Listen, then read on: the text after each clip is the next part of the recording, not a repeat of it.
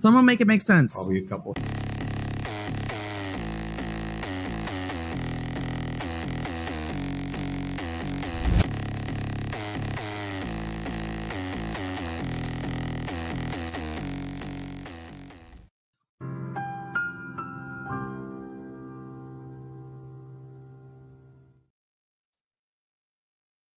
Hello, everybody. How are y'all doing today?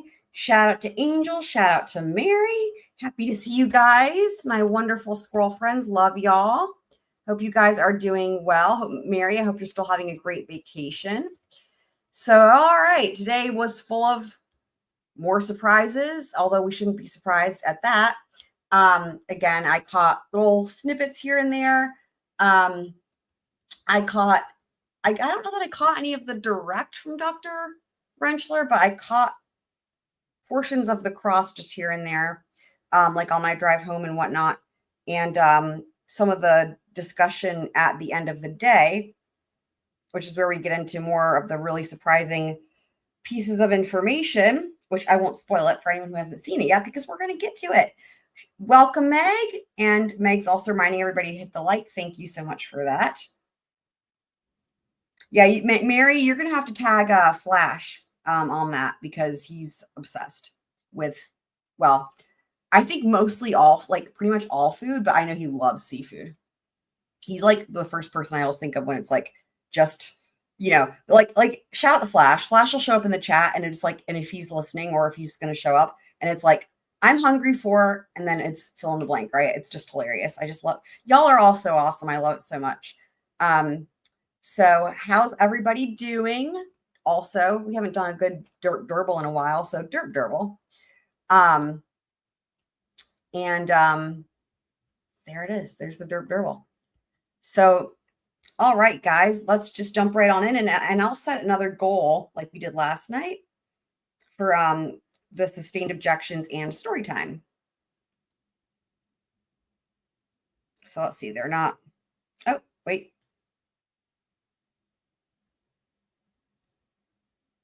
Okay, here's where they go on the record. Baseball? Were you playing baseball?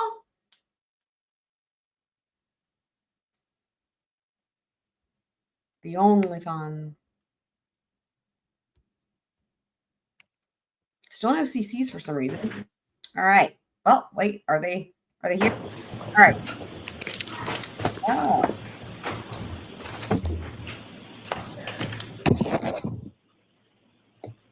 Were you tired from watching them play baseball? All persons have any business before the Honorable Family Genomic, Justice of the Norfolk Superior Court for the County of Norfolk. You are near, your attendance, you shall be heard. I say the Commonwealth of Massachusetts. Court is now open. You may be seated. All right. Good morning, counsel. Good morning, Ms. Reed. Good morning, jurors. I have to ask you those same 3 questions. Were you all able to follow my instructions and refrain from discussing this case with anyone since we left yesterday? Yes. Everyone said yes or nodded affirmatively. Were you also able to follow the instructions and refrain from doing any independent research or investigation into this case? Everyone said yes or nodded affirmatively. Did anyone happen to see, hear, or read anything about this case since we left here yesterday? Everyone said no or shook their heads. Thank you. Can we have Dr. Rentschler again, please? That's a good point. Meg?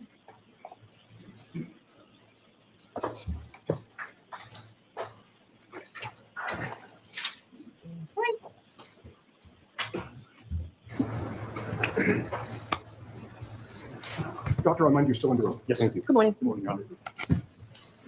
All right, so Dr. Rentschler. Oh, I need to send Quiz a text message. All right, Mr. Jackson, whenever you're ready. Are you ready, doctor? I am, yes, Your Honor. Okay. Thank you, Your Honor. Dr. Rentschler, good morning.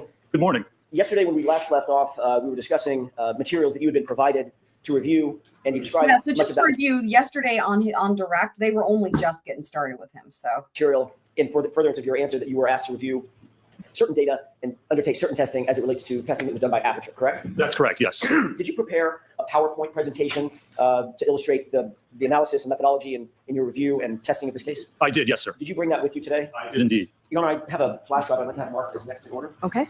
Is there an objection? Not for identification. Okay, so it's marked for identification. KK for ID.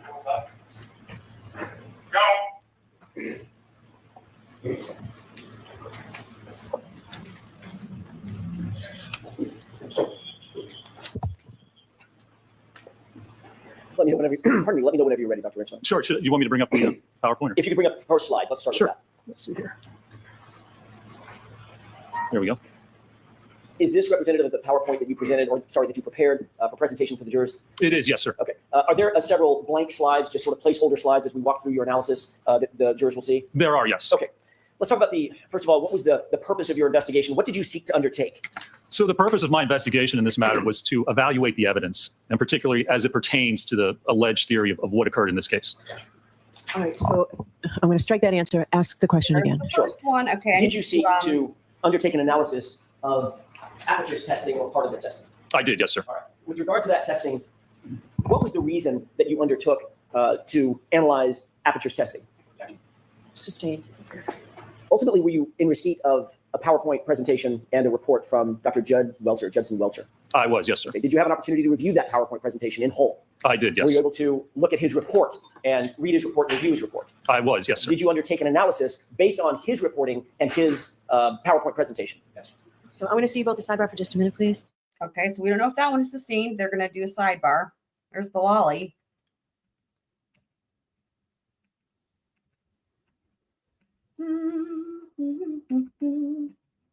Did that work, The report that you Mary? received. Okay.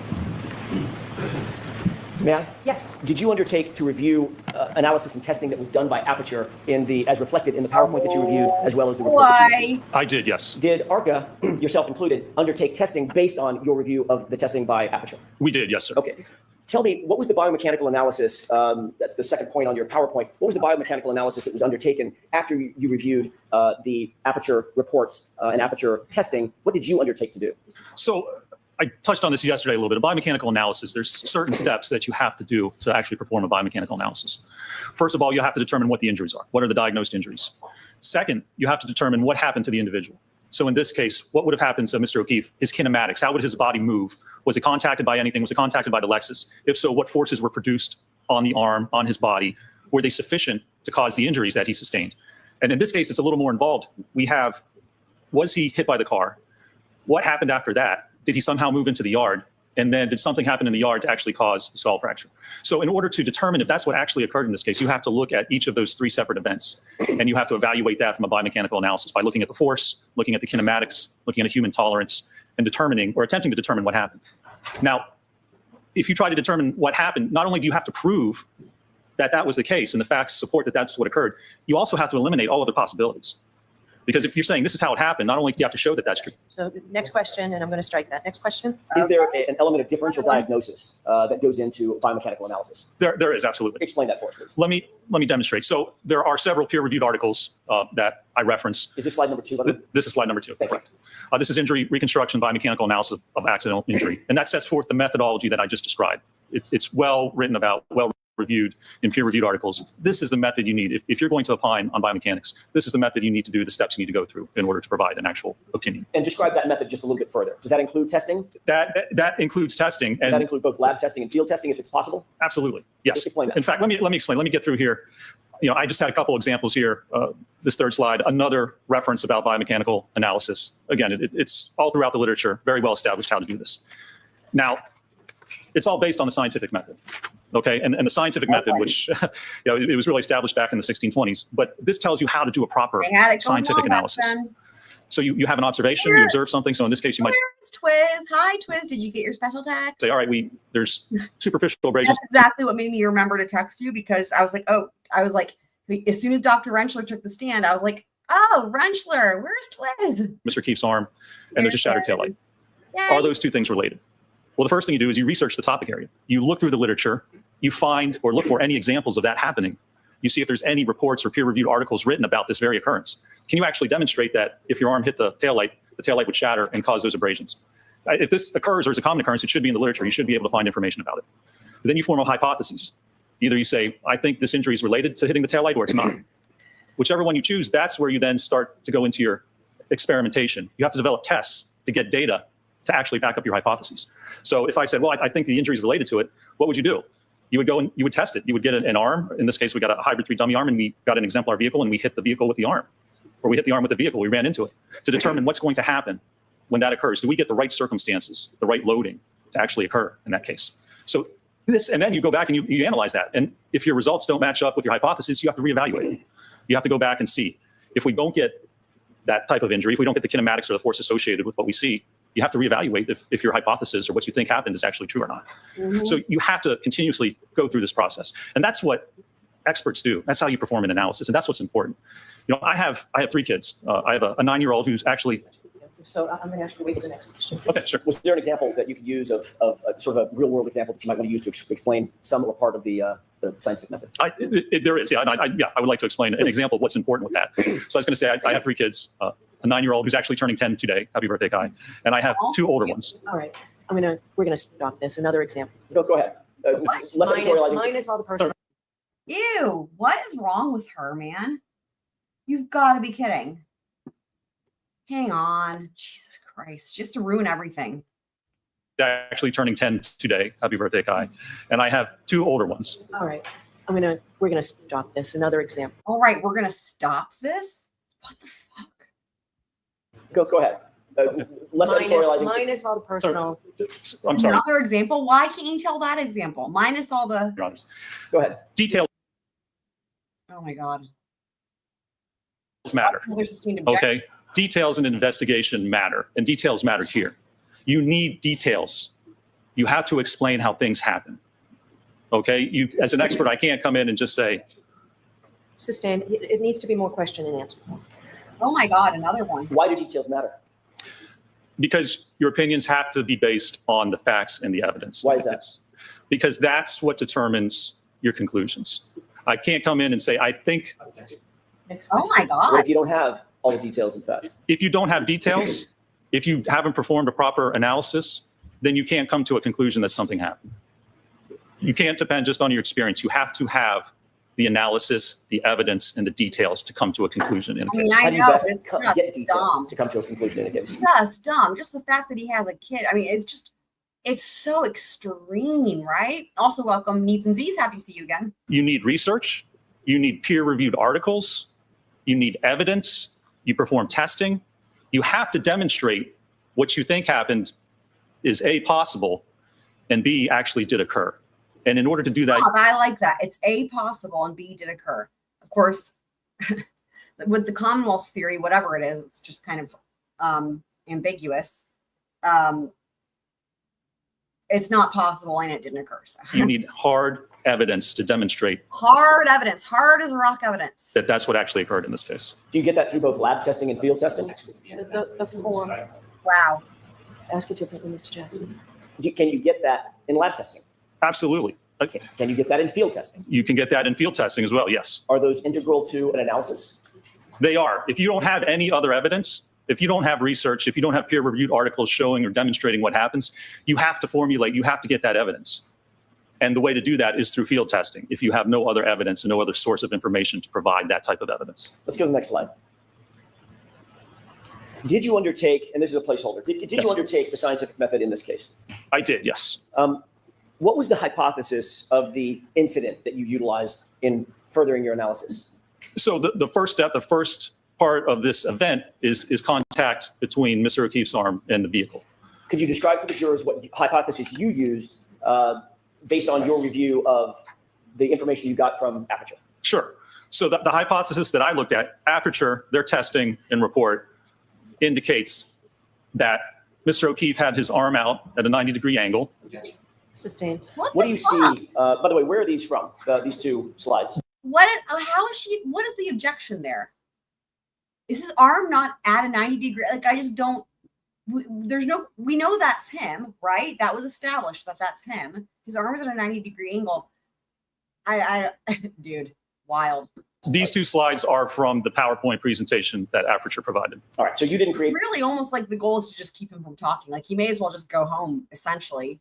It seems like, at least so far on this day in direct. And I mean, knowing that it's the defense's last witness, I mean, clearly Brennan and Bev are just determined to keep him from fucking speaking on direct. If these I did not, no, sir. describe the angle Which, of the I mean, arm. I don't know why they bother, because again, I haven't really seen out like any of the direct, but from the little bits I saw on cross, I mean, what more damage could they have been concerned about coming out on direct than what they heard on cross anyway? So In the left photograph with the drinking glass in the hand. So the angle of that arm is approximately 90.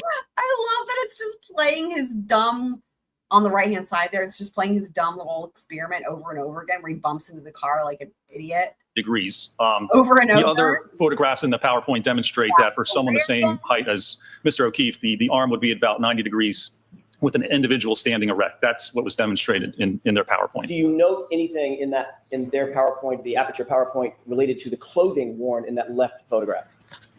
Yes, they have the surrogates wearing a hoodie or a sweatshirt, which is the exact same type and brand that Mr. O'Keefe was found wearing at the time of the incident. Did that play a part in your overall analysis, the fact that the individual, the surrogate, as you use the name, was adorned with the same type of sweatshirt that was found on Mr. O'Keefe? It did, yes. I mean, that's one of the details that we have to look at. Details matter. So we look at the clothing that was worn and the evidence found with respect to that Surrogate is adorned. actual sweatshirt. I'd like to stay with that for a second. Why is that important? Why would the clothing matter? Well, because that tells us, that gives us evidence of what may or may not have occurred. Mr. O'Keefe was wearing the sweatshirt when the time of this alleged incident occurred. So if there is contact between his sweatshirt and that rear vehicle, the taillight from the Lexus, there would likely be evidence of that. And we have to look at that sweatshirt to see the condition of that sweatshirt, if there's evidence on that sweatshirt, and be able to pair that or match that up to what happened on the vehicle. Is that part of a normal biomechanical analysis to evaluate clothing of the body as well? Absolutely, especially when you look at automobile pedestrian impacts. Why? Because clothing tells you or can tell you how the impact occurred, where contact occurred between an individual and the vehicle, what part of the vehicle, what part of the individual. So it either may or it may not, but it can give you very important clues about what may have occurred during the incident. Is that part of the normal methodology that's utilized in the field of biomechanical analysis, especially as it relates to pedestrian motor vehicle incidents? It absolutely is. Yes. Look at the damage to the clothing. Look if you compare it up to the vehicle, to the ground, to other sources. It's another tool, another detail, and part of the evidence that allows you to try and determine what occurred. Do you have experience in reviewing clothing of individuals that may have been involved in vehicle pedestrian incidents? I do, yes. How often has that played a part in your biomechanical analysis and methodology that you employ? It happens quite often when we look at automobile pedestrian impacts. That's really one of the steps that you need to do. You need to look at the clothing. You need to look at that evidence and see if that matches up with any other evidence in the case. Would it be a proper methodology to just ignore the clothing in a vehicle pedestrian incident? It would be, yes. I mean, it's really one of the first things you should do. I'm sorry. My question was, would it be proper if you just wholly ignored it? No, it would be improper. It would not be proper. It would be improper if you just ignored it. Getting back to the I slide agree. at hand, It is we're funny. on slide, just to stay coordinated. Is this slide 7? Well, and the other thing is when I hear surrogate, I mean, this is just me. I automatically picture like a woman who's with child. You know what I mean? Like a surrogate, you know, in that sense. So that's the other reason. I totally agree with what Needs is saying, that it's funny calling him the surrogate. So I picture, in addition to like that Brennan can't take any criticism, like I also just picture, like every time I hear that, it's like I'm picturing, you know, a pregnant woman. So That is correct, yes. Okay. You've talked about the left photograph. What is the right, the short video? So this short video is what I refer to as the paint transfer test that was performed by Aperture. And what they he makes it sound like way more legitimate than Welcher made it sound, because he actually gave it a name and a category, the paint transfer test. I mean, how kind of him and generous of him to do that. did was take a surrogate the same approximate height and weight as Mr. O'Keefe and had him stand behind a subject, an exemplar Lexus, the same year, make, and model. And they put paint on the rear. Well, it's also so funny because he's not, you guys remember how we were talking about how it's clear that Dr. Welcher has some sort of weird thing where he wanted to be the star of the show, and in a very childish way. And he was like, me, I'm in the picture, I'm doing this, I'm doing that. And then at one point, Jackson even kind of mocks him and is like, and that's you in that, isn't it? I think, was it Jackson or Alessi? I think it was Jackson. Anyway, and this is all, that's another thing that makes this really funny, because look at this. He's talking about Judge Welcher as if he's like a third person, and he's not giving him the satisfaction of being in the thing himself. Listen, he's like talks about Surrogate, and then he references Dr. Welcher. So this short video is what I refer to as the paint transfer test that was performed by Aperture. And what they did was take a surrogate the same approximate height and weight as Mr. O'Keefe and had him stand behind a subject, an exemplar Lexus, the same year, make, and model. And they put paint on the rear taillight cover on the fender. And then they backed it in to the surrogate's arm. And the reason for this is they attempted to show that where the paint contacts the arm, that it's the same area where the superficial abrasions were on Mr. O'Keefe's arm. Did you utilize these photographs and videos from the Aperture report in conducting and building the field testing and or the lab testing that you ultimately undertook? I did, yes, sir. Can we go to the next slide, please? What's depicted in this slide? So this is from the Aperture report. And the third conclusion is that the location and orientation of the lacerations on John O'Keefe's right forearm and arm are consistent with the geometry and the orientation of the right taillight on the Reed 2021 Lexus LX57. How did you interpret the phrase geometry? To me, geometry just means shape.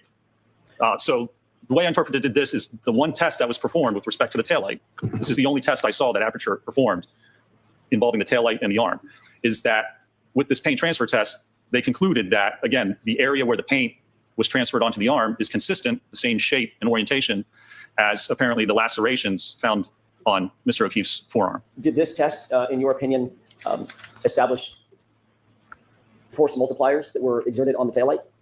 It has nothing to do with force. It doesn't describe the force exerted on the taillight or on the arm. It doesn't describe how the arm would have moved as it hit the taillight. It doesn't describe how the taillight would fracture. It doesn't describe how you would actually get the lacerations on the arm. Again, all this does is generally, and I made an error there. This report, and you can see the slide says laceration. Mr. O'Keefe did not have lacerations on his arm. What did he have? He was diagnosed with superficial abrasions. Is there a difference between a laceration and an abrasion? There's a distinct difference, both biomechanically and medically, yes. Is that an important distinction? That is. Why? The first step of the biomechanical analysis is identify the injuries, and you have to take the diagnosed injuries identified by a medical doctor. So it's superficial abrasions. To put lacerations on, that's simply incorrect. Oh, so I strike the end of that. It's incorrect. No, you can't say that about Dr. Welcher. Incredible. All right, well, there's another one for our goal. Would you describe the injuries on Mr. O'Keefe's arm as lacerations? No, Would they be more properly described in another way? it would be yes. What's that other way? So they've been diagnosed as superficial abrasions. An abrasion occurs when there's rubbing or scraping of the skin, and it just rubs away the top layer, the epidermis of the skin. Now, a laceration is a jagged ripping or tearing of the skin, which gets down through the epidermis into the dermis. So abrasions take much less force. They're less severe than what a laceration actually is. In a biomechanical analysis, if it's done properly, is it is it important to get the proper injury to the body as a foundation to the entire analysis? That's core to the analysis because you're trying to determine how an injury occurred. You have to know what that injury is. You have to have the correct injury to be able to evaluate it. Let's go to the next slide. This is a placeholder. I want to ask you a little bit while this is up. We can turn the lights up. First step in the analysis. What is the first step in the analysis after you determine the injuries, the type of injury? So in this step, after you determine the injury, what we want to do is we want to look at the physical evidence. So we have the abrasions on Mr. O'Keefe's arm, and we have the sweatshirt that he was wearing at the time. So the first step in any investigation is to determine, does the evidence from the arm match up to the evidence on the sweatshirt? Did you undertake that analysis? I did, yes. Is that indicated in a slide a little bit later on in your PowerPoint? It is, yes, sir. Okay. Let's go to the next slide, please. What are we looking at in this slide? So this explains the injuries. And this is from on the left side, that is the diagnoses from the autopsy. The right side is from the hospital. And you can see it says blunt impact injuries of head and extremities, abrasions and lacerations. The laceration is on the back of the skull, on the back of the head where the occipital skull fracture is. When you look at the extremities, everywhere where it talks about the extremities is superficial abrasions. So the first step in a biomechanical analysis, you review the medical records, determine exactly what the injuries are. And you can see there's a picture of the actual abrasions. Those are the documented injuries or abrasions to Mr. O'Keefe's right arm. Are these acceptable sources? Well, let me ask you this. What are the sources that are reflected on this slide that you referred to or you relied on in coming to your opinions and conclusions regarding Mr. O'Keefe's injuries to his right arm? Again, on the left side is from the autopsy report from the medical examiner, and then the right side is actually from the Good Samaritan hospital where Mr. O'Keefe was taken. Are autopsy records, hospital records, medical records acceptable sources for a biomechanist to rely on in determining or coming to opinions and conclusions? They are the sources you go to determine what the injuries are, yes. Did you see, you reviewed the entirety of the medical records as well as the entirety of the medical examiner's file? Is that right? I did, yes, sir. Did you see reference to any fractures that were noted on Mr. O'Keefe's right arm, either his arm, his forearm, or his hand? No, there were no diagnosed or references to fractures on any part of his right arm or hand. I'm going to ask Mr. Wolf to display a couple of exhibits, the x-rays. Okay. So he's going to take over the TV screen. Sure. That's okay, Your Honor? Yes. X-rays?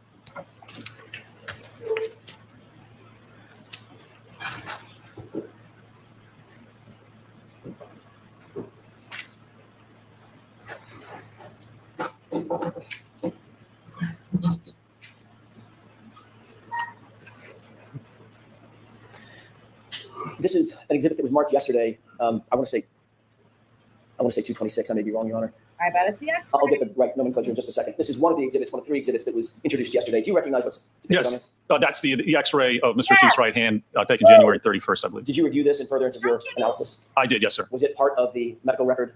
Medical records or police records? It was a series of the x-rays, yes, was attached. It was part of the medical records that were provided to me and that I reviewed in this matter. Thank you. Just for the record, so I can clarify, this is Exhibit 229A as an apple. Do you see, have you looked at x-rays before? I have, yes. Have you interpreted x-rays in furtherance of your analyses in years past? I have during my biomechanical analysis, yes. Are you trained to look at x-rays and determine whether there are fractures, hairline fractures, broken bones, things of that nature? I've been doing this for 20 years. In graduate school, I worked with surgeons and doctors to look at x-rays. Is that part of the normal methodology that biomechanists undertake in furtherance of injury analysis?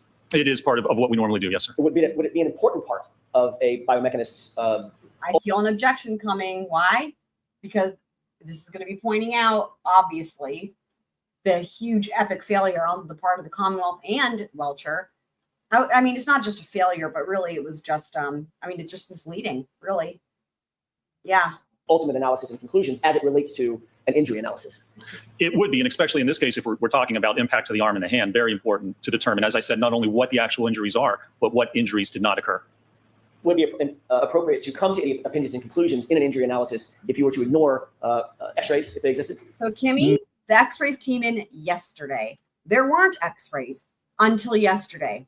Apparently there always were x-rays, but the Commonwealth never brought them into evidence. There was no, we never knew they existed until yesterday.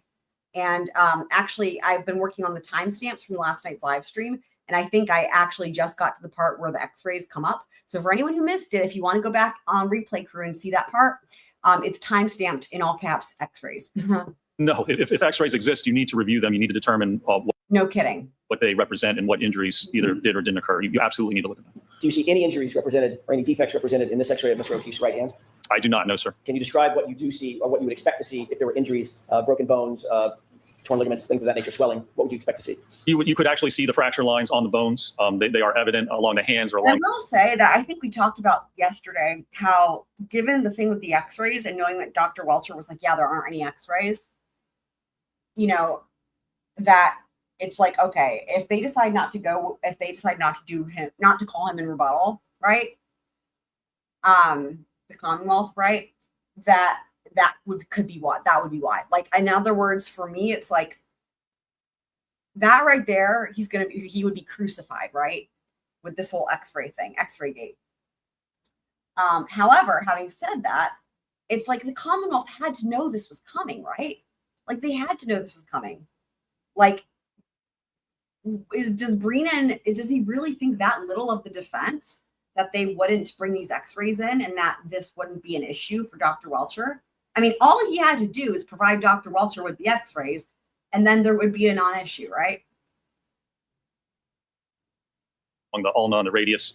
Any dislocations you see, there would be a difference in the space at the joints between the bones. Dislocation, then there would be an increased space or even a decreased space if there's compression of the joints, the interphalangeal joints, the metacarpophalangeal joints, the wrist joint.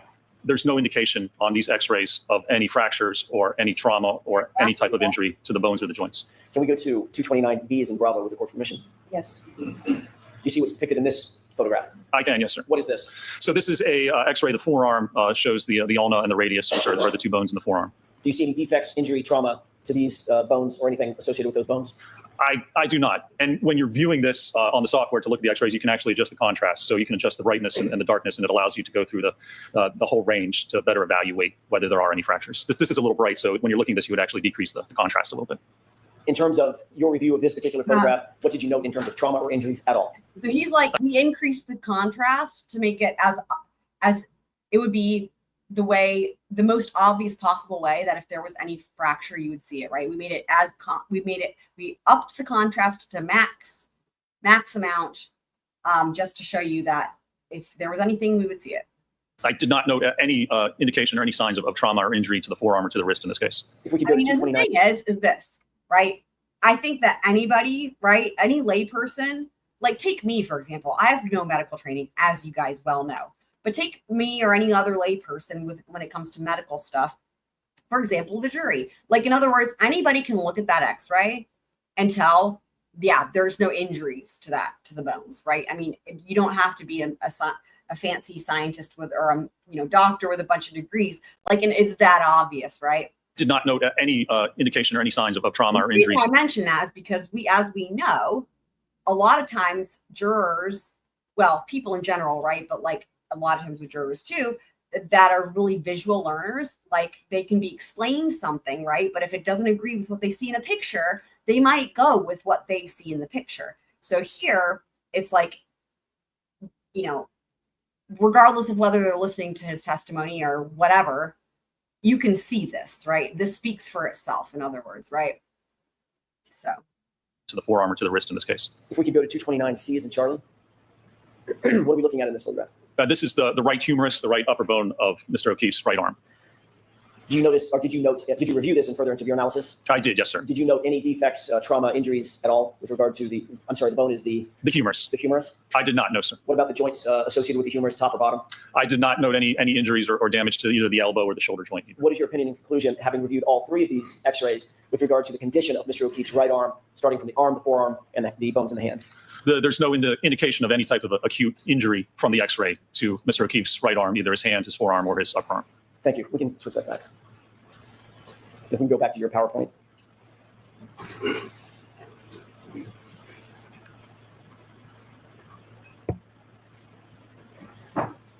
Can we go to the next slide, please?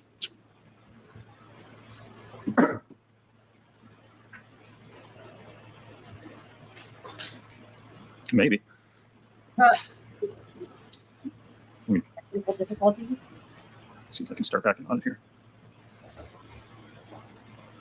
There we go. What are we looking at in this slide? So again, this is the hoodie or sweatshirt that Mr. O'Keefe had on at the time of this alleged incident. Did you consider these photographs in conducting your injury causation analysis? I did, yes, sir. What role did these photographs of Mr. O'Keefe's hoodie play in your injury causation analysis? So this shows the hoodie, and it was inspected by the police department, and it was noted, as you can see on the right sleeve by the triangles, there were 9 different punctures or holes noted in the sleeve of the sweatshirt. Can we go to the next slide, please? What are we looking at in these series of photos? So let's move to sidebar for a minute and Mr. Jackson, bring your PowerPoint.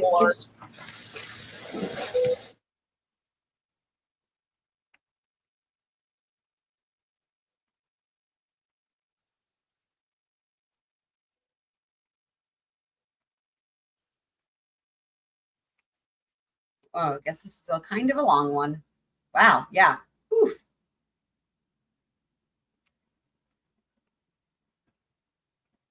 So long, but it was necessary to do rather than sending you out. So, sure.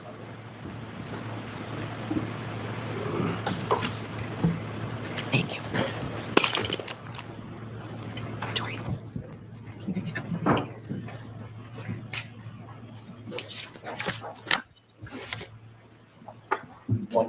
Okay. Slide number is this? Number 12. Number 12, thank you.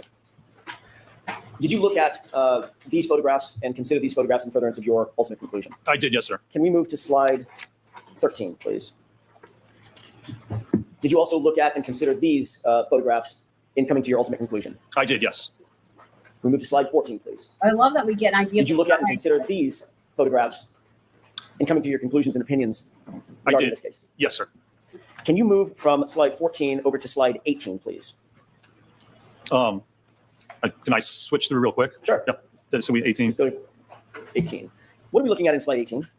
So this is Mr. O'Keefe's right arm at autopsy, and they're holding up a ruler to demonstrate the size and dimensions of the abrasions. And what are the yellow indicators? Those are indicators I added based on the length of the ruler to show the approximate size, length, and width of those abrasions. Was it important in your biomechanical analysis to measure and denote all the injuries? It was, yes. Did you actually count the number of injuries on Mr. O'Keefe's arm? I did, yes. How many injuries did he have? How many distinct and separate injuries did Mr. O'Keefe's arm present? Conservatively, I counted 36 different Wow. superficial abrasions on his right arm. And So did you that's go new testimony, and that is more than I would have expected. It's a lot. through all the photographs in an effort to count and distinguish one abrasion and one defect on his skin from another? I did, yes, sir. And you said conservatively 36 separate abrasions, correct? That's correct. What does that mean in terms of the mechanism that you would expect to cause that abrasion? Well, you need 36 different points of contact Right. with to get through the sweatshirt and get to the skin to actually cause abrasion to the skin. 36 different separate points of contact to the skin. How many defects, remind us, how many defects were noted by the crime lab in Mr. O'Keefe's right sleeve? 9 defects. Can you scroll to slide 22 quickly, please? That's interesting. What is this? This is a slide, again, from Aperture from the PowerPoint. It's the only slide, the only photo, the Remember, only indication. what he said earlier, well, like a few minutes ago, is that what he's setting out, I think, to do here right now with his testimony is explain how one of the first things he set out to do for this trial was to see about, can you match up the injuries to the arm with the holes in the hoodie? So it'll be interesting to see what happens, because what did he say, 36 or whatever of the abrasions and 9 holes? Of the hoodie that I found in their analysis. And it also has pictures showing, looks like they try to line up the top of that taillight cover. Sustained. Do you see there's some sort of God. marking on that lower left photograph with some yellow lines? I do. It's almost like they're trying to pretend that Dr. Welcher doesn't exist anymore. He just doesn't exist. You know what I mean? It's like, jurors, you're not seeing Dr. Welcher. There is no aperture. We're going to try to pretend this never happened. Yes. How did you analyze that marking? I analyzed that. It goes through the part of the taillight cover and then Shameful. goes through part of the upper arm of the surrogate. And there's a parallel line to it, a little bit in a V shape. There's a parallel line below it. How did you analyze that line? I analyzed that as apparently showing that the area of the taillight. So not apparently. What did you? How did you analyze? interpret that? I interpreted that represents that area of the taillight corresponds to the area of the upper arm. And there's a red dotted line around the taillight, correct? Correct. How did you interpret what that represents? That was the part of the taillight that fractured. Did you put any of these lines on there, or are these all from Aperture? These are all from Aperture. I did not put any of those on there. You see the small, it's vertical photograph of Mr. O'Keefe's arm? I do, yes. Did you note anywhere in the Aperture report a denotation of the number of abrasions, counting the number of abrasions on Mr. O'Keefe's arm? There's no denotation, no indication that the number of abrasions were ever counted. No, sir. Ultimately, based on your why review would you do that? of all of your testing, did you come to an opinion or a conclusion as to whether or not the abrasions on Mr. O'Keefe's arm are consistent with striking the right rear taillight of the Lexus? I did, yes. And what is that conclusion? That they're inconsistent with striking the taillight or being produced as a result of contact with the taillight. Why did you come to that conclusion? There's a number of reasons that I came to. First of all, the abrasions, the numbers don't correspond to the number of holes or. Sustained. Did you consider, without Oh my God. counting the number of abrasions and the number of holes, did you consider the abrasions? I did, yes. Did you consider the sweatshirt? I did. Was that an important part of your analysis? It was, yes. What else did you consider? I considered that it was not possible to line up 36 different abrasions with So I'm going to strike that answer. Ask it Your Honor, if differently. you could finish his answer. What the fuck is happening? Let's say contact with the taillight. Yep. So ask it differently, Mr. Jackson. Sure. Oh my God. What did the 36 Wow. abrasions, conservatively, and their interaction with the taillight have to do with your ultimate opinion and conclusion? Well, that you have to, if those abrasions came from contact with the taillight, you have to be able to correlate them and line them up with 36 different contacts from the taillight. And ultimately, based on your understanding of Aperture's review and the photographs that you saw, you were presuming, based on Aperture's testing, that Mr. O'Keefe was wearing that hoodie. Is that correct? Sustained. Wow. What was the condition? Let me ask it this way.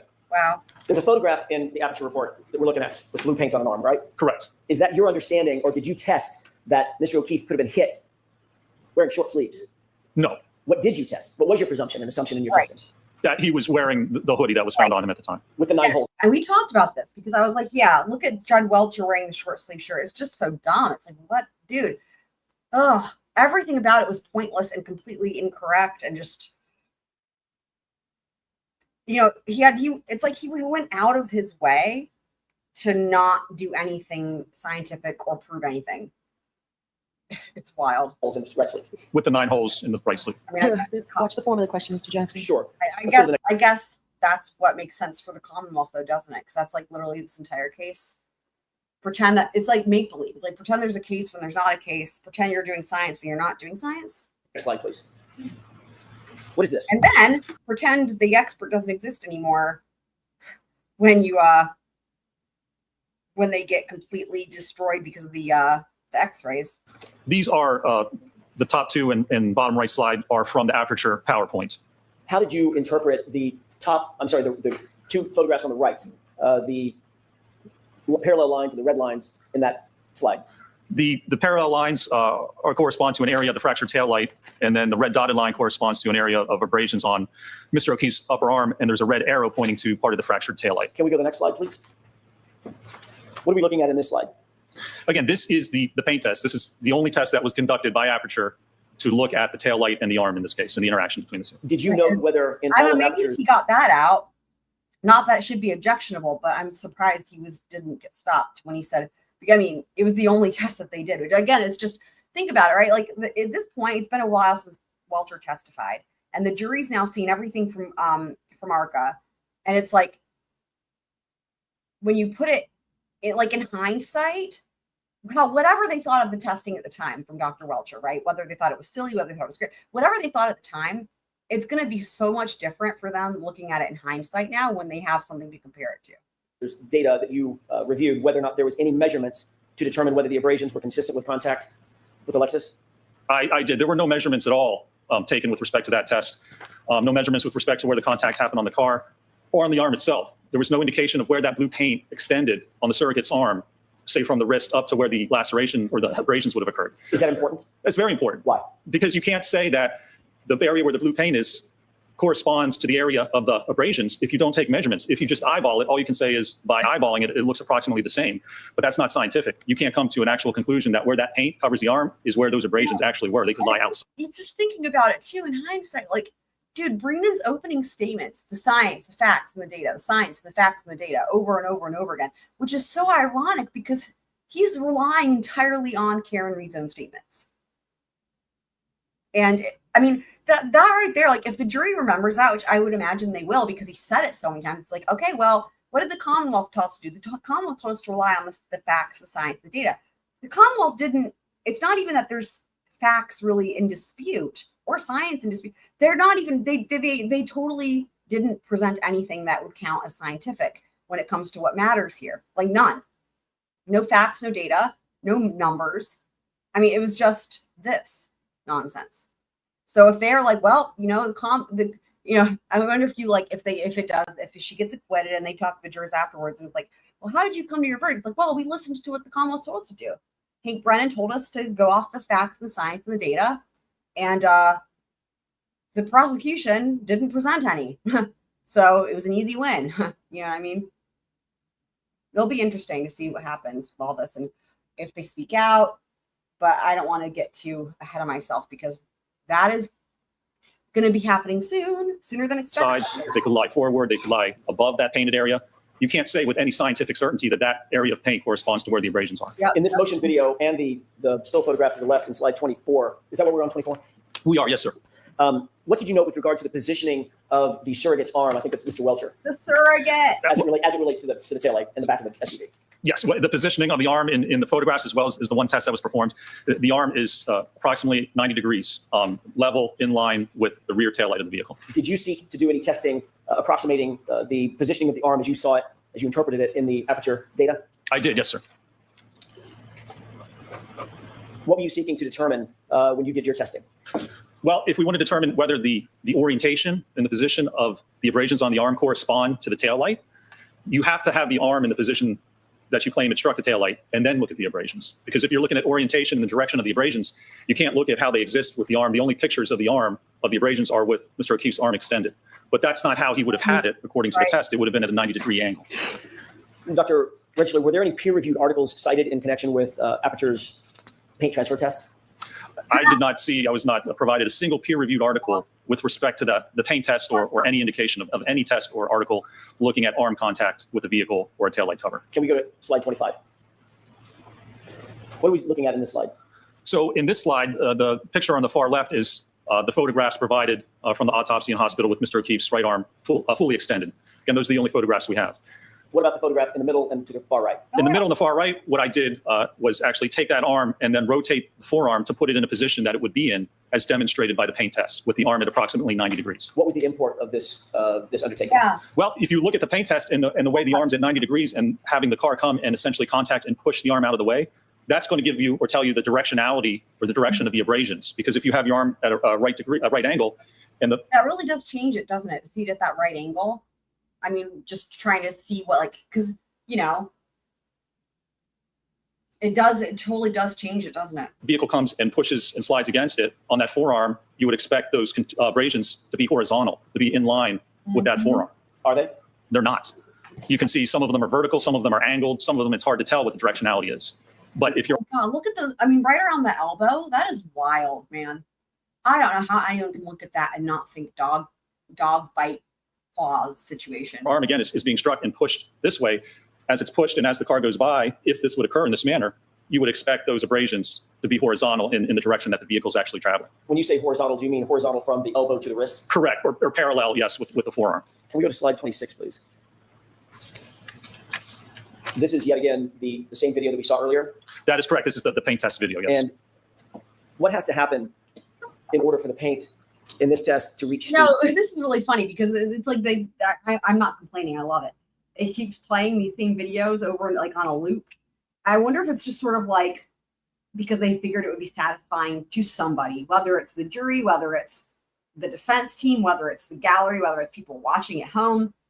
I have to wonder if part of it is because it's like that it would be satisfying to just see him getting like hit by a vehicle over and over again, you know, even though it didn't hurt him, but you know, it's just, you know, if only he was injured enough to where he couldn't spread his load out on the bed, you know what I mean? The upper forearm. Well, in this case, to reach the other forearm, there has to be contact between the forearm and the taillight cover. Can we go to the next slide, please? What is this slide showing? Again, this shows, you can see on the right, I added arrows to kind of show the directionality of the different abrasions. And on the forearm, they simply do not line up with the type of kinematics or the type of motion shown in the paint test. Again, of the arm getting pushed out of the way and the car traveling past. If there were going to be abrasions from the fractured glass as it moves along, again, it would be lengthwise parallel to the forearm. If the arm was positioned as it was indicated in the paint test done by Aperture, would you expect to see this pattern of injuries on Mr. O'Keefe's arm if, in fact, it contacted the taillight and if, in fact, it was abraded based on the taillight? You would not. You can't get, for instance, horizontal abrasions on the upper arm and somehow get vertical and angled abrasions on the forearm. The kinematics don't work out to actually produce those types of injuries. Can we go to the next slide, please? What are we looking at in this slide? So again, this is the paint transfer test, and it demonstrates there were no measurements taken. So we don't know the exact size or location of that paint or the lacerations. And you can see the photograph on the right basically shows that after doing the test, a picture of the right arm was put next to it and basically eyeballed to say it's the same. Well, it's only approximately the same area. So I'm going to strike that. So next question. Do you see any measurements, any tape measures, any laser measuring equipment, anything like that in that right photograph? Nothing, no types of measurements whatsoever. Can we go to the next slide, please? This is on the left, the same video that we've seen several times, correct? That's correct. What are we looking at on the photograph on the right? So on the right, it is the video of this test taken from the side of the vehicle. Did you notice anything of note in this angle of the paint transfer test? I did. I slowed this video down. And so as you can see, as it starts out, and you'll see the vehicle starts to slowly back. So there was no photograph showing the position of the arm in the back of the car. The video is from the side, and the top video, you can't tell where the arm is positioned on against the tailgate. But whatever position it's at, you can see as the car backs up here, look at the elbow in the upper Look at how stupid he is. arm. If the car backed directly in this direction, there would be no contact with that elbow or the upper arm. And remember, this test is to show where the paint would transfer and if that correlates to the lacerations. I mean, what's with the sunglasses? Does he think John O'Keefe was wearing sunglasses at night in the snowstorm? Like what the fuck, man? I mean, if you're gonna be offensive and dress and wear his outfit, at least. I mean, before you start the video, when you say there would be no contact with the elbow or the upper arm, you mean the biceps area and from the elbow up? That's correct. Is that based on the photograph on the right and the positioning of the surrogate? Exactly. You can see right now the car just backed directly straight back. It would not contact the elbow or the upper arm. Before you play the video, what did you note when the car from the angle to the right of the video on the right? What did you note as the car, just before the car starts to make contact with the surrogate? What did you note? So in order to get that pattern on the arm, right as the car contacts the arm, the surrogate pushes his elbow forward, leans into the car against the light, and then rolls off. Can you play that for us, please? Yeah. Did you see what you were describing in that video? I did, and I can slow it down. So you can see even at this point, as the car approaches, it would not contact the elbow or the biceps. So as it comes in, watch the elbow all of a sudden shoot in. Surrogate turns his arm in and then leans against the light cover. So this is not indicative of someone standing there and having a car back into their arm. In order to get that pattern of paint on the arm, someone would have to stand there, and as the car approached and contacted their arm, they would have to actually push their arm forward and lean into it to get that paint pattern. That makes sense. Is that, in your view, proper scientific testing? Sustain. Let's move to the next slide, please. What is this? And so this is that same event, and you can see I slowed it down even more just so you can see the actual movement of the elbow and the upper arm to get that pattern.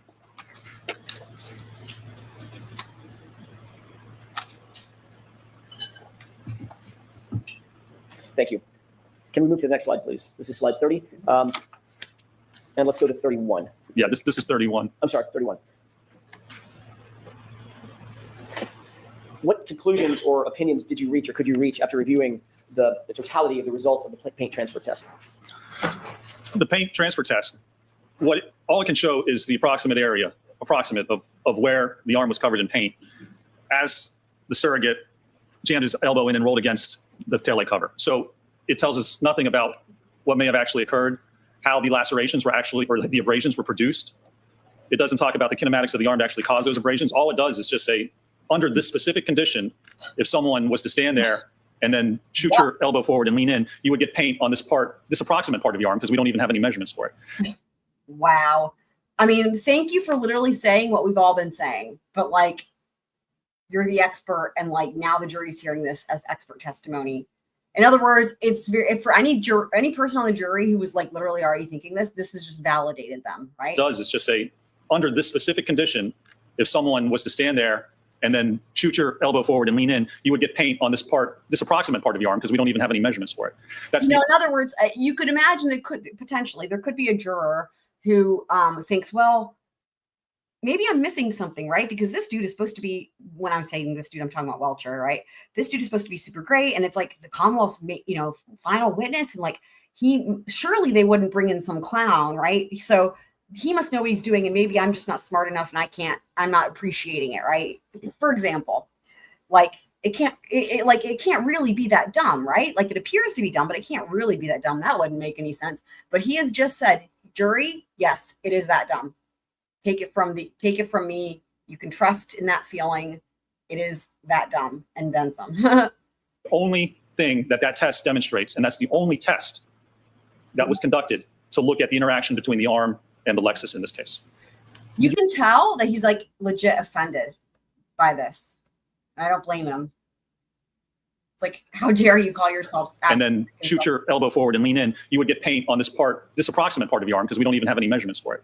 That's the only thing that test demonstrates, and that's the only test that was conducted to look at the interaction between the arm and the Lexus in this case. Did you reach any opinions and conclusions regarding whether the physical evidence is consistent or inconsistent with the injuries to Mr. O'Keefe's right arm? I did, yes. And what's the basis? The basis is looking at the number of lacerations, or the number of abrasions on the arm, as well as the orientation and direction of those abrasions. And they don't correspond to how the arm would interact with the vehicle if it was at a right angle and struck by the rear of that vehicle. Do you hold that opinion to a reasonable degree of scientific certainty, Doctor? I do, yes, sir. Can we move to the next slide, please? Actually, slide 33. I may have just a moment, Your Honor. Yes. The paint transfer test or any other testing that you saw included in the Aperture or any results that were consistent with Mr. O'Keefe's right arm being struck by the taillight, causing 36 plus abrasions to his right arm while wearing the shirt, or the sweatshirt, with 9 holes in it. That's sustained. You have to ask that differently, Mr. Johnson. Did you determine, based on the testing by Aperture, whether or not it was consistent, that paint transfer test was consistent with Mr. O'Keefe's arm being damaged by the taillight at speed? I did. Okay, what is that conclusion? That does not represent that at all. The evidence from that test, again, it's only puts paint on the arm. So in no way does that determine or demonstrate how, if the arm struck the taillight cover, how the taillight cover could shatter, how the movement of the arm could interact with the cover to produce those abrasions. Did you go, I'm sorry. There's just no evidence of that. There's no steps taken to demonstrate how, if that's even possible, would that actually occur in a case like that? First, you have to show it's possible. I saw no peer-reviewed articles, no research data, and the only test that was done that links the injuries to the taillight cover is this paint test. Crazy. Is that the paint test in which the arm was leaned into the car? In which the elbow was shot forward, and then the arm and upper arm was leaned into and against the cover. Doctor, did you also go on to further your injury causation analysis by performing impact tests to evaluate the kinematics involved? I did, yes. Can you describe that for us, please? Sure. So one of the steps involved in the biomechanical analysis is the kinematics, the motion. So we need to look at the motion of the arm. If the arm hit the taillight cover fractured, and you got abrasions, you need to be able to show that. You need to look at how the arm would actually move if it was struck by the vehicle. I've seen no peer-reviewed articles or research to demonstrate that. So what you need to do then is do testing to look at how the arm would actually move and whether it's possible to create those conditions to actually get that injury. Did you use an ATD, a hybrid 3 arm for testing? We did, yes. We used a 50th percentile male ATD hybrid 3 arm. Is the use of that hybrid 3 arm accepted in your industry in terms of testing? Yes, it certainly is. As I said yesterday, it's the gold standard for testing. And the arm itself is used just for that very purpose. In fact, there's a number of studies, they use the 50th percentile arm to look at airbag deployment. One of the issues with airbags for the driver is it comes out of the hub of the steering wheel. So if you're steering and you're turning your car and you hit something and the airbag goes off, what happens? It blows right into your forearm, and it can actually cause fractures. We see that quite often. So they perform testing with the 50th percentile arm to look at the forces and acceleration on the arm as airbags go off. Very similar. So if your hand was hit by the back of the arm was hit by the back of the car and propelled forward, that's very similar to having an airbag deploy. Actually, this would probably be more severe. An airbag's almost like a giant pillow enveloping the arm, and here we have an SUV actually contacting the rear of your arm. Wow. Can we go to the next slide? I just want to point out what he just said. An airbag is basically like a giant pillow. What he's saying is when an airbag, which is basically a giant pillow, deploys, it causes fractures in the arm. And then he's making a contrast. Compare that to being hit by a 6,000-pound SUV and not getting a just so dumb. Sure. This is 35. Sorry, not even Here's 35. There we go. Thank you. What's depicted here? Never set aside the fractures, not even getting approved. So this was testing done at 15 miles an hour. So this is with the hybrid arm and suspended so that it was actually impacting the right rear of the Lexus as the Lexus was traveling at 15 miles an hour. Was there acceleration that was noted on the arm, force and acceleration? There was on both the arm as well as the hand, yes. What was the result of the damage to the taillight based on this test? So in this test, there was actually no damage. As you can see, it catches kind of the hand and the forearm. And if you want to describe it as kind of a glancing blow, there was not enough force at 15 miles an hour on this glancing blow to actually fracture the taillight. Is the position of this arm relative to the SUV consistent or inconsistent with the original spot that the surrogate in the paint test was standing as it related to the SUV? It's consistent. We lined it up so it's consistent with that original location so that it would not impact the elbow or the upper arm. So at that position, if there's impact to the arm at 15 miles an hour, it doesn't cause the taillight to fracture. And it's also important to look at the kinematics. If you look at the acceleration data below, that hand and arm is accelerated. The hand's accelerated up to the speed of the vehicle in about 2 to 4 milliseconds. How long does it take to blink your eye? 250 milliseconds. It takes a quarter of a second to blink your eye. So this occurs if your hand's hit at 15 miles an hour by a car, it's going to be accelerated up to the speed of the car about 50 times faster than you can blink. Wow. Can we go to the next slide, please? And what are we looking at in this? So this is lab testing at 17 miles an hour. So the housing and the cover was basically propelled into the forearm of the dummy at 17 miles an hour. What was the acceleration that was noted on the arm? So when you look at the arm, its acceleration here is almost 300 Gs. What does that mean just to us? So 300 Gs. If you look at weight, if you say the weight of the arm is 10 pounds, 300 Gs means there's 3,000 pounds of force acting on that arm. Is that enough to break a bone? It's more than enough to break a bone. Is that enough to fracture? To tear ligaments? Absolutely, yes. What about the bones in the hand? Are those stronger or the same resistance as the bones in the forearm? Or are they more delicate? No, the bones in the hand are, as you can imagine, much weaker because they're much smaller. When you look at the carpal bones, the metacarpal interphalangeal joint, which is basically your knuckles, they are much smaller and it takes much less force to fracture your hand bones compared to your ulnar radius. Let's go to the next slide, please. Hand bones connected to the What are we looking at in this slide? bone. So this is a 24 mile an hour impact with the arm of the dummy contacting the rear, again, tail light. And it shows you the motion, the dummy suspended, shows you the motion of the dummy, and again, the force and acceleration. Now, that right video I put in because that's real-time video. We've been showing the low speed, but look on the right. This is the actual speed of 24 miles an hour. That's what it looks like if you have your hand out and it's struck by an SUV. Is the arm accelerated in this? Do the same physics apply? Is the arm accelerated up to the speed of the car in milliseconds? It is, yes. It's all about weight, right? Because you have a 6,000-pound car and you have a 10-pound arm. It's whatever speed that car is going, your arm, your hand, whatever's sticking out there is immediately going to get accelerated up to the speed of that vehicle. The video on the right is in real time. Like you said, it's sped up in milliseconds. Is that right? That's correct. Is the hybrid 3 that's used in this test, is that suspended from above? The dummy in this test is suspended from above, yes, like a pendulum, barely touching the ground. Is the, Got his little harness is the dummy on. connected to the ground in any way? No, it's just its feet are barely touching. What would happen if there were forces applied to that dummy that went perpendicular to the travel of the vehicle? What would happen to the dummy? The dummy would swing out like a pendulum in that direction. Based on your review of the test that was done, the 24 mile an hour test, were there forces my God, on you're that dummy right. that were perpendicular I to didn't the car marry that. to such that the dummy would swing out or be forced out or be propelled out away from the car? No, there were no forces from the testing, and it's simple physics. Your center of mass of your body is basically at your umbilicus or your belly button. So in order to move the body, you have to apply a force at that part of the body. If your arm's struck, it's not going to move your body appreciably. All it's going to do, your arm's like a moment arm, it's going to spin you around. Could there be some motion forward or backward if you take a step, possibly? But the center of mass of your body isn't going to move. You have to get struck by the vehicle to have the body actually move in a specific direction. Can we go to the next slide, please? What is this showing? So this is a slow-mo of the overhead from the real time. It was a GoPro that was recording that real-time video, and this is a slow motion of that video.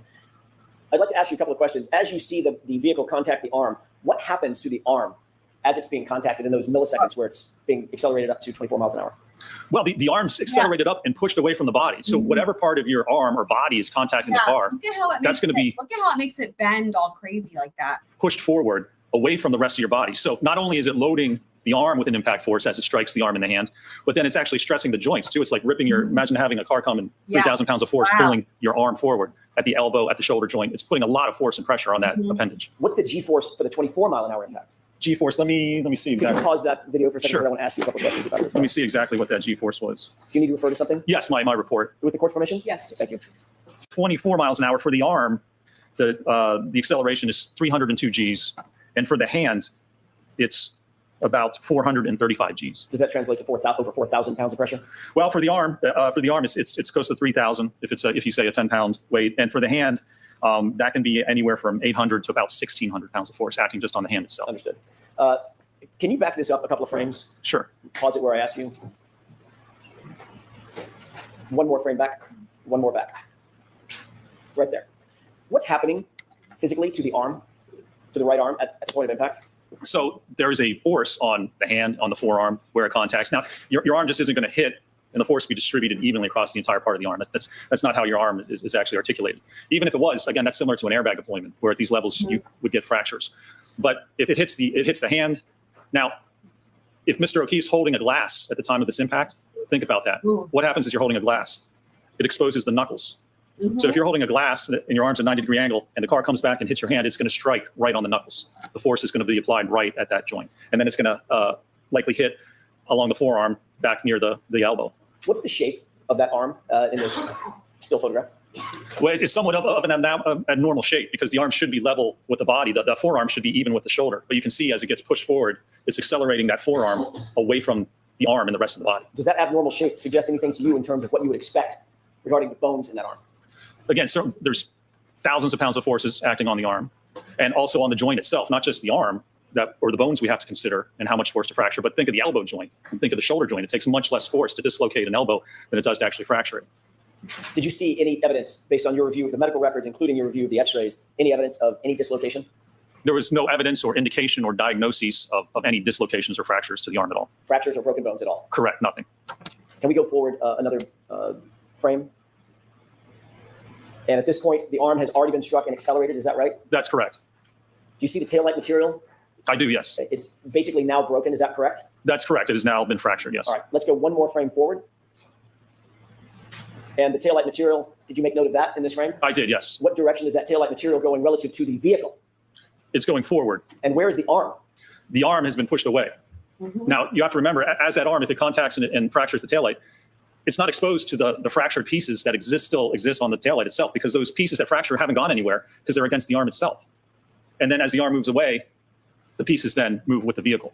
Are the taillight pieces upon fracture moving at the same speed as the arm upon contact? That's correct, yes. Is that a matter of physics? That is a matter of physics, Is yes. there any possible way for the broken pieces of taillight to out-accelerate the arm upon contact when the arm's being deflected away from the vehicle? It is not. I don't believe it's physically possible. That was not demonstrated in our testing, and I've never seen that demonstrated in any peer-reviewed articles. Now, you can see here again also the light and the fragments are being propelled forward.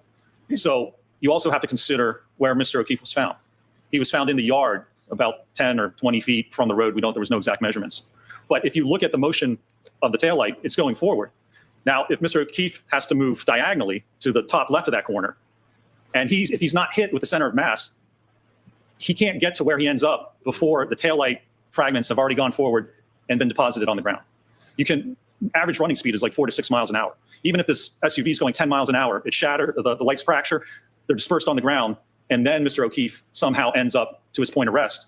But you wouldn't find the fragments on him because they've already been pushed forward, come to rest before he even has a chance to get to where they find him. Let's go to the next slide, please. What is this slide showing? So this is just frames taken from that actual video showing the interaction from the top left, then you go down to the bottom left, and then the top right and the bottom right just shows you the progression of the contact and the movement of the arm. Is the bottom left frame the same frame that you stalled on just a second ago at my request, showing the deformation of his right arm? That's correct, yes. Thank you. Next slide, please. And is that just a close-up of the same? That's just a close-up of the same, yes. Okay, next slide. And is that the final close-up of the arm after it's been deflected out of the way? That's correct, yes, sir. Does this also illustrate what you just described in terms of the trajectory of the broken taillight fragments? It does, yes, sir. Do you see any defect at all in the right sleeve of that hoodie? There is no defect in that right sleeve of the dummy. Was the dummy's sleeve examined following this test? Closely examined up close rather than just a photograph? It was examined and photographed, yes, sir. Was there any defect in that right sleeve at all? No defects at all were noted in that sleeve. No. Next slide, please. What are we seeing here? This shows some of the photographs taken of the sleeve and the arm to show that there's no defects whatsoever. And it shows the damage to the Lexus. And again, at 24 miles an hour, not only do you get damage to the taillight on the fender there, but you also get damage to the taillight on the liftgate. Was there any damage on the taillight of the liftgate in the subject SUV? There was not, no. Next slide, please. What are we looking at in this video? And so this was 29 miles an hour with a suspended hybrid 3 arm. Was the arm in the relative orientation that you saw depicted in the paint transfer test by Aperture? It was, and in fact, in this one, there's actually contact. We moved it in so that you would get contact with the elbow and the upper arm as well. So it's in the position after Dr. Welcher moves his elbow in and rolls his shoulder into the taillight cover. We evaluated that position with this test. And do you see any damage to the liftgate taillight based on this test? There's extensive damage at this speed, yes. What about the damage to, what damage would you expect to see to the arm itself at this speed and in this orientation? Yeah, at this speed, I mean, we're talking 4,000 pounds of force on the forearm, and with the hands, 1,400 to probably 3,000 pounds. I mean, well above levels where you would get fractures. Next slide, please. What are we looking at in this slide, these two photos? This was the final test that was conducted in using a dummy, and it was impacted at 29 miles an hour. And this was a center of mass impact. Why was it important, Dr. Rentschler, why was it important to do a center of mass test? Because if we have an auto pedestrian impact and you want to see where the pedestrian ends up, you have to evaluate how they were impacted by the car. In order to have the pedestrian move any substantial difference, it has to be hit at the center of mass. Again, it has to be hit at that belly button area to propel the body in a certain direction depending on the speed and direction. If there's no center of mass impact, how does someone get to the point of rest? You can't correlate a side swipe where the arm gets contacted and say if someone ends up 20 feet away, there's no way to correlate that arm impact caused them to somehow move 20 feet away. It wouldn't be as a result of the actual incident. It wouldn't be a result of the impact pushing their body in that direction. From a physics standpoint, is it reasonable to believe that your arm could be struck, just your arm could be struck as it's out in front of your body, and you could be propelled backward, say 7, 8, 10, 12 feet as a result of that strike? No, it's not reasonable. That's not physically possible. And you look at the arm itself, and we're looking at talking about the injuries and the abrasions compared to fractures. So if Mr. O'Keefe's arm was hit at 24, 29 miles an hour, what this suggests, and there were only abrasions, what this would suggest is that if the taillight doesn't cover or fracture, you can have your arm hit at 24 miles an hour and you wouldn't have any injuries at all, which from a biomechanical standpoint doesn't make sense. If the claim is that the fractured taillight's the only thing. So I'm sustaining the objection to that. I'm going to strike that portion, Mr. Jackson. Let's go to the next slide. What are we looking at in this video?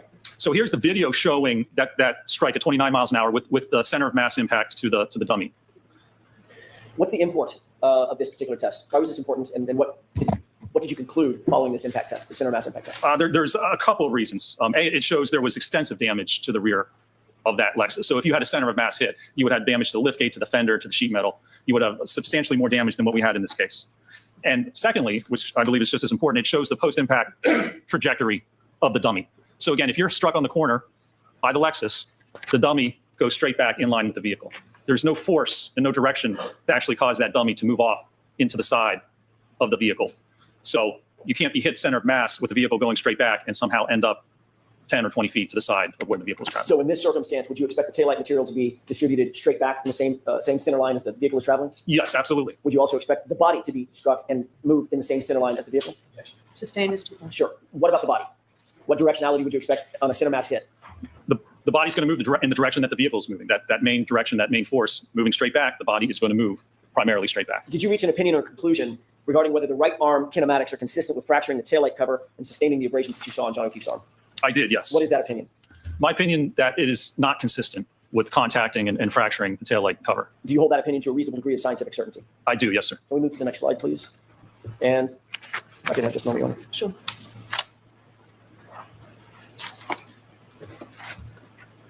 On what do you base your opinion that you just told the jurors?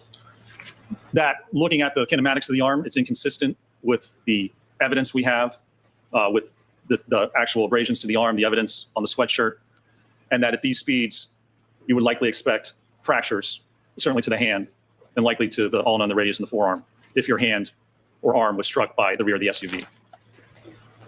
Can we move to slide 48, please? What are we looking at in this slide? This was a study where they used an impactor and they contacted the dorsal or top part of cadaver hands. And they looked at the force that was exerted and they looked at how many fractures were produced as a result of that. Did you review scientific literature regarding hand injuries under this sort of impact loading? Is this representative of that? It is, yes. Next slide, please. What is this? So this shows the position, and this is taken directly from the Aperture paint test. You can see the position that Dr. Welcher had his hand against the tailgate right at the time of impact. And you can see that corresponds, the contact areas correspond to the areas of the hand that were actually tested in this case. Next slide, please. What is this showing? So this shows the forces produced during the test as well as the forces produced during our testing. And maybe the next slide here actually better. If you look at the knuckles, which are the blue middle region, and then the metacarpal bones, which are the lower one. So for the metacarpal phalangeal joint, the knuckles, on average, it took 397 pounds of force to fracture that joint.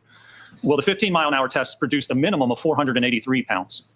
And more realistically, that's just with the hand weight. There's going to be more weight because it's attached to the wrist. More realistically, it's twice that, so it's around 900 pounds of force. But what these tests show is that the force produced on the hand, as represented by the PowerPoint from Aperture, even at 15 miles an hour and likely below that, you would expect to get fracture of the hand bones, of the knuckles, metacarpal interphalangeal joints, and the metacarpal bones if you contacted the rear of that vehicle at that speed. Did you see any indication in the x-rays you saw or the medical records that you reviewed that Mr. O'Keefe's hand was damaged in such a way that you would expect? There were no indications whatsoever of that, no, sir. Next slide, please. What are we looking at in this slide? This was a test where they actually looked at the force on the elbow. So this is a direct longitudinal force against the elbow. Now, there's no indication of exactly, the paint test has the arm horizontal, but there's no indication, there's evidence of whether maybe it would be angled or if it's straight horizontal. But even if your arm's angled a little bit at the point of impact, the forces, again, on the right are what we determined from our testing, and those are minimum. Again, that's just with the forearm. If you include the entire arm, it's about twice that. So even at 10 miles an hour, you're going to have 600 to 1,200 pounds of force acting on the arm. Is that enough to break it? That's enough. If you strike the elbow, that's more than enough to actually fracture the different bones of the elbow. If an arm was hit at that speed with those forces, would you expect the x-rays to show no trauma, no broken bones, no fractures, no hairline fractures? I would not expect that, no, sir. Next slide, please. What are we looking at in terms of this slide? So these are just more articles that I referenced, and they look at impact force on the forearm, so the ulna and the radius. Articles, as opposed to It takes, just to have a transverse blow right against the bone, it takes about 1,100 to 1,200 pounds of force to cause a fracture.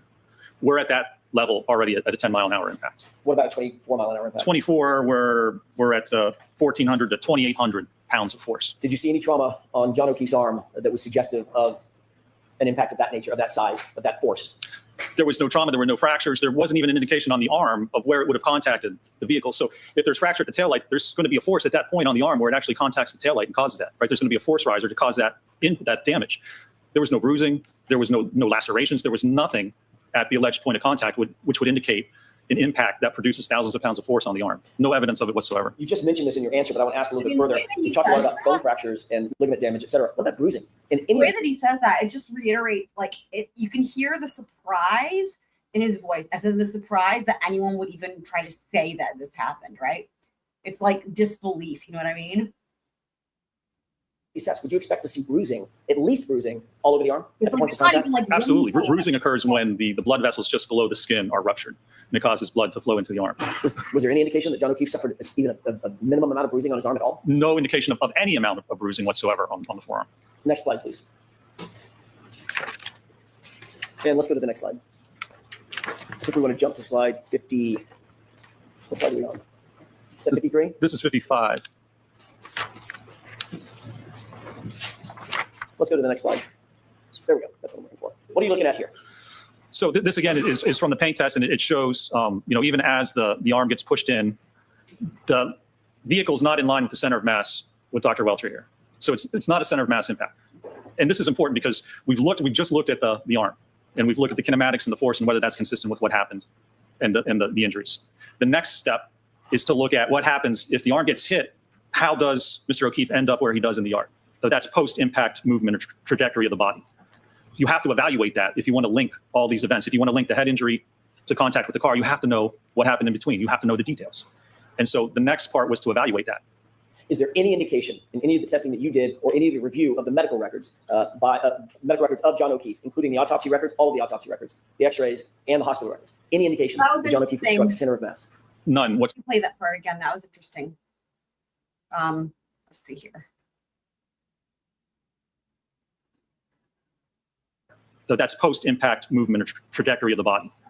You have to evaluate that if you want to link all these events. If you want to link the head injury to contact with the car, you have to know what happened in between. Right there. If you want to link the head injury to contact with the car, why is he saying that? That's actually a really important distinction because, in other words, if they're the Commonwealth saying that the head injury is what killed him, and the head injury happened because he was first hit by the car, so he's linking that. So that's where he gets there, right? He's, in other words, it's not that he's saying that the head injury came from hitting the head on the car, right? Just to be clear. So You have to know the details. And so the next part was to evaluate that. Is there any indication in any of the testing that you did or any of the review of the medical records medical records of John O'Keefe, including the autopsy records, all of the autopsy records, the x-rays, and the hospital records? Any indication that John O'Keefe was struck center of mass? None whatsoever. No indication at all that he was struck center of mass. Do you have an opinion or conclusion to a reasonable degree of scientific certainty about whether he was struck center of mass? I do. And what is that opinion? I don't believe that he was. The evidence indicates that he was not. If he was struck center of mass, imagine that. You're getting hit at the pelvis. You're getting hit on the thigh. You're getting hit at the knee. And then the body's being propelled forward. Your arm would get pushed into your body, into your ribs, into your torso. You would have very significant and substantial loading to your body, initially the right side of your body, as that impact occurred. And there's no evidence whatsoever that occurred. Switching to a glancing blow, a blow of just the arm, not the center of mass, but just the arm. Do you hold an opinion and a conclusion as to whether or not a glancing blow or a blow to the arm only would propel Mr. O'Keefe 7, 8, or 10 feet perpendicular to the line of travel of the vehicle? I do. What is that? It would not be possible. Our testing demonstrates that. The peer-reviewed articles demonstrate that. I've seen no evidence anywhere in this case that would suggest or even indicate that if you get a glancing blow or a sideswipe blow, that somehow would produce enough force to push you 8 to 10 feet into the yard. I don't believe it's possible. I've seen no research that would indicate that would occur. Do you hold that opinion to a reasonable degree of scientific certainty? I do, yes, sir. Can we move to the next slide, please? And let's go to the next slide. Let's keep going. Okay. What are we looking at in this slide? So this slide, it's a paper that describes how to evaluate vehicle-pedestrian impacts and how someone moves in the projection of that body. Did you seek to analyze a fulsome understanding of whether it was possible that Mr. O'Keefe was hit on his lower extremities? I did, yes. Why did you do that? Why was that important? Well, because with automobile pedestrian impacts, the lower extremity, your legs, your ankles, your knees, that's the most injured part of the body during autoped impacts. So if he's going to be impacted at that speed, especially center of mass, there's likely going to be injuries to his leg, to his knee. The bumper lines up with the knee. That's one of the most commonly injured parts, as the bumper pushes into the knee, fractures the tibia, the fibula, or damages the knee joint. Did John O'Keefe suffer any injuries to his lower extremities suggestive of a vehicle impact? No, I believe the only injury was a ½ centimeter abrasion on the outside of the right knee. Could Mr. O'Keefe have suffered a half centimeter abrasion on the outside of his right knee by being struck by an SUV at 24 miles an hour? I don't believe so. I don't see how those kinematics would work. Sustained. Do you have an opinion as to whether or not that injury was from being struck by an SUV at 24 miles an hour or somewhere around 24 miles an hour? I do. What is that opinion? I do not believe that injury is consistent with being struck by an SUV at approximately 24 miles an hour. Do you hold that opinion to a reasonable degree of scientific certainty? I do, yes. Did Mr. O'Keefe suffer any other injuries to his legs or his lower extremities other than that small, how big was it? How many centimeters? ½ centimeter abrasion. That small ½ centimeter abrasion. Did he suffer any other injuries to his lower extremities indicative of being struck by a vehicle? I don't believe so, no. Let's go to the next slide. Taking a look at the photograph on the right, concentrating on that for a second. How did that SUV get in that condition? That was by striking the dummy at 29 miles an hour, and that was a center of mass hit with the dummy. Were you able to review photographs of the subject SUV, Ms. Reed's SUV? I was, yes. Did her SUV suffer or suggest any kind of damage anywhere close to this? No, the only real damage was to the outer taillight cover on the fender itself was fractured. Next slide, please. We've seen this. This is the video that was the center mass impact. That's correct, yes. The photograph that we just saw previous, what relationship does that photograph have to this field test? That was the condition of the SUV after it struck the dummy here at 29 miles an hour. Can we go to the next slide, please? What are we looking at in this series of diagrams? So this is some more recent testing that was done, and this test compared impacts between a small sedan and an SUV, and so it's looking at damage or injury to the legs as a result of this type of impact. And these impacts were actually conducted at a speed of 24.7 miles an hour. They used cadavers, people who donated their bodies to science, set up the cadavers and struck them at just about 24 miles per hour. Did this support your opinion and conclusion concerning the lower extremities of Mr. O'Keefe and the possibility that he was hit by an SUV at speed? It does. If I can go to the next slide, it actually. Sure. So this shows you for the SUV, it's the last column on the page there. The last 3 columns are the injuries associated with the SUV strikes. There's fractures to the pelvis, left knee injury to the ACL, the MCL, fracture of the tibia and fibula. There's extensive damage to the legs of all 3 of the cadaver subjects that were struck at 24 miles an hour with an SUV. Did Mr. O'Keefe show any signs of any of these injuries? He did not, no. Next slide, please. Is this, what are these photographs and diagrams on the right? So this was taken from the PowerPoint from Aperture. And so it shows that the medical diagram shows the 1.5 centimeter abrasion. And if you look at the picture on the left of the surrogate, you can see, so the bumper would line up from the knee all the way up to the pelvis. So a vehicle at speed of 24 miles an hour, if it impacts that knee or that leg, it's not going to produce only a 0.5 centimeter abrasion. It's going to get the leg, and it's going to cause significant damage to the knee and to the leg itself. When you say from the knee to the pelvis, are you talking about the width of or the height of the bumper itself being from the knee to the pelvis? I am, yes. Would that be the contact area that you would expect if there was even a glancing blow to the knee and the hip? That's correct. You can see on that picture there where that bumper, the rear corner of that bumper, where the bottom reflector is, it extends from the knee all the way up to the pelvis. Can we go to the next slide, please? What are these diagrams? Again, these are just reports, peer-reviewed articles demonstrating that auto-pedestrian impacts result in lower extremity injuries and fractures. Did you review all of these peer-reviewed articles that you told the jurors about, these academic articles, in furtherance of coming to your opinions and conclusions? I did, yes. Did you see any reference in the Aperture report that you reviewed and the PowerPoint slides that you reviewed that the concomitant peer-reviewed articles were sought in the paint transfer test No. or cited? There was only one article that was cited in that report with respect to automobile pedestrian impacts. Did it have anything to do with the paint transfer test? It did not, no. Next slide, please. And let's keep moving until we get to the, yes, there we go. What is that slide depict? So this is the opinions that were offered in the Aperture report. And if you look at the top, number 4, it says the totality of the evidence is consistent with the right rear corner of the Reed Lexus, again, impacting John O'Keefe and Mr. O'Keefe, striking the rear posterior aspect of his head on the frozen ground. And when you look below that, it basically has the references or the support for that one conclusion. I'll see you both at sidebar for a minute. That one coming. I wonder how long this one is. Oh, no, I don't think it's that long, actually. I mean, again, just to reiterate, this is what experts normally do. Like, the whole point of experts normally is to offer opinions on the other experts, but like it's really forbidden in Bev's courtroom, which is insane.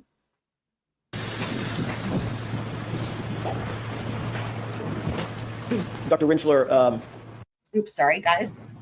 can we move to slide? Yeah, just a moment, Your Honor. 70, Mr. Jackson? That's what was 7, thank you. I wish my eyes were better.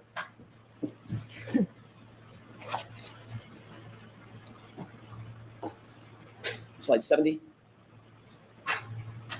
Let me restart it here.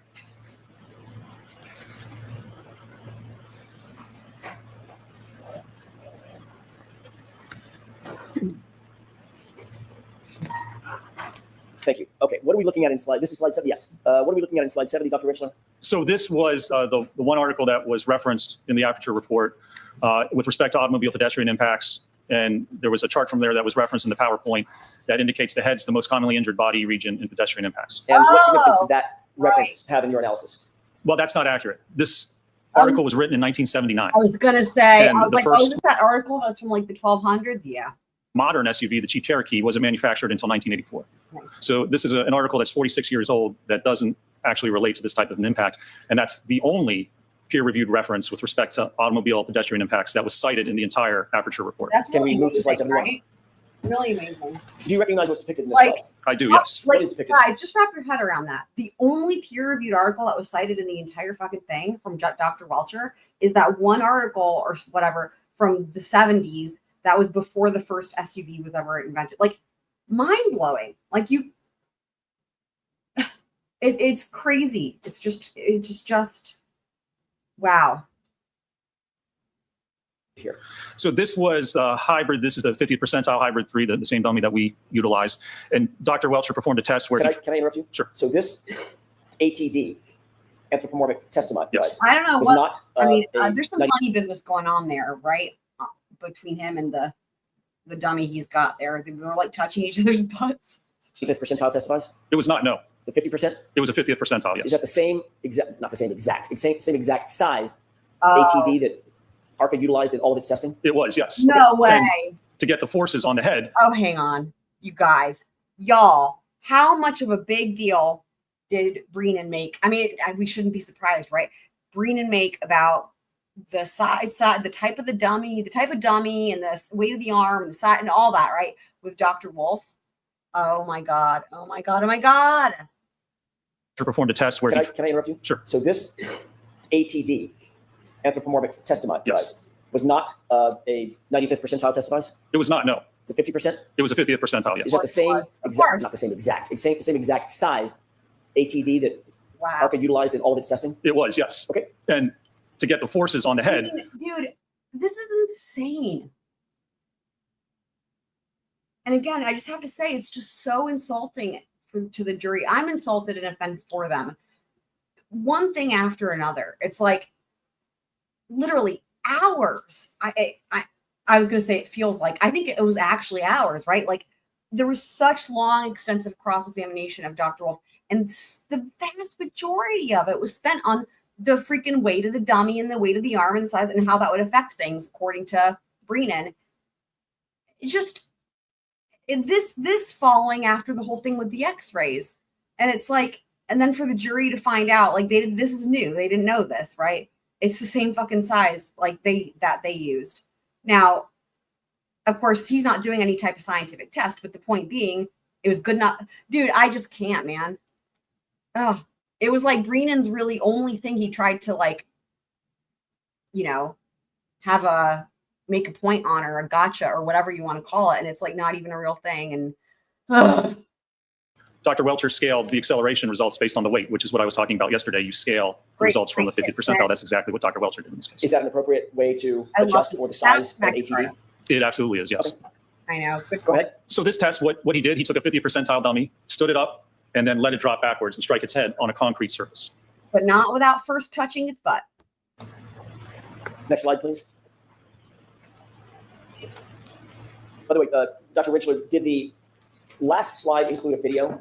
I believe it did, yes. Can we go back? I'm not sure it's on this slide, though. That's just a screenshot. I see. Yeah, I see. yeah. Okay, so let's go back to that slide for just a second. I thought this might be the video of it. No. So in the lower portion of the center of the screen, you see Dr. Welcher holding the ATD. Is that correct? That's correct. Did you review a video of what happened next? This is not the video, but did you review the video? I did, yes. Describe for the jurors, since we don't have access to video. What did you see happen from this point forward? So Dr. Welcher releases the dummy, and the dummy just falls rigidly backwards, almost like a tree, and impacts the concrete. Can we jump from your PowerPoint to What a great the video that I have and ask you if you recognize it with court's permission? Is the video in evidence It's in Dr. Welcher's PowerPoint. before the jury? Is it in? It is.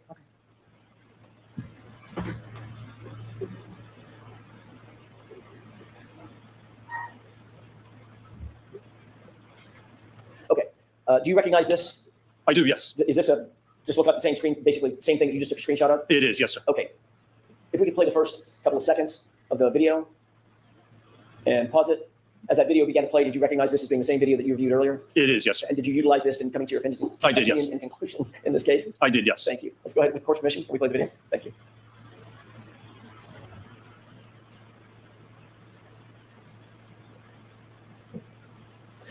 What did you see? Describe what you saw in this video. So this is a passive rearward fall of the ATD dummy. So just releasing and let it fall. Obviously, it's a dummy. There's no musculature. There's no response to that dummy. So this is what would happen if a rigid individual just fell backwards onto a concrete surface. Can we see it one more time, please? I'm going to ask you one other question. I'm going to ask you to take note, doctor, of the impact location. Did you see that? I did, yes. What kind of surface is that floor, if you can tell? That, I believe it indicates it's a concrete surface, concrete floor. Did you notice if the falling backward like that, the dummy slid across the floor or was propelled across the floor, anything like that? It did not. It just dropped and angled backwards and hit directly on the floor. Okay, let's go to the next slide. I'm sorry, if we could revert back to your PowerPoint. And if you could pull up slide, I think it's 72. Let me, every time we do that, I have to restart the PowerPoint. Okay. Why did you include this video one more time in your PowerPoint here? Because again, this is the pain test, which indicates the position, at least that Dr. Welcher had himself at to get the impact with the taillight cover. And notice, again, so it's not a center of mass hit. It hits his arm and then he slides by. So if that were to occur, he would rotate or move to the left. So if Mr. O'Keefe did that and somehow ends up falling backwards, rigid directly onto his head, he's going to have to rotate at least 270 degrees and then stop and then fall directly backwards onto his head. There's no explanation of the kinematics. Sustained is to the end of that. I'll strike the end. Do the kinematics support what you just suggested? Okay. Sustained is to 4. What did the kinematics support? Okay. Let me see you at type after just a minute. Jurors will be taking a break.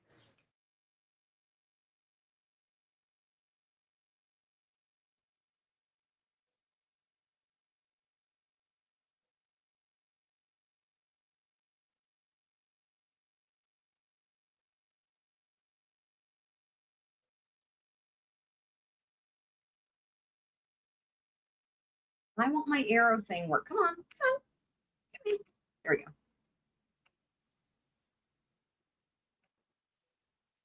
It looks like Turtle. Is Turtle Boy there today? Maybe he didn't get a seat in.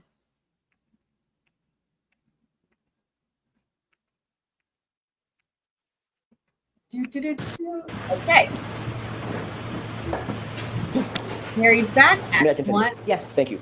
Dr. Welcher, based on your review of everything, did I do that again? My goodness. Oh, fuck. This is Dr. Welcher in the video, correct? Correct. All right, I was Oh, staring at that. dear. I apologize. Poor Dr. guy. Rentschler, That's based on your insulting. review of the video in which Dr. Welcher is positioned, as well as the drop test that you saw, as well as the discussion of being the body placement. Where you discussed the body. Is that not reminiscent though of Dr. Elaine calling Dr. Hughes Dr. Curry? Placement. Do you have an opinion as to whether or not the testing that you reviewed from Aperture is consistent or inconsistent with John O'Keefe being struck by the vehicle, propelled perpendicular, Well, backward, say 7 to 10 feet, and falling straight back onto a hard surface, as depicted in the drop test? The testing's inconsistent with those types of kinematics or that type of scenario. On what do you base that opinion, sir? That's based on the testing that was performed, the evidence available in this case, and the kinematics of how somebody would move post-impact after being struck by an SUV. Do you hold that opinion to a reasonable degree of scientific certainty? I do, yes. Can we go to the next slide, please? May I have just a moment, Your Honor? Yes.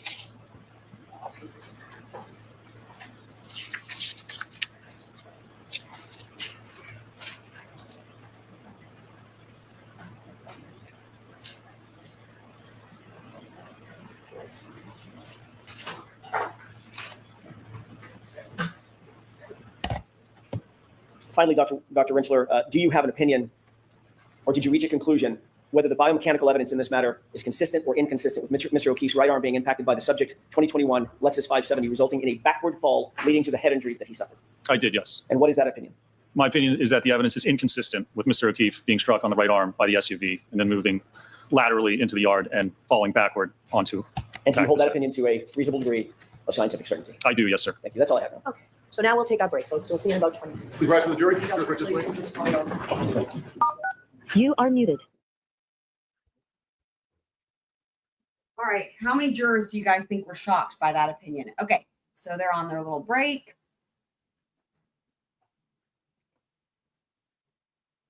And time for cross. All righty. Matter. Isn't that correct? Dr. Rentschler, facts matter, don't they? They do, yes, sir. You said it. Oh my God. What a way to start cross. He's starting, it's like he's trying to set a theme that completely distracts from anything. It's almost like a philosophical exercise or something versus like actually relevant, because like the facts, like, dude, wow. Again, I mean, the gaslighting, he didn't waste any time. He didn't even wait for one question before the gaslighting. So Many, many times, facts matter. Isn't that correct? It was details, but facts matter too. Do details matter, doctor? They do. They're critical, aren't they?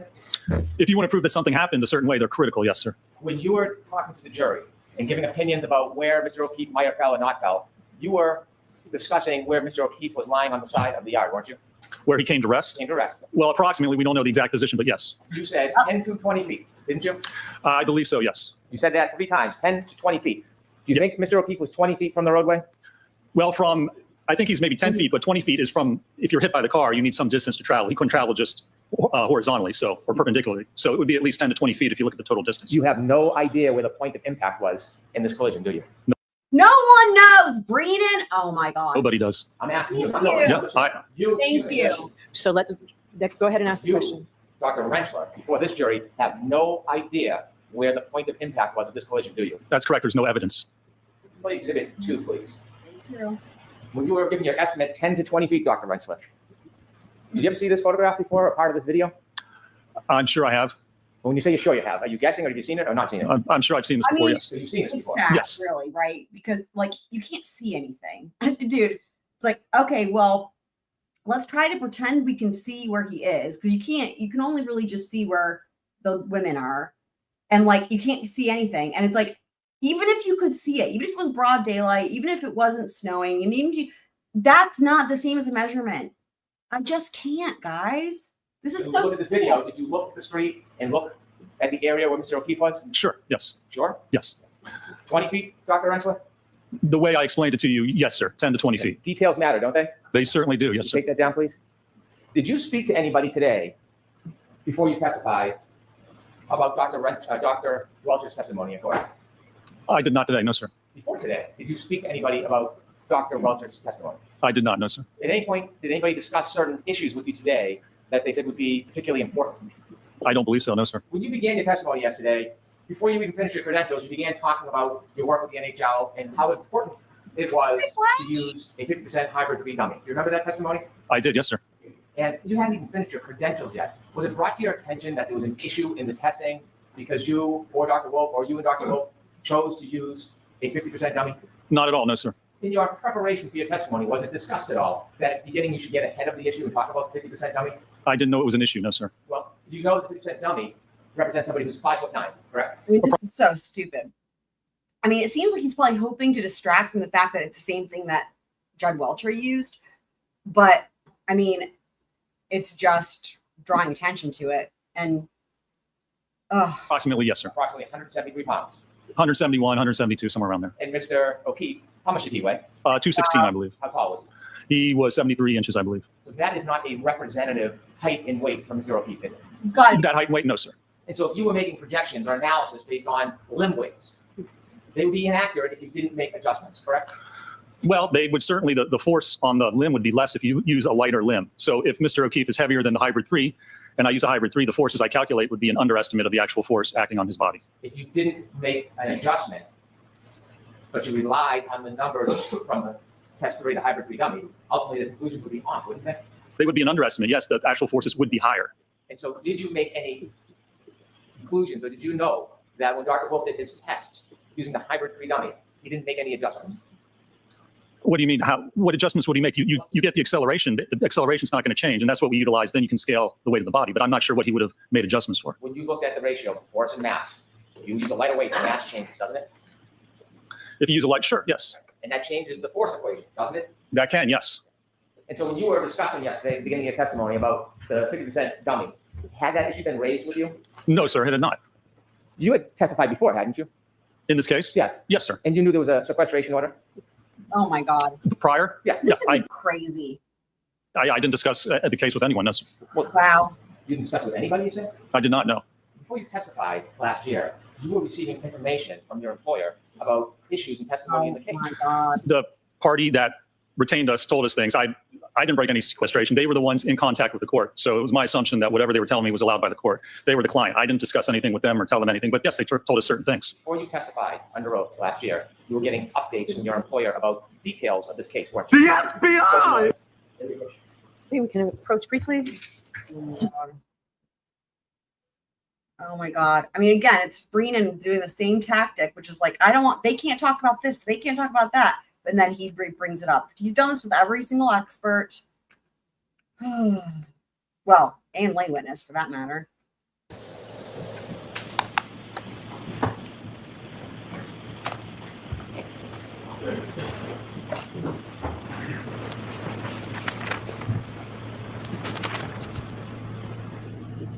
Before you testified last year, you were receiving information, not from the defense, from your employer, about other witnesses' testimony during the event, weren't you?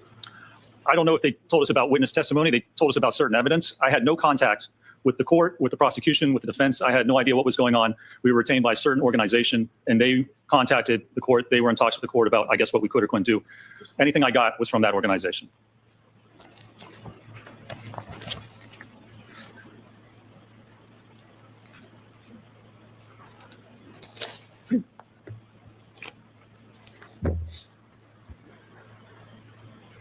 Voir dire 2, 118, line 15.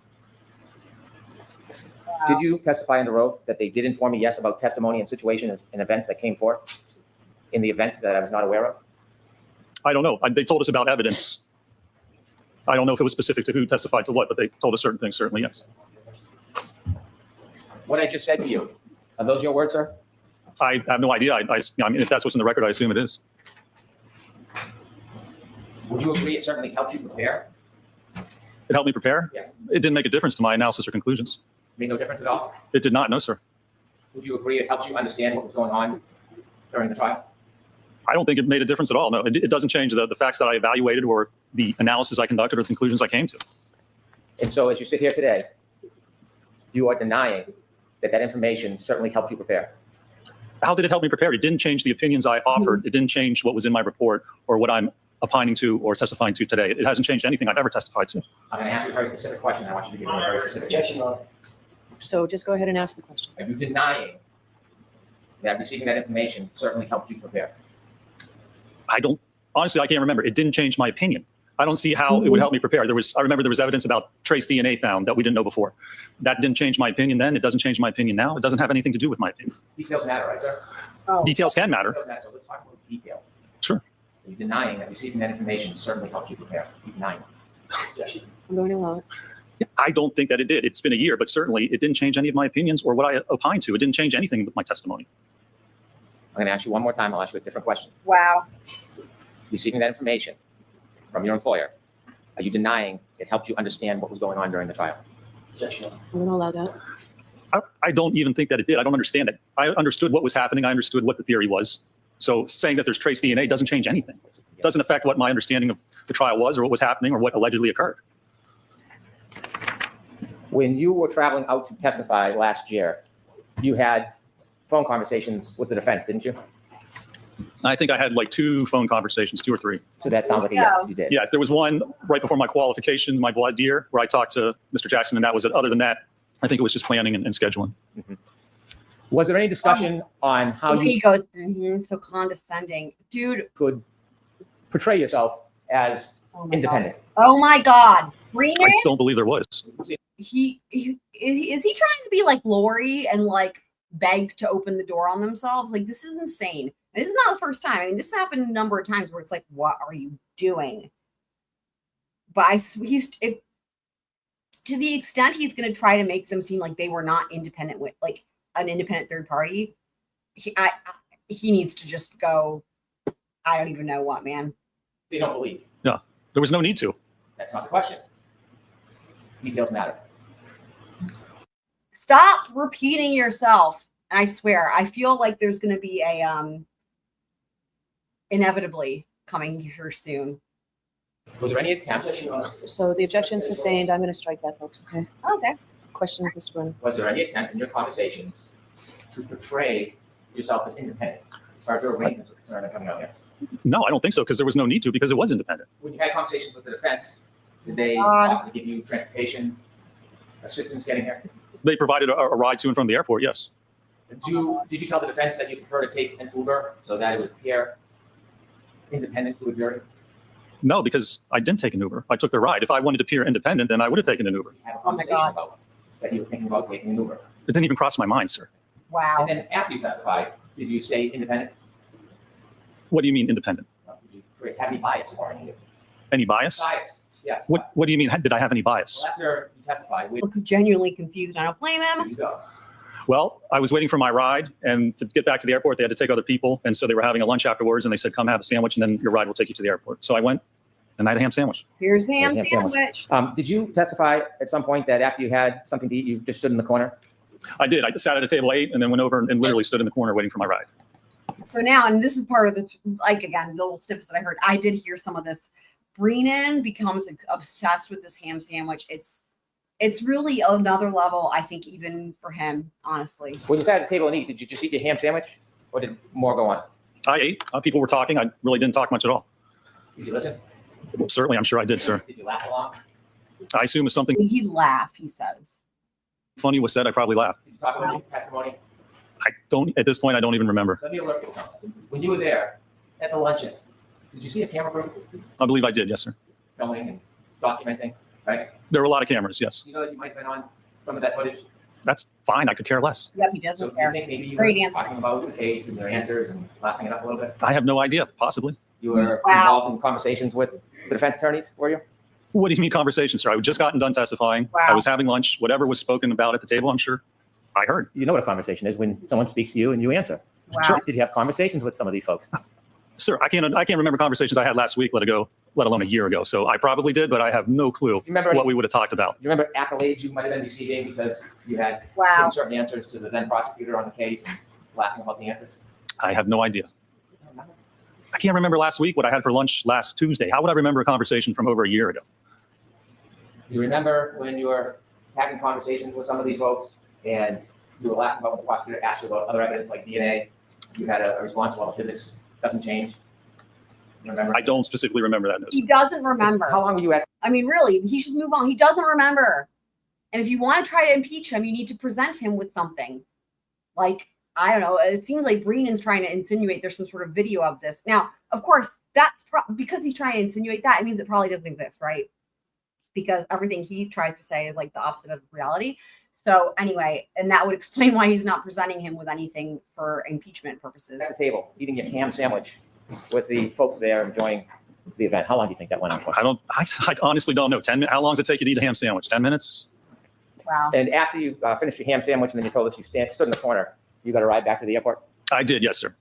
After you got back to the airport, ultimately your company billed Inevitably. the defense for your time preparing and traveling and testifying?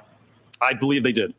Well, you wrote your bills down, didn't you? You wrote your time down? Well, I don't know who gets billed to it. I think it was actually, I wrote my time down and it was the same time code for the original employer that we had. I'm not involved in billing. I don't know who the bill goes out to. I just put my time in and do my work. Do you know that the defense paid that bill? I have no idea if they paid it or not. Wow. And then now you have a new contract with the defense. Or I should say you have a contract with the defense, don't you? I assume ARCA does.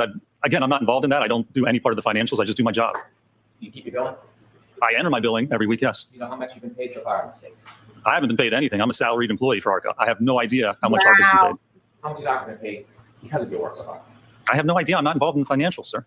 You have no idea how much No, time? that's awesome, right? What a way to get around the whole like hired gun thing. He's a salaried employee. I mean, that's something we don't ever hear that in terms of the expert testimony. So in other words, I guess that's part of his job description. You know what I mean? Like if ARCA wants him to testify, he goes and testifies or something.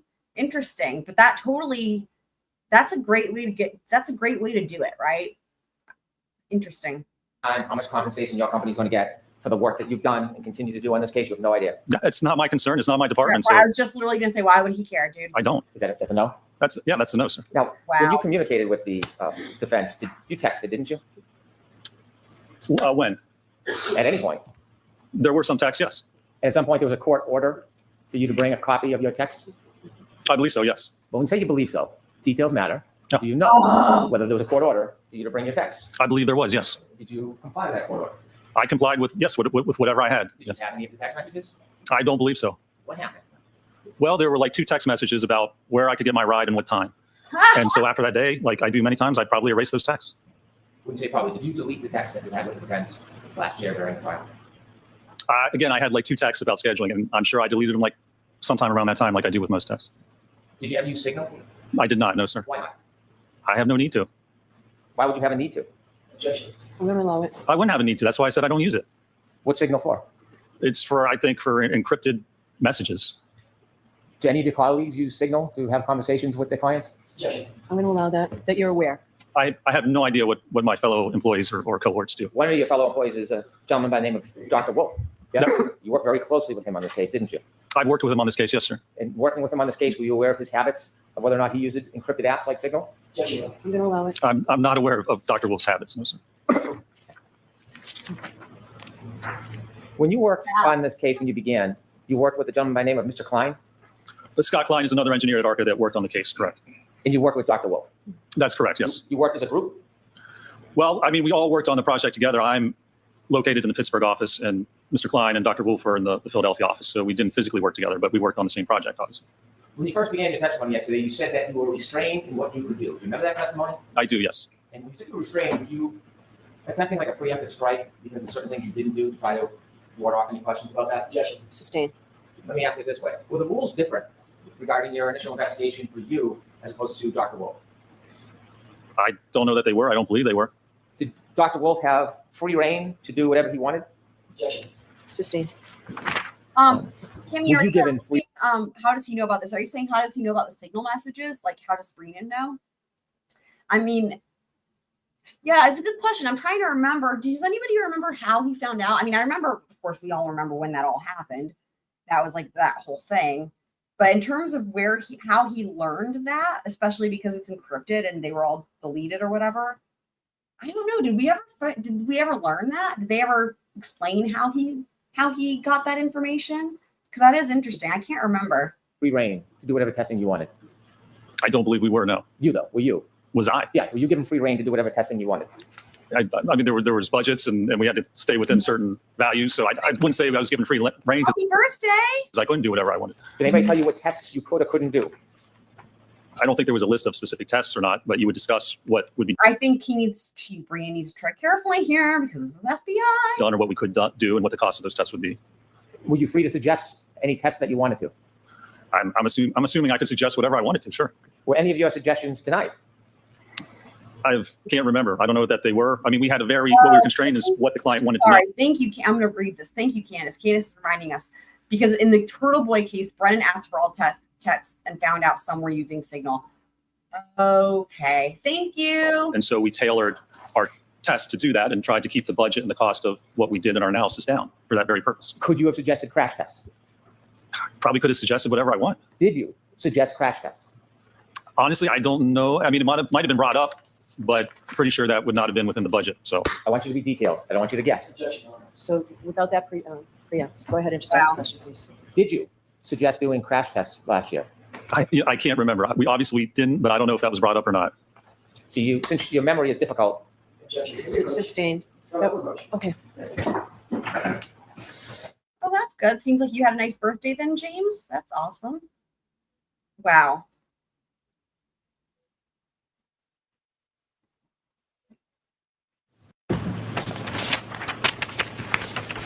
to remember things, do you write them down? That's one of the ways you can do it, sure. Do you do it? Do you write down things so you don't forget? Depends what it is. Oh my God. What the fuck type of questioning is this? You write things down so you don't forget? Like, what is this? And also, hi, Kim, happy to see you. And Kim sent a super chat saying happy birthday, James. Love it. Thank you for the super chat. And also, of course, that's really as we celebrate James and we're happy he's alive. And I'm glad you've had a great birthday. That's awesome. Hope you did you get sunburned? Because Kimmy was saying earlier she had some sunburn from doing some yard work. So y'all don't forget to wear your sunscreen. Happy Annie, hi, happy to see you. Speaking of happy, Party Central. You provided a CV, which is a resume. That's correct, yes. Resume outlines your education, Oh boy. Yes, sir. areas of specialty, Correct. Is he going to try to make him seem not qualified? Well, let's and then it highlights your accomplishments as far as the focus of your specialty or the focus of your profession, what you like or what you do a lot, right? Some of it, yes, sir. So, for example, you have a number of publications that are peer reviewed. Correct. And peer review publications mean that you've written something that's been evaluated and considered by other experts in the industry and have been adopted or recognized, correct? Well, that has been published, yes, sir. You have a long list of peer-reviewed articles dating back to 2003. Is that correct? Yeah, as I said yesterday, most of my peer-reviewed articles are all written when I was in graduate school. Correct. Have you had any peer review articles since 2003? No, probably not. No. in your peer review articles, 2003, deal with the evaluation of selected electric-powered wheelchairs. That was one of them, yes, sir. The next one, intelligent walkers for the elderly. Correct. Comparison of fatigue life for 3 types of manual wheelchairs. Yes, sir. Evaluation of a pushroom activated power assisted wheelchair. Correct. Displacement between the seating surface and hybrid testing dummy during transit. A great point. He's vetting someone the FBI hired. If memory serves, didn't Judge Welcher not have any peer-reviewed articles? I think he tried to say that there was like 1 or 2, but it was like he wasn't really the person. It was like he was the contributor or something. That's best case scenario. I wouldn't. I'm trying to remember, but it's like, in other words, I mean, is it just? It's like you have a whole long list of all these peer-reviewed articles, but they have to do with helping the elderly with the wheelchairs and whatnot. It's like, oh wow, what a serve! Like, I just can't, dude. Transitions with a variable configuration wheelchair. The hybrid 3, yes, sir. Assessment of manual wheelchair ride.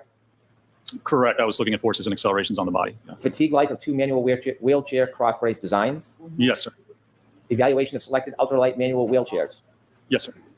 Augmentation of 100 key ISO wheelchair test dummy to accommodate higher mass. Yes, sir. And so you would agree that all of your peer review articles A lot of them. deal with wheelchairs. Well, wheelchairs and the kinematics and kinetics forces associated with propelling wheelchairs and injuries associated with that. Yes, sir. Do any of them deal with pedestrian collisions? No, they don't. You've written a book chapter, Yes, sir.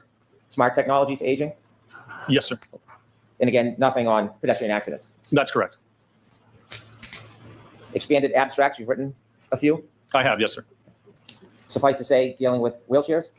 And assistive technology. That's correct. Yes, sir. Any have to do with pedestrian collisions. I don't believe so. No. Looking at your CV, you can note any area of specialty you'd like, correct? You can put down whatever you like, I suppose. Sure. Have you listed any specialty as pedestrian collisions? Well, not specifically. That actually falls under impact biomechanics, biomechanical injury causation. So I didn't list it specifically, but it certainly falls under the actual expertise I perform.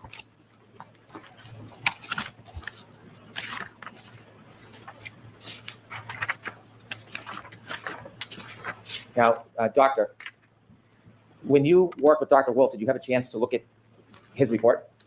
I did. Yes. If you saw anything in the report that was off or mistaken, would you have an opportunity to discuss that with him?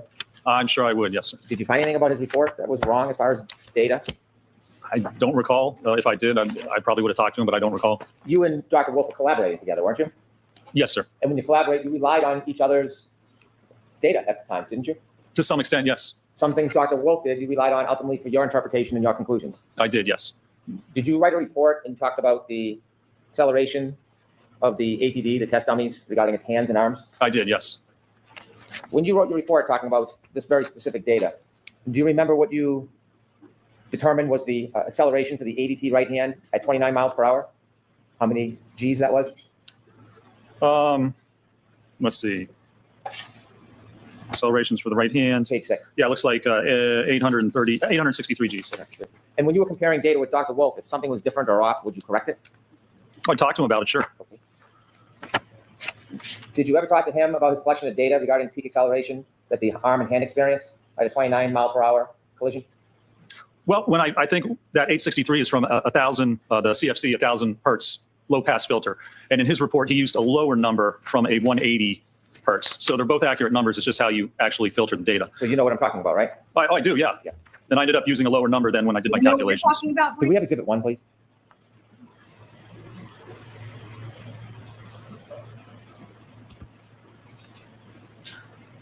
You've talked a lot about this photograph. Do you see it? I do, sir. Yes. And you described, well, you didn't describe, you read that these were superficial abrasions, correct? That's the diagnosis. Yes, sir. Mhm. Any of those wounds a puncture in your mind?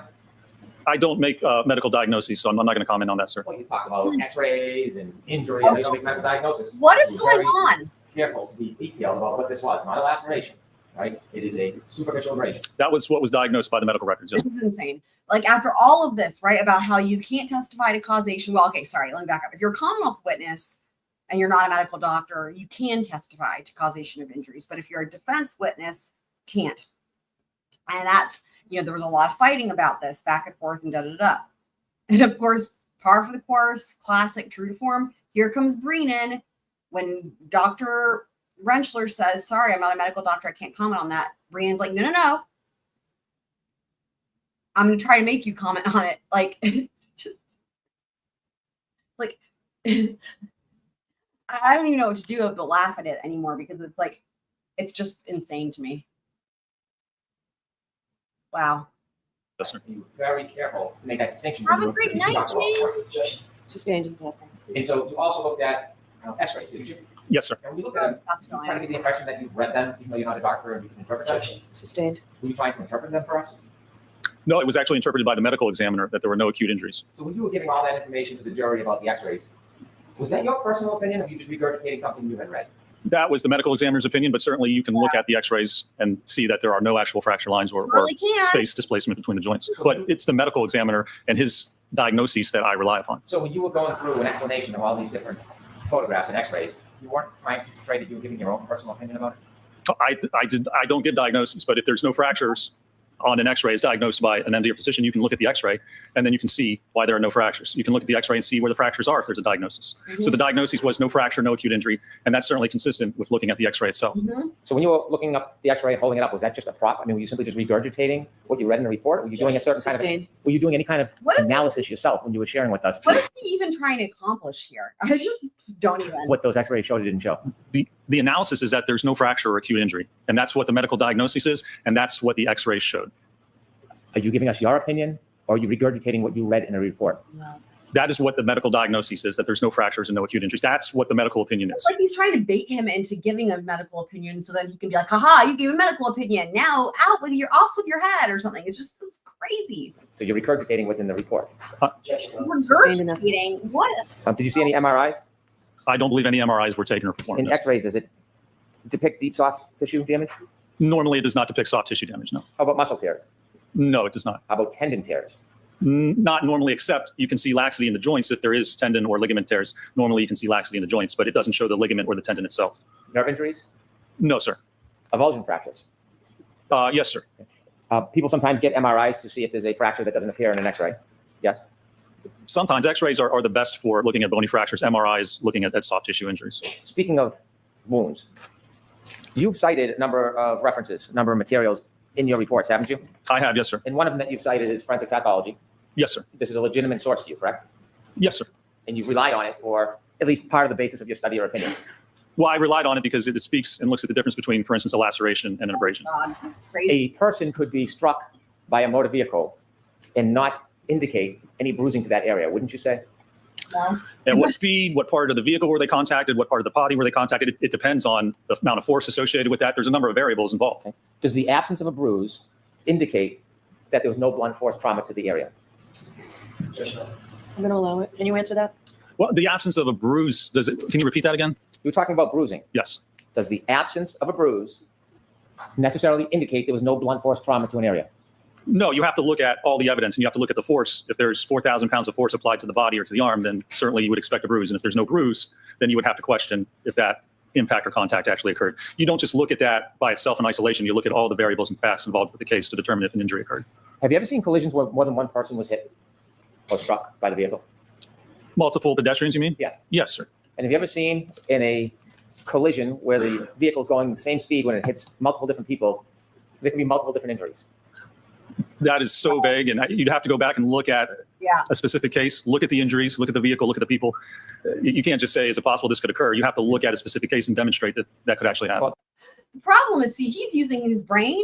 What he's not getting is that what he just said about it's not. He's like, you can't just look at it and be like, is it possible this could occur? Right. He's on the right track. However, the problem here is that what he just stated is literally how Brennan is trying this case for the Commonwealth, which is wild. I'm not asking if it's possible. I'm asking in your experience. Have you I'm going to allow that.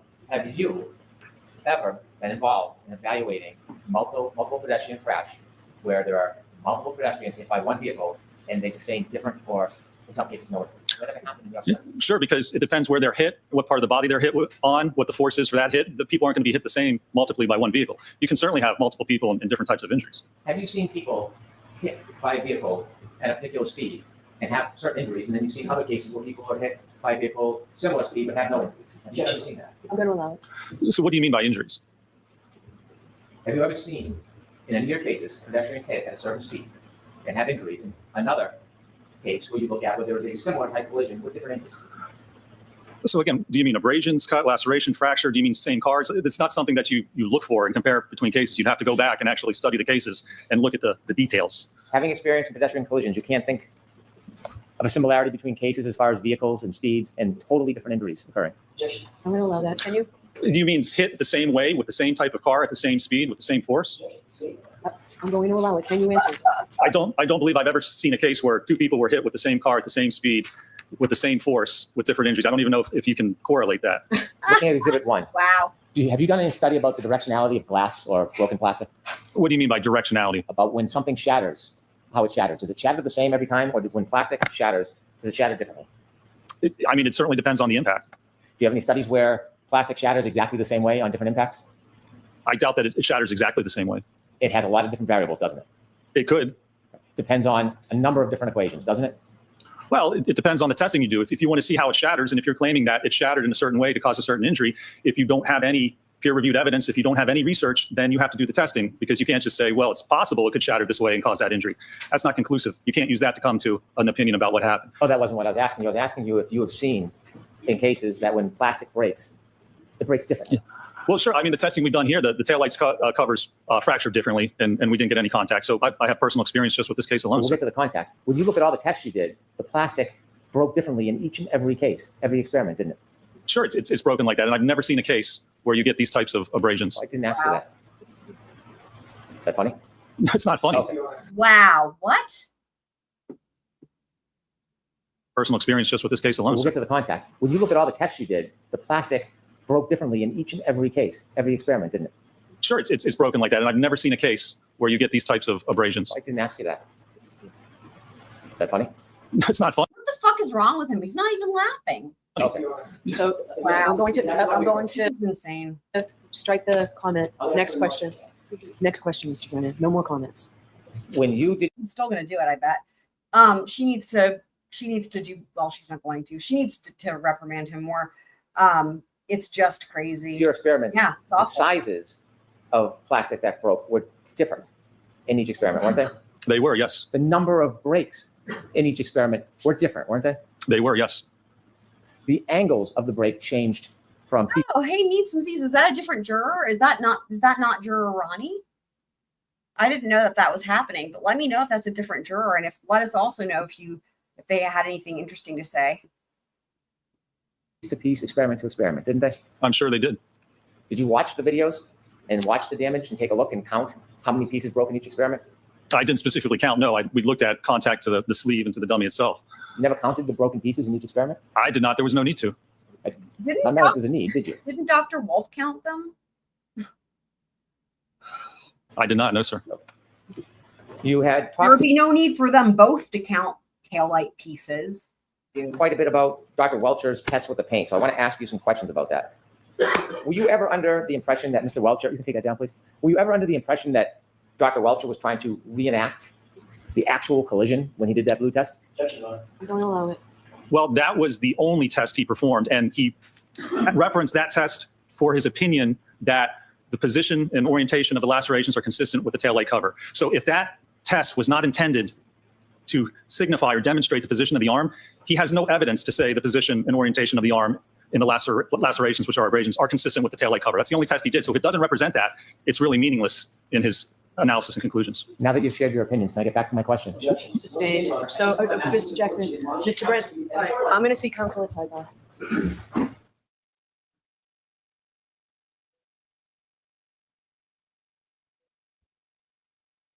So is Brina now trying to suggest that Dr. Welcher wasn't trying to say that that's what happened? Like, this is insane. This is really crazy. Is that what he's saying?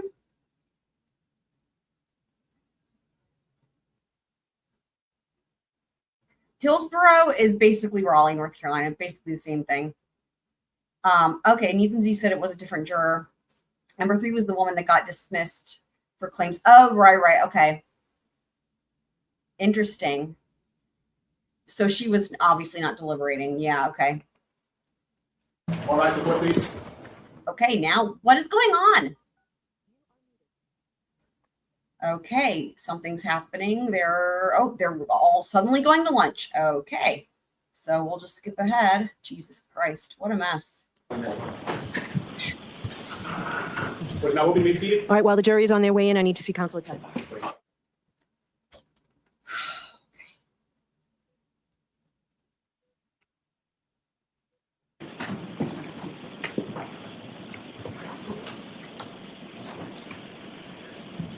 Oh, a juror got sick? Like today, Happy Annie? What do you mean? Like they were throwing up or what?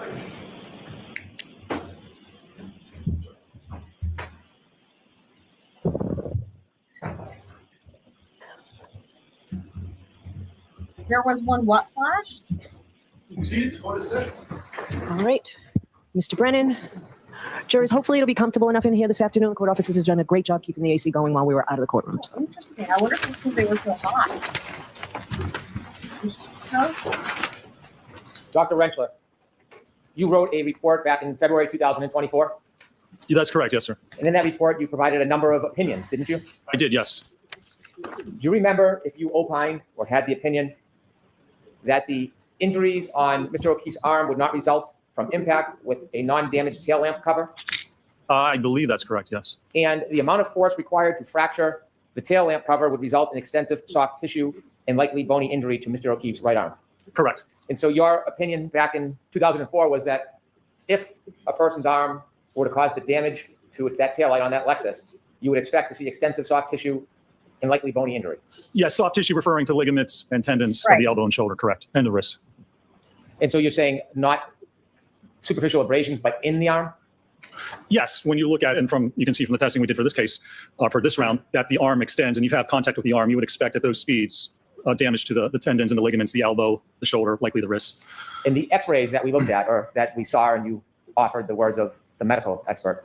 What is wrong with this dude? You offered the words.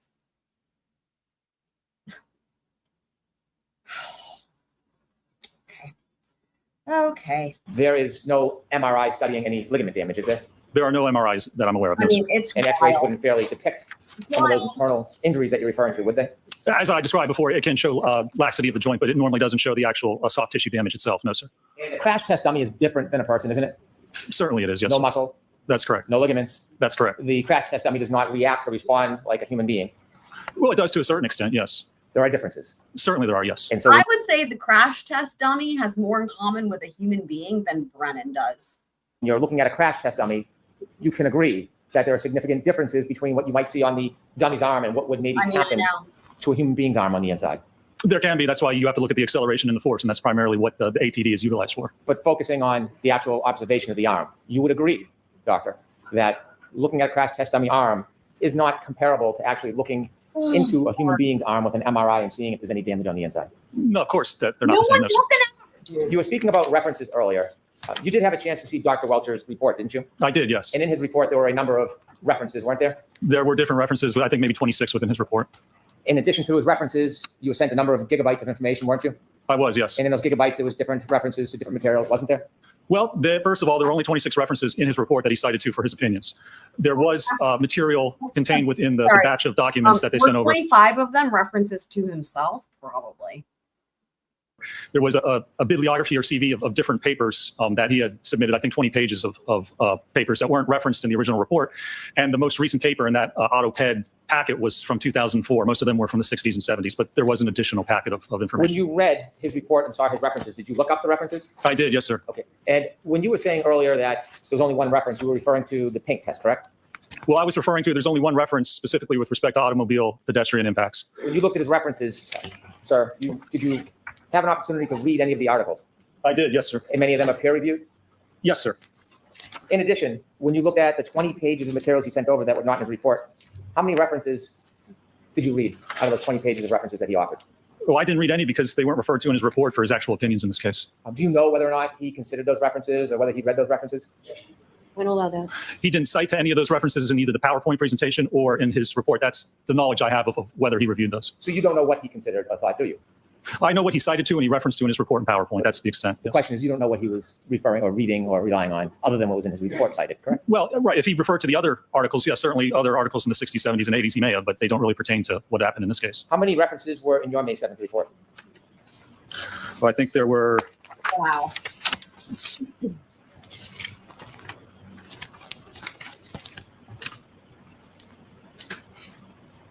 26, I think. Those 26 references, are they offered in your report to suggest Needs some Aziz. I've actually never watched Anti-Deb. I know Anti-Deb is like talked about a lot, so like I'm familiar with like who they are, I guess. I've never watched them. But I mean, to be honest, it's like I just don't really have time to like, watch stuff really. I mean, the things that I watch, you guys are here with me when I'm watching them, and it's like what I'm covering, right? Because I just don't have time. But yeah, are they like funny songs? Because that's interesting. If somebody else tries to make funny, like trial, I guess, sort of songs, Do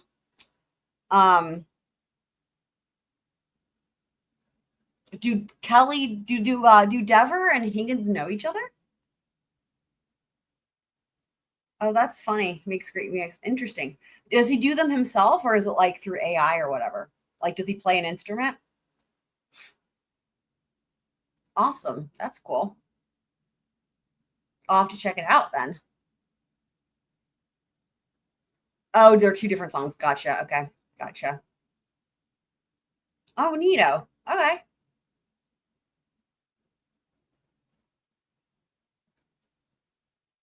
That reminds me, I need to get working on my Fievel song. some type of support for the proposition that you're promoting in the report? Well, they support the opinions or the methodology or both with respect to what I've offered in this. The reason why you put a cite in is suggesting that it supports whatever proposition you're footnoting on that. To some extent, or the methodology or some information pertinent to that opinion, yes, sir. Regarding crash test dummies and prediction in soft tissue injury, you provided 3 cites, didn't you? And soft tissue injuries? Yes. Can you show me where it says that, sir? Footnote 11 of your report, Mr. O'Keefe's right arm kinematics during impact with the Lexus are inconsistent with producing the documented cuts damage to his right sleeve, as well as the abrasions to his right arm. Did you write that? Yes. And which one was that again? I just want to make sure. What was the You number? cited footnotes 24, 25, and 26. Yes. And when you cited 24, 25, 26, did any of those 3 cites, in fact, those are the only cites that you cited for that proposition, correct? Yes, sir. So your entire basis of cites is limited to those 3 articles or 3 papers, yes? For reference, it's not, the testing obviously proves differently, but yes, for that one comment there, those were the 3 that were provided, yes. Starting with number 24. When you look at 24, did it ever suggest, this paper, did it ever suggest that it was appropriate to use a crash test dummy in the material of a crash test dummy to make an analysis or determine whether or not there would be documented damage to someone's skin? No, it didn't, and that's not what I did in this matter. In this article you cite supporting the claim that you made, there is nothing in here that would suggest that a crash test dummy is appropriate to use in making that determination, is there? There is not, no, sir. In fact, in this article, it gives you details on what actually should be used to make that analysis, doesn't it? No, sir. It tells you certain ways to look at sharpness and how lacerations are caused. This is titled Skin Tissue Cutability and its Relation to Lacerations Severity Indices. You know that, you cited that. That's correct. And it looks at specifically, I think, laminated glass and its ability to cut the skin. Number 24 in your site, correct? Yes. And it tells you 3 types of skin were examined and used for this type of study. Post-mortem human skin from 2 different body sites, Cameos leather, and Napa goat skin. Is that correct? Right, to look specifically at laminated glass and it's the cutability of that type of glass. And the reason why the study is giving those suggestions is because a crash test dummy's arm and fabric, the way it's made, is different than how real skin would respond. Yes? Well, it is different, sure. Yeah. And I didn't do that type of comparison. You did not do any comparisons with any of the suggestions in the site that you cited in support for your proposition, did you? Oh, I did not evaluate that. No, not in that manner. No, sir. And then you cited number 24 or 25. You cited a book, Forensic Pathology, correct? Correct. And in this forensic pathology book, in the entire book, it never suggests that crash test dummies are appropriate to use when making this type of analysis, does it? Correct. And that's why I would not do that type of analysis with respect to lacerations. That's not what my analysis involves, sir. My question was, nowhere in that book does it say that crash test dummies are appropriate for analyzing skin lacerations on a collision, does it? Sure. I mean, for that sake, it doesn't say it's inappropriate either. And then you also cited an article, your 3rd article, Understanding the Acute Skin Injury Mechanisms Caused by Player Surface Contact During Soccer. Did you cite that? I did, yes.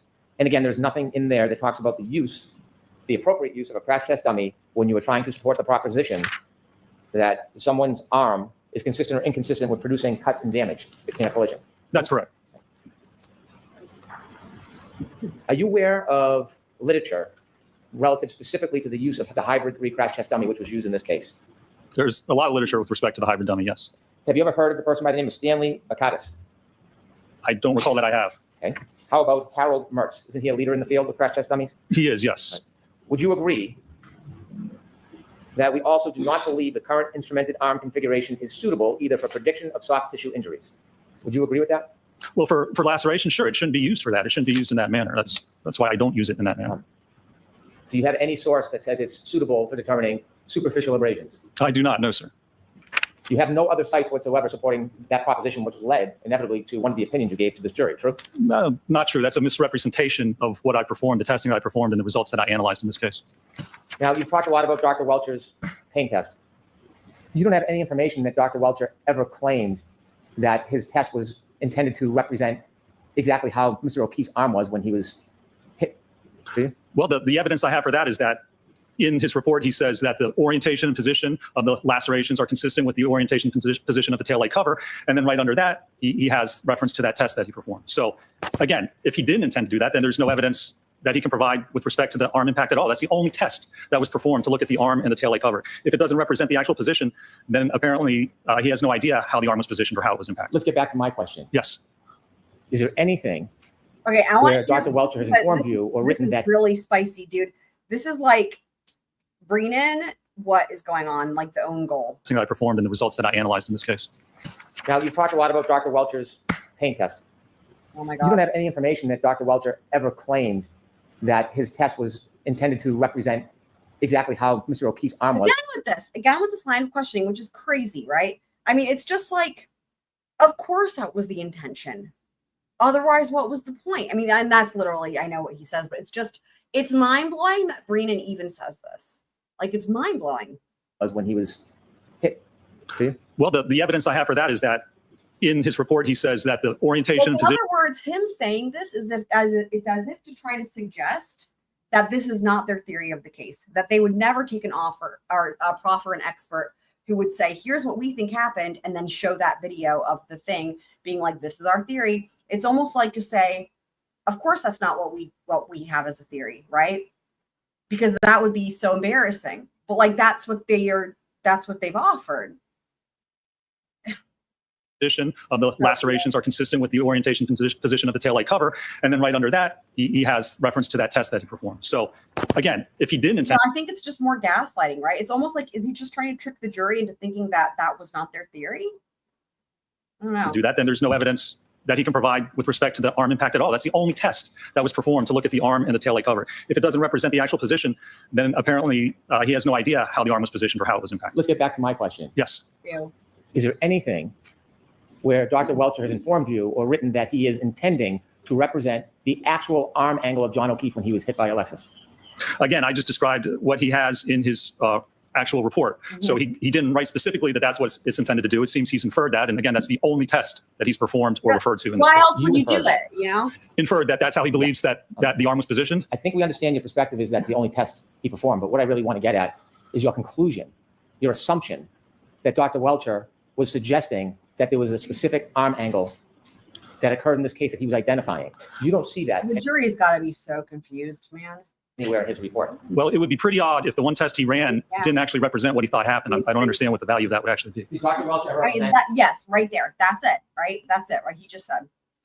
that occurred in this case that he was identifying? You don't see that anywhere in his report. Well, it would be pretty odd if the one test he ran didn't actually represent what he thought happened. I don't understand what the value of that would actually be. Did Dr. Welcher represent that he was trying to describe the actual body position of John O'Keefe when he was hit? Actually, he doesn't state that. He states very little in his report or in his PowerPoint. Oh my God. Oh my God. He demonstrates through the video of his arm like that and contacting it, and then he holds his arm up to a picture of Mr. O'Keefe's right arm to compare and apparently demonstrate that it's in the same area. But again, he doesn't. In other words, what he's saying is he doesn't really make a written opinion, and so he shows the video. And you got to believe that that was intentional, right? Because then all they can do is say that, well, he didn't write it down. It's not like, you know what I mean? Like, it's not an actual written statement. It's like plausible deniability, It's like the video itself is a statement, right? The point of the video is to make a statement of what they think happened and to show how it could have happened, right? So that's the point. But then there's this like plausible deniability that like, well, he didn't make a written statement about like literally saying this word for word. That's what he thinks happened. But that's why he did the video. And this is so gross and disgusting. Ugh.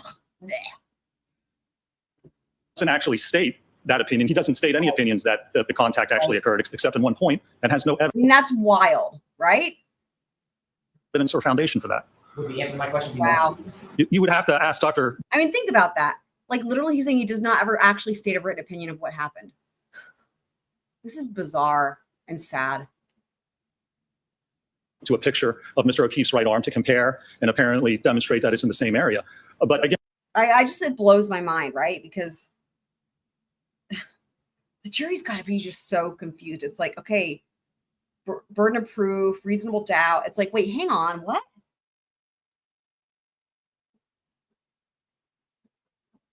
It's like the Commonwealth's trying to make it look like they have a theory of what happened, but then they're trying to say that they don't have a theory of what happened. Either way, I just, y'all. Ugh. again, he doesn't actually state that opinion. He doesn't state any opinions that the contact actually occurred, except in one point, and has no evidence or foundation for that. Would the answer to my question be no? You would have to ask Dr. Welcher, I suppose. But if it's not, again, then I'm not sure what that test actually accomplished. I think, yeah, 100%. I think it's just, I mean, maybe at this point, his strategy is just to try to, I mean, obviously he's going to continue the gaslighting, but it's like confuse the jury so much by like asserting something and then contradicting it and then contradicting that contradiction and then going back. It's like contradiction, hypocrite inception, you know, with a lot of gaslighting to where they just don't know which way is up or something. I mean, I don't know. It's very manipulative and icky and makes literally no sense. Ugh. Represented. You've made assumptions and then have given opinions to this jury based on your assumptions, haven't you? I've evaluated the evidence in the one test he ran. If that's incorrect, well, then I would have to correct my opinion and my assumption and say that not only is the test not actually show what occurred, but he hasn't performed anything to actually link the arm contact to the taillight cover. If it doesn't represent that, you're right. I changed my opinion that there's no evidence, no analysis, no conclusion whatsoever. I'm going to try to make my question a little clearer. Is there anything in the report where Dr. Welcher has stated that the arm angle in the demonstration was in any way attempt to replicate exactly how John O'Keefe's arm was when he was struck by Alexis? I don't believe anything's written in the report with respect to that, no. Is there anything in the report, Dr. Welcher, Crazy. that states Dr. Welcher was stating or claiming that Why does he think this? This is mind blowing. Mind blowing. the body position of John O'Keefe when he was struck? I'm going to allow that. Yeah. So no, I guess there is no opinion or conclusion that he knows how Mr. O'Keefe was actually positioned at the time of this alleged incident. Do you You're know correct. whether Dr. Welcher has been clear that he does not know? Let me say this differently. You would agree, Dr. Welcher has never stated in his report that he can identify the speed at which Mr. O'Keefe was struck in collision.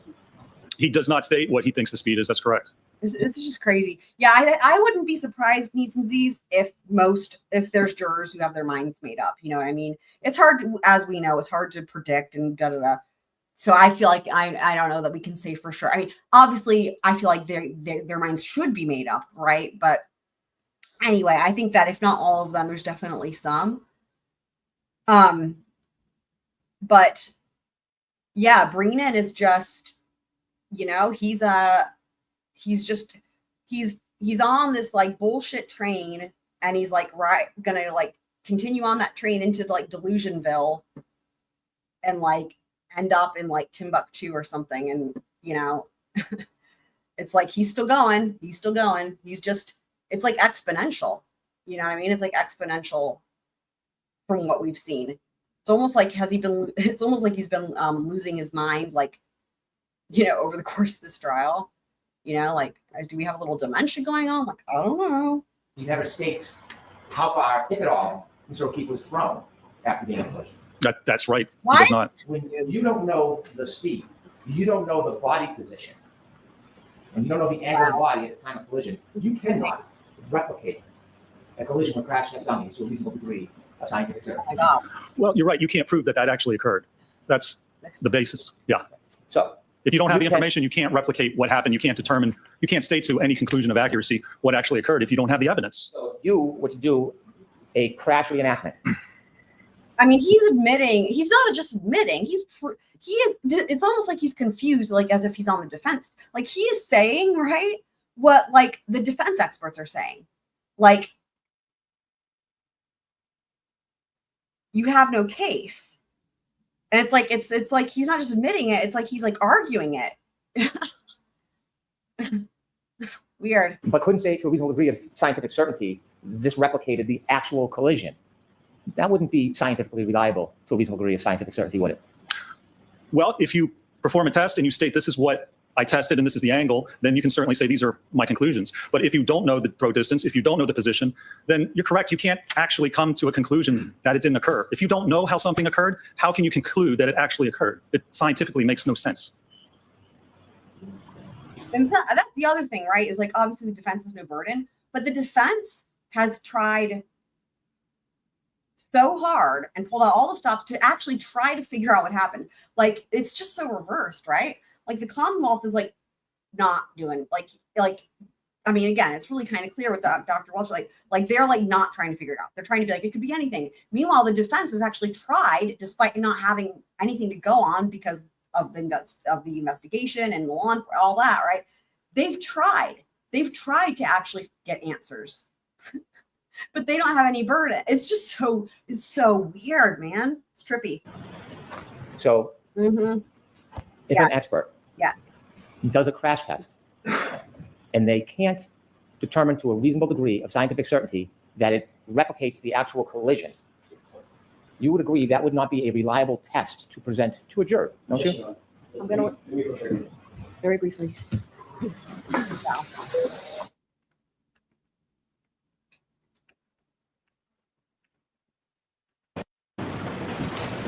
In reading the reports and evaluating the PowerPoint, I mean, again, just to reiterate, his opening statements was the science and the data and the facts. Science and the data and the facts. That was his thing. And he over and over and keep that in. His opening statement would lead me to believe in hindsight that he did not expect this to go the way it went, right? I don't know. Like it seems like, and we know, right? We know that Welcher was changing his report and whatnot up until the last minute. We know there were different things that were happening in that, you know, I wonder if, and he didn't really offer a theory of what happened in the opening statements, but he kept repeating the science, data, and the facts. I have to wonder if he kind of expected Welcher and maybe Burgess to like come through with like, all right, here's what we got for you, with something that was numbersy, right? Or mathy or sciencey. And then he would improvise until then, you know what I mean? And it never happened. It would almost be interesting to go back and watch his opening statement again now that we're here. But again, the thing being, I think he did not expect it to go like this. Because if he had, he really should have just spent the entire time, and not that I agree with this, obviously, but he should have just spent the entire time on Karen's statements of I hit him, because that's all it is, right? That's the only thing he's got. But and of course he did harp on that, but his theme was the science, the data, and the facts. It's just weird. would you agree there is no statement by Dr. Welcher ever in anything that you reviewed that he is claiming That's what I'm saying. or stating that his pain test That's what I'm saying. It's like he didn't know, like, it's like he's going into the trial without a theory and then improvising as new information comes out, because in this trial, with this case, new information comes out during trial. It's just really not normal, obviously. And he's like thinking he'll just sort of improvise until then, right? And like, that's kind of what it seems like. And then nothing really panned out, obviously. And now we're here. I just wanted to hear the beginning of his question. In reading the reports and evaluating the PowerPoint, would you agree there is no statement by Dr. Welcher ever in anything that you reviewed that he is claiming or stating that his pain test was supposed to be a reenactment, identifying the details of how Mr. O'Keefe was standing, moving, or holding his arm at the time of the collision? He did not state that. That's correct. So when you've made your criticisms that you've done testing regarding Dr. Welcher, you don't have any evidence, any statement on it that he was trying to reenact the actual collision? When I did that, there was one test with the arm like this. That's the only evidence that was presented in his opinion or in his case. I evaluated that. I have not seen any other explanation of what happened or how it occurred. Specifically, Dr. Welcher said in his report on page 9, he said, I have conducted an accident reconstruction and biomechanical engineering analysis of this matter. If he did not recreate how he was positioned, if he did not determine the speed of his... I want to hear that again. Look at him making his notes. Look at his stupid face. Yeah, that's right. It's imagine if he'd been successful getting ARCA kicked out. What an even more of a waste of time this would have been for the jury, because they would have had literally nothing. Like, I can't even fathom that. Any other explanation of what happened or how it occurred. Specifically, Dr. Welcher said in his report on page 9, he said, I have conducted an accident reconstruction and biomechanical engineering analysis of this matter. Yeah, there it is. If he did not recreate how he was positioned, if he did not determine the speed of impact, if he did not determine how Mr. O'Keefe's body moved, if he did not determine where he ended up, then he did not conduct either an accident reconstruction analysis or a biomechanical causation analysis. He did nothing of the sort. Wow. Other than your opinion, let's get back to my question if I could. Stop it, Brennan. I believe I answered at the beginning of that, sir. I'm going to ask you again. My detailed question is, there is nothing in Dr. Welcher's report or any of his presentation that states he is trying to represent the exact posture, movement, and stance of Mr. O'Keefe when there was a This collision. is just one of those situations where it's like race ipsa loquitur, like the thing speaks for itself. He didn't, and he again, I think it was intentional. He didn't have to say it. He demonstrated it. And on top of that, it's clear he didn't say it for this very reason, right? So that he didn't put it in writing. But his intention was clear. It's just so weaselly, man. Collision. It's not anywhere in there where he stated that. It's not stated. I'd be curious to find out what that, if that wasn't the intent of the test, I'd be curious to see what the actual intent was. Is the answer no? It's not in there. I think I just said that at the beginning of my answer, sir. I'm going to ask you again. Is the answer no? The answer is no. When you do crash tests, you have a controlled environment in some respects, don't you? You do, yes, sir. You get to control some or sometimes many of the variables, don't you? You can, yes. Real life sometimes is described in your world as chaos, right? I suppose it could be under certain circumstances. Testing is limited to the variables that you produce, but real life sometimes has variables you can't predict. Isn't that fair to say? It's possible, yes. Is it more than possible, doctor? I don't know, is it? What I'm asking you. It depends on the situation and the certain variables. It depends on the case. It could be possible, yes. Have you seen cases where variables are impossible to predict? Where the what? Variables. Have you had cases? You've had many cases, you said. Have you had cases where variables are impossible to predict? It depends. I mean, it depends on what you're looking. I guarantee you he's never had a case like this before where there's just like, it's only unknowns. I guarantee you. At. And if you want to conclude that something happened and this is how it occurred, you have to look at those variables. If you can't control for those variables, then it's possible you can't prove that it actually happened. So yes, if you're doing a certain test to prove something, you have to look at how those variables may affect it. But there's basic information you have to know to perform that type of an analysis. So my question again is, are there scenarios where variables are impossible to predict? There could be, yes. Have you had cases yourself where there are variables that were impossible to predict? I suppose I probably have. I mean, it depends. If you don't know what happened, sure, then you don't know those variables necessarily. How many cases have you done on pedestrian accidents? I've done hundreds of cases. So you have a good background and basis to know whether or not there are variables that sometimes you can't predict, don't you? Sure. As I said, it depends on the case. When you did the crash tests in this case, did you actually do them? I did not, no. Were you even there when they happened? I was not, no, sir. So you're relying in part on Dr. Wolf's work. I am, yes. Oh my God.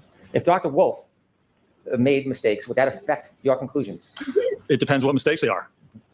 When you had, or when Dr. Wolf had the crash test dummy in test E and F on a forklift, you remember those? I do, yes. When it's on the forklift, it does not allow the crash test dummy after being struck to move, to be thrown, does it? Actually, if it's a force acting on it, it will move. It will like a pendulum. So if there's a force acting on it, you'll see which direction it moves. If there's a forward force, it will move. It'll swing forward or sideways or backwards. It can move. Well, my question isn't direction. It's can it show the throw? Can it throw or move the crash test dummy in its natural course after the collision to a resting spot? No. In those tests, though, there wouldn't be any throw. If a crash test dummy is restrained by a forklift,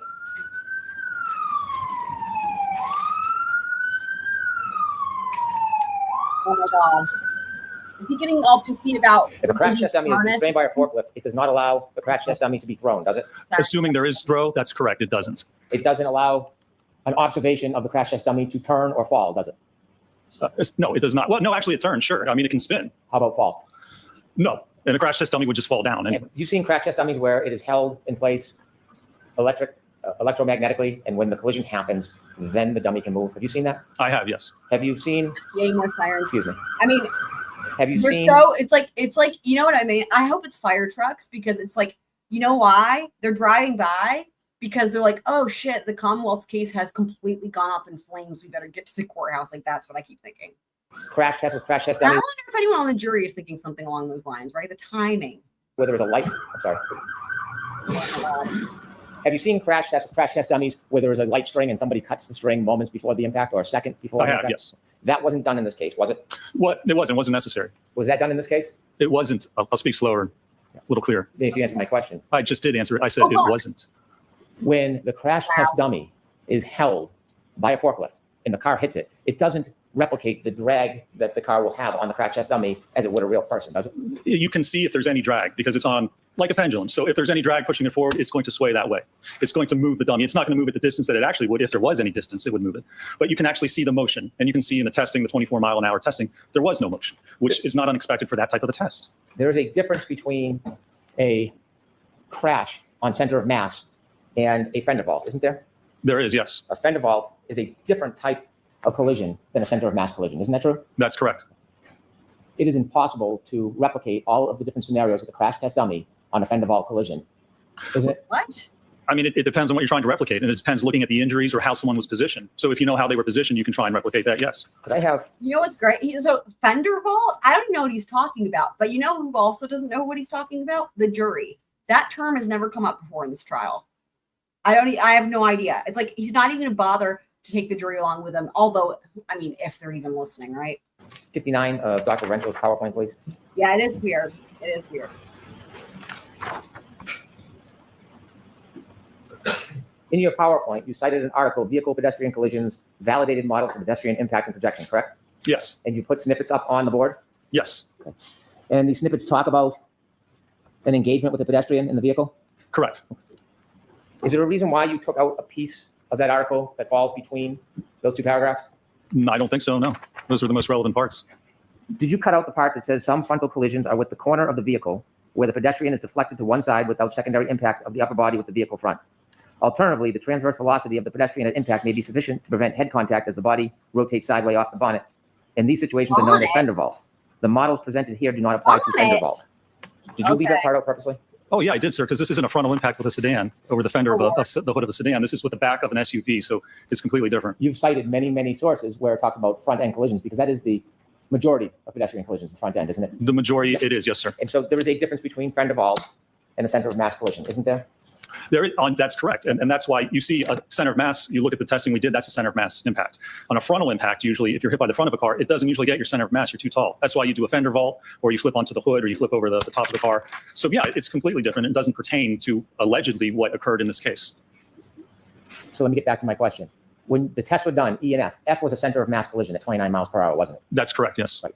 E, are you considering E a center of mass collision? Which was he, the 24 miles per hour. No, it didn't hit the center of mass of the Right. dummy, it just hit the arm. Exactly. So there is a difference. In this case, you don't know the position of Mr. O'Keefe's arm at impact, do you? Nobody knows. I don't think his arm was even impacted by the car, so no. You I don't don't- know the position of the arm at impact because it wasn't hit by the car. You don't know Oh my God. the angle of his body at impact, do you? The alleged Wow. Brilliant. This is brilliant. The last two defense experts literally were able to make these exact same opinions in the same type of manner, right? Where it's like not when they're actually giving their opinion. It's not expected. It's not like when they're being asked formally for whatever. It's like on cross when Breenan's pushing it and they're just being completely candid and not even being pressed like, dude. Here's what I will say. The jury's going to be leaving from this day with the last two witnesses, right? Those are the words that are going to be freshest in their memory. Wow. In this case, you don't know the position of Mr. O'Keefe's arm at impact, do you? Nobody knows. I don't think his arm was even impacted by the car, so no. You I don't- don't know the position of the arm at impact because it wasn't hit by the car. You don't know the angle of his body at impact, do you? I have to just say that I actually prefer it because him and then Dr. Laposada, they both said this. They're like, yeah, there was no collision. Like, he wasn't hit by a car. Like, they're just saying it like it's so matter of fact. It's like, duh, right?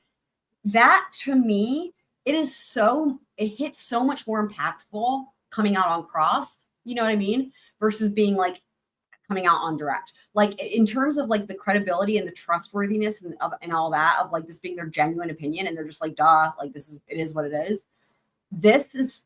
I'm just so glad. I'm so glad this came out the way it did from both of those experts on cross exam, because it's the only way, right? It's the only way that the jury could really hear the truth, of what they thought. And so, yeah. The alleged angle. Oh, yeah, for sure. So ask the question again. Okay. You have no information about the angle of Mr. O'Keefe's body at the time the defendant's Lexus was traveling backwards on January 29, 2022, do you? We have no information that he was even hit by the Lexus. Thank So you. there wouldn't be any information on the angle if his body Wow. wasn't hit. When you We have no information he was even hit by the Lexus. This is so good. talked about force equations with this jury, you cited a number of pieces of literature, didn't you? I did, yes. When you cited the literature, you cited all literature regarding concentrated forces, didn't you? No, that's not true. There's a difference between concentrated and distributed force, isn't there? Yeah, I talked about that on my direct, yes, sir. When you showed your slides, for example, the hand, Yes. could we see slide 8, please?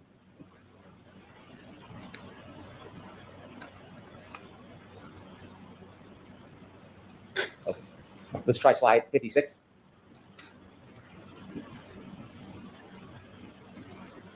You would agree with me, Doctor, there's a difference between a concentrated and a distributed load, wouldn't you? I would, yes. When you gave your opinions in Why this is case, it was he still going, Brennan? I mean, like, just sit the fuck down. This is based crazy. on concentrated load, wasn't it? No, sir.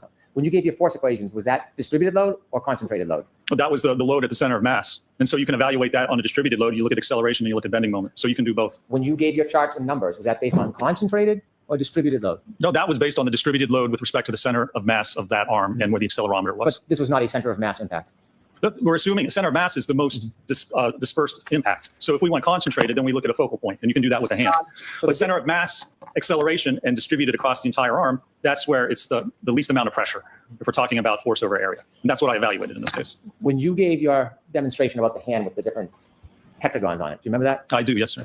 There was a difference between taking a small object and putting pressure on the body as opposed to a larger, wider object, isn't there? Well, it depends on what it's contacting. And certainly not a difference when you look at the size of that impactor and the size of the knuckles and the metacarpal bones. So, for example, if somebody took a book and hit somebody off the forehead, it may or may not leave a mark. But if they use the same force and they took a high heel, the heel of a high heel, and hit somebody, What there is would likely be more happening? damage with the high heel Is than there he would adding more theories to this case that there's a book and a high heel involved? Like what? Why? with the book. Isn't that fair to say? Why? Well, soft tissue, but if the force is the same, you would expect the fracture to occur. You have to look at the distribution, you have to look at the strength of the bone, and you have to look at the overall force that's being applied. Now, you said in your differential diagnosis you considered all evidence. Did you say that on direct examination? I don't believe I did. I believe I considered evidence for a biomechanical and accident reconstruction analysis in this case. So you didn't consider phone data. It has nothing to do with biomechanics or accident reconstruction. Did you consider text stream data? I'm going to allow that. I'll strike it. Did you consider Apple healthcare data? No, sir. I'm going to allow it. Did you consider phone temperature, battery temperature data? I'm going to allow it. Has nothing to do with biomechanics, sir. I'll ask again. Did you consider it? I did not know. You said it would be improper to ignore evidence. Are those your words?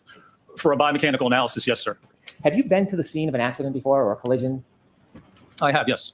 Do you know what a debris field is? Yes, sir. And you've seen in your videos, E and F, there's debris fields after the collision and the taillight brakes, isn't there? So first of all, there's debris in the yard. What that's from, is there a collision? Was there a collision? Where did that come from? Where it was positioned? That's all conjecture and supposition. Those aren't actual facts, sir. Can you hear my question about debris field? I'm asking. Yeah, and I think it's inappropriate. In a collision, have you seen debris fields? I have, yes. Have you seen debris fields where a taillight is That's shattered? great. I have, yes. In fact, in your video, yes or no, after the collision, video Yeah. EF, there are debris. Thank you. Need some Z's. Great minds think alike. Yes. There are at a certain point, yes, sir. Absolutely. And so when you're looking at your studies, do you consider debris fields? It depends on the evidence. It depends on how it was collected. It There, it's funny because it sounded like Brandon said, did you consider the debris fields? depends if it is accurate or reliable. But from a biomechanical standpoint, no, you don't need to look at the debris field or alleged debris field of a taillight cover. That has nothing to do with the injuries or the position or the movement of Can I an have exhibit individual. 73, please? Wow. He just interrupts him.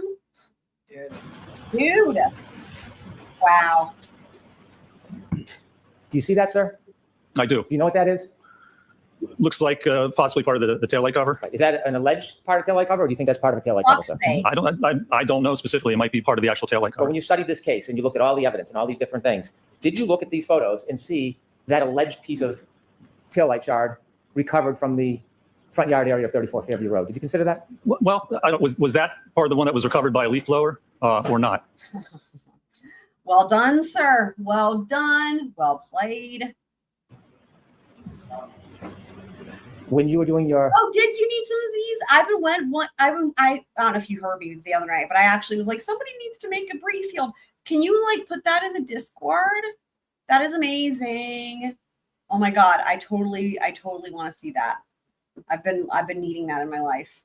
ample study, sir. I mean, Yes. What I'm asking you is, when you were looking at all the available evidence, did you look at this photo of this alleged taillight shard on the front lawn of 34 Fairview Road? Were you aware of it? No. Oh, I was aware that there was debris in the yard, but again, that has nothing to do with the biomechanical analysis.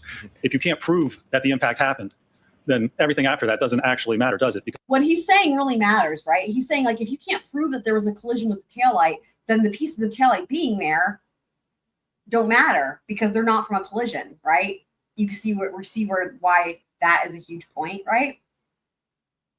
In other words, okay, it's like correlation versus causation, right? In other words, just because there's pieces of taillight there, that doesn't mean that a collision happened with the Lexus, right? If there's nothing to show that a collision happened. The collision has to happen first to result in the taillight pieces, right? If you've got taillight pieces, but you've got literally nothing to support there was a collision, then there has to be a different explanation for how the taillight pieces got there. So there you go. because all that would be from something else. So unless you prove the core issue with this case, the contact, the post-impact movement, the head injury, without proving that, everything else is ancillary to what you're attempting to conclude. Do you have any evidence in your biomechanical studies how this alleged piece of taillight shard ended up on the front lawn of 34 Fairview? I don't know, sir. I didn't evaluate or investigate that. Could I have Exhibit 76A, please? Did you see this photograph, sir? I do, yes. Is that part of a red taillight shard or an alleged piece of a taillight shard? It looks like it, yes. Did you consider this in your biomechanical studies that this taillight shard was found in front of 34 Fairview Road? Well, sorry, can you give me a precise distance from where the body was found and where that was found with respect to Mr. O'Keefe, with respect to a reference point? Did you consider this, sir? There is none, so no, I did not consider that. Do you know how this taillight shard got there?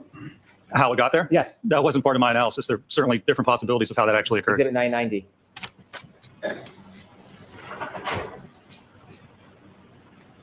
Do you know what that is, sir? It looks like part of the light assembly. Mr. O'Keefe's hat? Oh, Did you that's look his at the hat. photograph? I see now, yes. Did you know he was wearing a hat that night? I did, yes. And did you Oh, consider how that hat ended my- up on the ground in front of 34 Oh my Fairview? God, with the hat. This is Breenan's other new obsession, right? Was the hat. Because he's brought this hat up with like the past couple witnesses. And it's like every time I'm like, this is so fucking dumb. And I can't believe he's doing it again. Like, of all of the things, I could be wearing a hat right now and I could go and walk into another room and it could fall off. Or I could bend over to pick something up and it could fall off. It's like, what? This is crazy. No, sir, that was not part of my biomechanical analysis. There's a number of ways a hat can end up in a yard. Is one of those ways being in a collision with a Lexus? I suppose that's a possibility, or someone could put it there. I mean, The hat being there supposed to prove there was a collision. Like you. Oh, but also he literally said, or someone could put it there. Hold on, let me back that up. Of 34 Fairview? no, sir, that was not part of my biomechanical analysis. There's a number of ways a hat can end up in a yard. Is one of those ways being in a collision with a Lexus? I suppose that's a possibility, or someone could put it there. I mean, there's a number of different possibilities as to when or how a hat may appear in a yard. Who do you think put it there? Well, I have no idea. I haven't seen any evidence of how it got there, and frankly, it's immaterial to a biomechanical analysis. Do you have a theory you want to share Wow. with us about planting evidence? Is that what we're getting at, sir? Oh my God. Wow. By the way, the x-rays you looked at earlier, when's the first time you saw those? I saw those when I was on the case initially. Yeah. So that, for anyone that was wondering, when did these x-rays originate from? They've been there since the beginning, of course. I mean, of course they were, right? They were done by the medical examiner, right? And that was done at the time of autopsy. So For the first trial, No mention in the report about reviewing those. it says I reviewed medical records and reports. Mhm. That's how it would be assumed, like literally, there's no way that wouldn't include x-rays. That's just like normal. The odd thing is to not review the x-rays. I mean, this is just backwards. Actually, where in every report I have, I just put generally that it refers to medical records and reports, which includes x-rays, 100%. MRIs. Exhibit 74, please. 100% they hit them. It's crazy. It's crazy. Have you seen this photograph? I have, yes. Okay. In your studies or your testing, did you determine how Mr. O'Keefe's shoe ended up near the curb? No, sir. It's like, did they really think that if they didn't produce the x-rays, people would somehow still think he broke a bone? I mean, it's really sad, right? But I guess that was what they did. Exhibit 201A, please.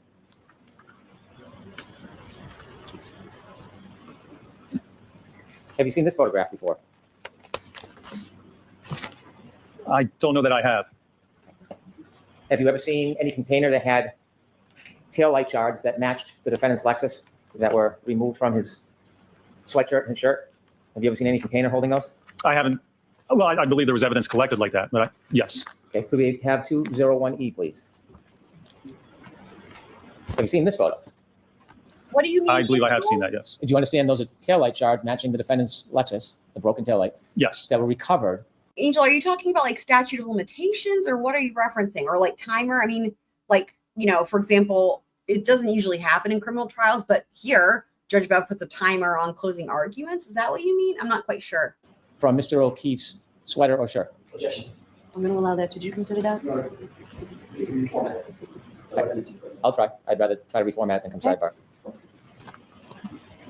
Did you know? No, the fact that he says that must mean that he can tell the jury's sick of him, right? That's the first time I've ever heard him say that, right? That he's like in other words, like he's like, I'll do anything to avoid going to sidebar. I wonder if he looked at the jury and the jury's like shooting daggers at him. That's interesting. That taillight shards were collected after Mr. O'Keefe's sweatshirt. Oh, you're saying the time they were permitted to question.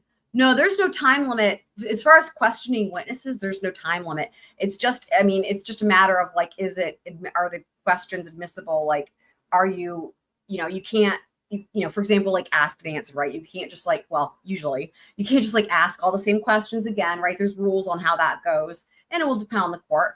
I mean, in other words, some judges will put a tighter rein on, like, for example, the latitude on cross-examination or what have you. But there's not like a timer, like a set time, like a stopwatch or anything like that. Not in civil trials either. Now, having said that, in federal trials, I don't think so. I think in federal trials they do have limits, like specific time limits for opening and closing. But with witnesses, I don't think there's no way you can do that because you don't, know what the witness is going to testify to. But yeah, again, and we are about to get to here very soon the discussion around closing arguments for this trial, speaking of which. So T-shirt was great. I'm going to allow that. I need some voice. Jurors, this will be brief. yeah, no, 100% right. As we know, Judge Bev this is not normal, right? Like if this had been the defense, yeah, I mean, if this had been a different judge, the judge would have shut this down a long time ago with Brennan, right? And they would have done a lot differently with him, obviously. But also even with this judge, had this been the defense, I mean, it would have been treated completely differently. I mean, this has just been very wandering. A lot of it was already discussed. Relevance. It's just not most. I mean, has any of it been relevant? I would think no. So yeah. But, as we know, Bev lets him do what he wants. Our extensive study of the detail of this case, did you know that these pieces of plastic were removed or scraped from Mr. O'Keefe's clothes, specifically his sweatshirt and his T-shirt? Did you know that?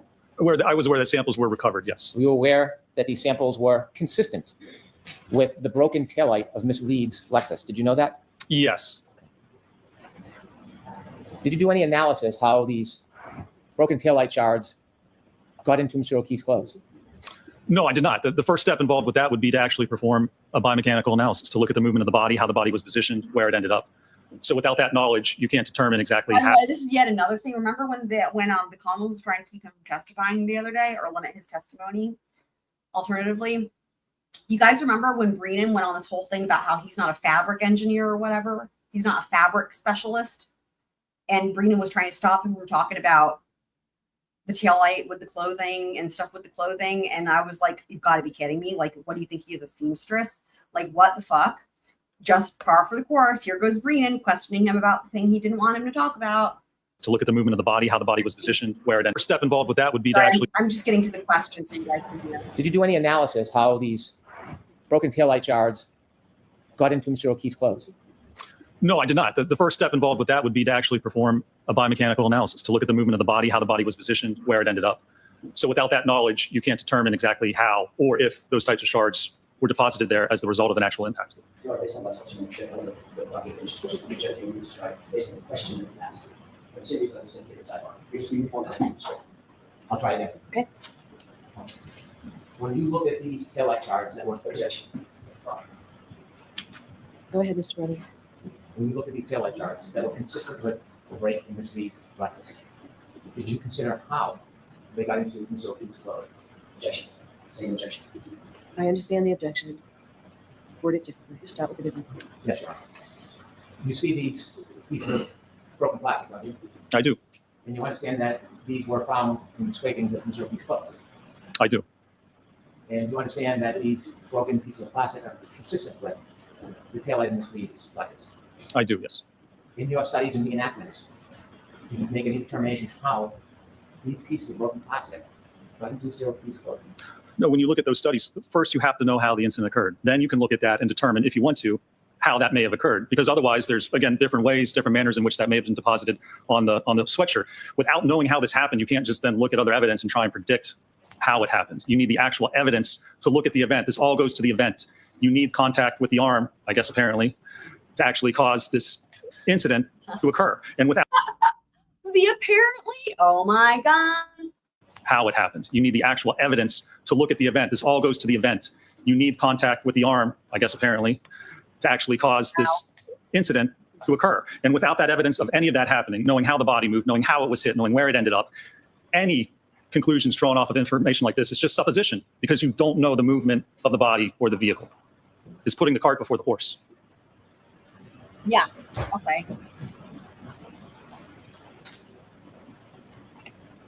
Could I have exhibit 201D, please? Do you understand this is broken pieces of plastic consistent with the broken taillight of the defendant's car? Do you understand that? I believe so, yes. And do you understand this is a photograph of these broken pieces of plastic under a microscope? Okay. Well, I'm asking you. Do you understand? So if that? that's what you're I don't. telling me, then I don't want you to rely on me. No, If you didn't I mean- see them, it's okay. I don't I recall will if say, I those honestly look like pieces of like red tape or something, but whatever. saw those or not. Have you seen this picture? I don't recall seeing it, no. Now looking at this photograph and seeing these broken pieces of plastic under a microscope with fibers near the plastic, is that something you would want to consider in your analysis, performing your opinion whether or not there's a collision between Ms. Reed's car and Mr. O'Keefe? Again, if you can't do a proper biomechanical analysis, then that evidence is not consistent. You can't determine how it occurred. You can't say that that's consistent with it. You can't just look at certain evidence and not do a proper analysis. If you can't even tell that an impact occurred, you can't look at tertiary evidence and say, well, this proves that it occurred. In order to say from a biomechanical and accident reconstruction standpoint that an impact occurred and here's how it occurred, you have to understand the mechanics and the dynamics before. This could certainly support that finding and those conclusions, but by itself, I don't know of any methodology in any study or peer-reviewed article that says you can just look at Yep. alleged evidence and then form an opinion as to whether an impact occurred. This is brilliant. And I just want to say, first of all, Kim, I love that you called him by his first name. Initially, I was like, who's Andrew? And then I was like, oh, him, he's labeled. I love that. And yeah, totally looks like shards of the red cellophane. Mm-hmm. Yeah, it totally does. It totally looks like that. Yeah, yeah. It really does. It was like translucent and it looked thin and like, yeah, not hard. Anyway. But yeah, I love that Kim called him Andrew. That's amazing.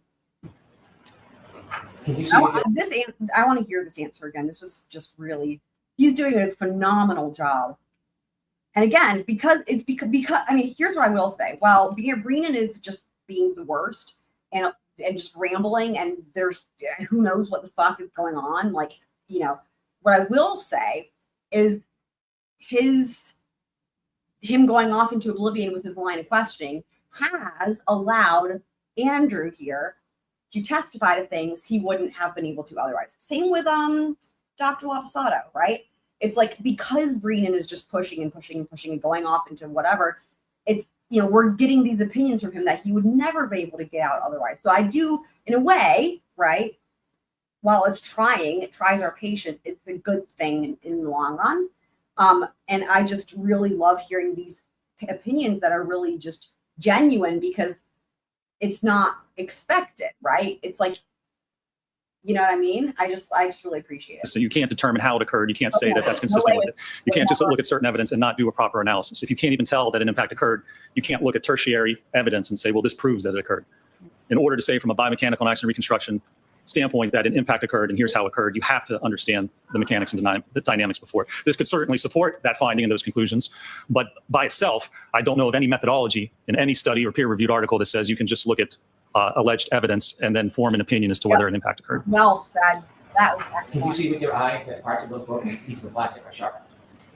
I have to just say, I also love that he said it certainly could have occurred that way. Or, you know what I mean? Like, in other words, he says it's not that he's not saying that it's impossible. He's just saying I'm butchering it. I don't want to misspeak.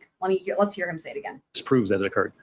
In order to say from a biomechanical and accident reconstruction standpoint that an impact occurred and here's how it occurred, you have to understand the mechanics and the dynamics before. This could certainly support that finding and those conclusions. Right there. Yeah, it certainly could support it. There we go. But by itself, I don't know of any methodology in any study or peer-reviewed article that says you can just look at alleged evidence and then form an opinion as to whether an impact occurred. I mean, he's just giving his honest opinion on it. I love it so much. Can you see with your eye that parts of those broken pieces of plastic are sharp? They look sharp. You disagree? Do you think they're not sharp? I don't have an opinion as to that, sir. Take a look. What? If you look at that from behind you, you tell me whether you think those pieces of broken plastic are sharp. I would allow that. I guess they look sharp. I have no idea if they are or not. It's under a microscope. When you actually put things under a microscope, It's just so imaginary. It's like, does this look sharp to you? Like, what is going on? This is wow. it looks much different, and it is much different than Let's go back to Looking at the normal 20E. line. Perhaps that can I help. mean, the speculation and just wild, man. Not under a microscope. If you pay particular attention to the larger one in the middle, Agreed. that looks like a shark's tooth. You see Yes. that one? yes. That looks You like a think, shark. doctor, A shark's tooth. Can we leave sharks out of this, please? that some of those appear sharp? Some of those appear sharp, could possibly cause a laceration, sure, as opposed to an abrasion. Do you think that any of those could cause an abrasion? I don't think that you could get a consistent level of superficial abrasions along the entire arm of minimal depth of less than 0.5 millimeter. Through Okay, so what? In other words, the way I'm understanding that is he's almost like, if anything, if they are hard pieces of plastic, because again, they kind of look like cellophane us. They are hard pieces of plastic, and then they would be too sharp. Like, is what he's saying. It would not have made those abrasions. It would have done lacerations instead because they would have been too sharp. I mean, amazing, right? What a great point when it comes to this freaking taillight, man. impact with the glass. To have that minimal force on every part of the arm to only cause superficial abrasions would be highly unlikely. Do you think some of those sharp pieces, if they were lodged in Mr. O'Keefe's sweater, could cause an abrasion? Oh my God. No. It's possible if you had enough punctures and holes in the sweater to correspond with the abrasions on the arm, Again, how would you get the pattern? I bet that's what he's going to say. that would be, I suppose, that could be a possibility. In your testing, not to belabor it, I'm just going to show you one. Not to belabor it, and then he's going to belabor it. I want to show you video E. Could we go to video E, please? Oh boy. I wonder if he's going to bring up do anything with those X-rays Brennan. Like, is he going to just pretend they don't exist? Scott. In video E, the arm that is sticking straight out, who determined that angle, Dr. Wolf?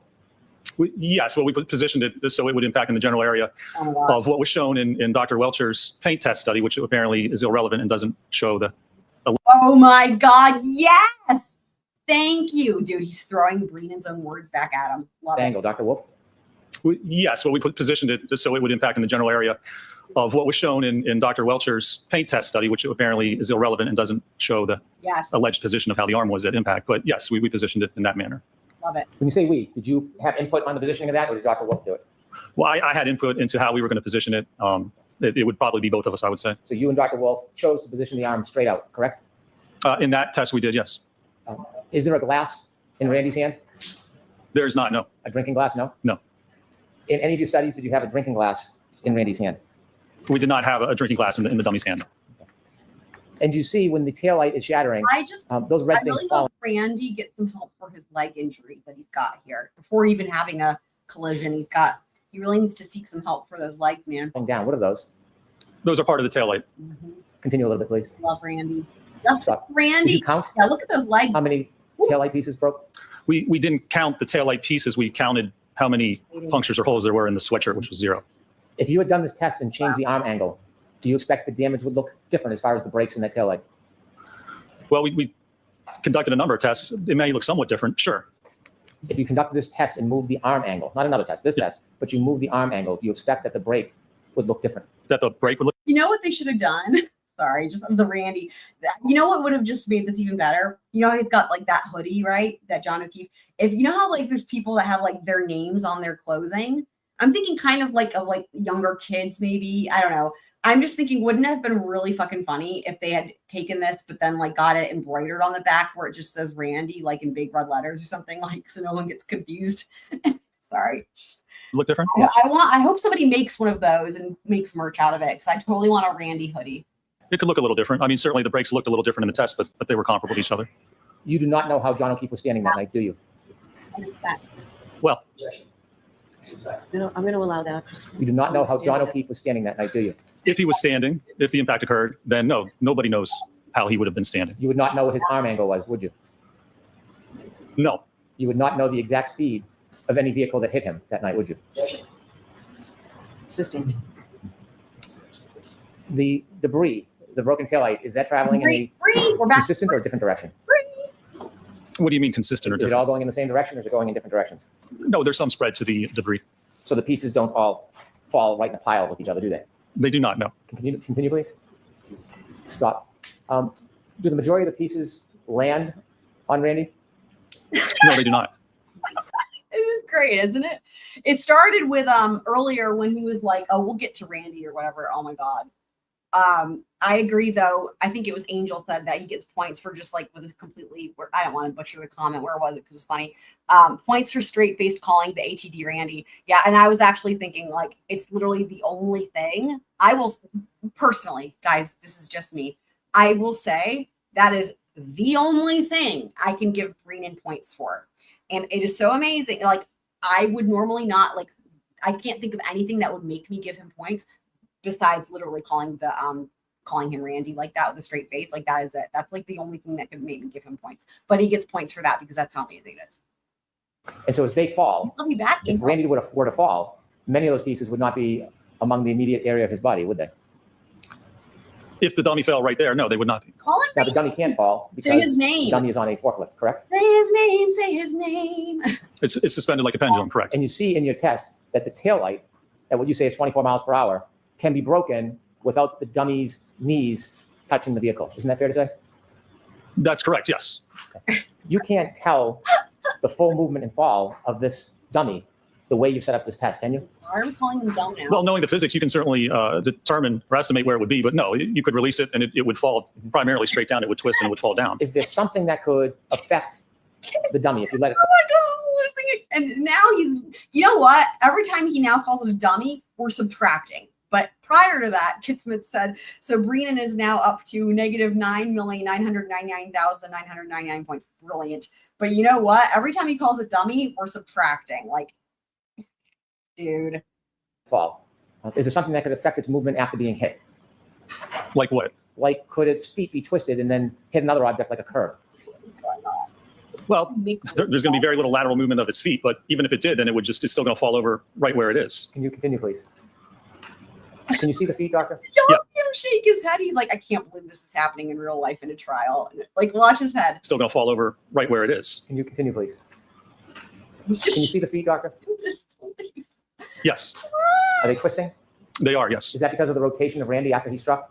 Yeah, that's the rotation. Or is he just doing some hip new dance that the kids know about? It's for the kids. The kids are doing it. It's a hot new dance. Maybe anything's possible when it comes to this crime scene, right? Alleged crime scene, I shall say. Anything's possible, except that he was hit by a car. Let me make sure that's clear. Everything is literally possible with the exception of John O'Keefe getting hit by a car. Included in that scenario is the Lexus blasting off into space. That is still possible. That's within the realm of possibilities. But what's not in the realm of possibilities is John O'Keefe getting hit by the car. Of Randy, and again, as you said, that's not a normal person because there's no normal force acting on the dummy. We just have it barely touching. So a normal individual, you aren't going to twist to that extent because this is a Look at him with his harness and his backwards legs. Sad. He's doing his best. dummy, which is That's what I'm saying though. Like the back of that hoodie needs to say Randy in big red letters, like embroidery or something, like, or even like the black and gray, you know, like what they do on like soft, like what is it, softball jerseys or whatever. Like he needs to have his name on his shirt. suspended with just a little contact on the And ground. after being contacted by a vehicle enough to break the light, could it cause a person to stagger backwards? That is I mean, you're making some suppositions here. There's no evidence that would occur in this case. Reenan's like, of course I'm making suppositions. That's all I'm doing now. Flash says that Bev has been reversed 4 times. That is, here's why that's surprising. You guys know how unusual it is for cases to get reversed or overturned. That is wild. That's wild. That's wild. That's crazy for one judge. I mean, it's blowing my mind right now. So let's hear this part though. A vehicle enough to break the light, could it cause a person to stagger backwards? I mean, you're making some suppositions here. There's no evidence that would occur in this case, and not if you're spinning like that. You're not going to stagger backwards. First, you're going to spin if you get hit with your arm, as I described in my direct. But is it possible? I can't say it's impossible, but there's no evidence of that. Could a person? Yeah, shout out to Trooper Paul. And then also, there's no evidence of that. I mean, I've been forgetting to do this one real quick here because there's no evidence. Right. There's no evidence of anything in this case. Excellent. Person stumble backwards after being hit. I'm going to allow that. What do you mean by backwards? Because you'd be spinning. So what direction is backwards? Could a person get their foot caught on a curb, sneaker come off, and then stagger backwards and fall on their head? I'm going to allow that. Interesting. Doctor?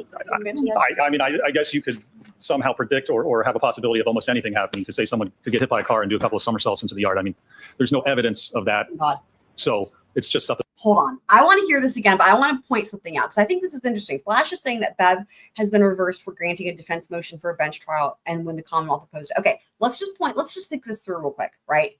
We know, because this could actually explain something. We know it's so unusual, right?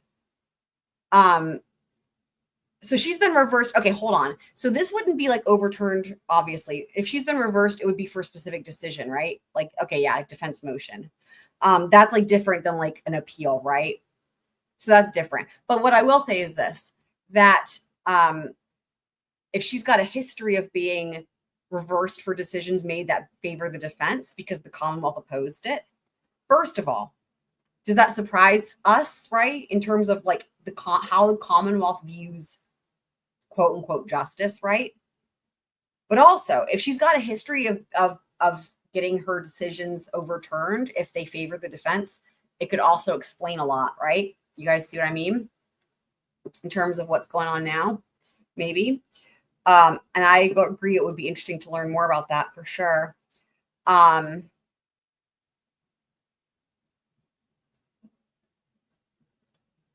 Yeah, that is very interesting and very surprising. Okay. I'm going to allow that. Doctor? I'm going to that. I mean, I guess you could somehow predict or have a possibility of almost anything happening. You could say someone could get hit by a car and do a couple of somersaults into the yard. I mean, there's no evidence of that. Yeah. So it's just supposition, but I won't say it's impossible. You think John keep the somersaults and contact 34 fairings every time? No, I don't think he even got hit by the car, sir. That's not enough. That's it right there. Yep. Yeah, because it's just as likely that John O'Keefe did somersaults before he fell in the yard, as is the Lexus blasting off into space, as is Dr. Rentschler turning into a pineapple on the witness stand. All those things are equally likely, but the thing that's not likely or possible at all is that he was hit by the car. So I'm asking. I've heard that. I'm asking Yeah. you to get somersaults for contact. No, there's no evidence of what he did. You want to come sidebar quickly before I... that is hilarious that Brennan thinks that's going to be a serve. Dude, wow. No, I don't think he even got hit by the car, sir. That's not what I'm asking. I've heard that. I'm asking Yeah. you to get somersaults for contact. No, there's no evidence of what he did. You want to come sidebar quickly before I start? Okay. Wow. Next,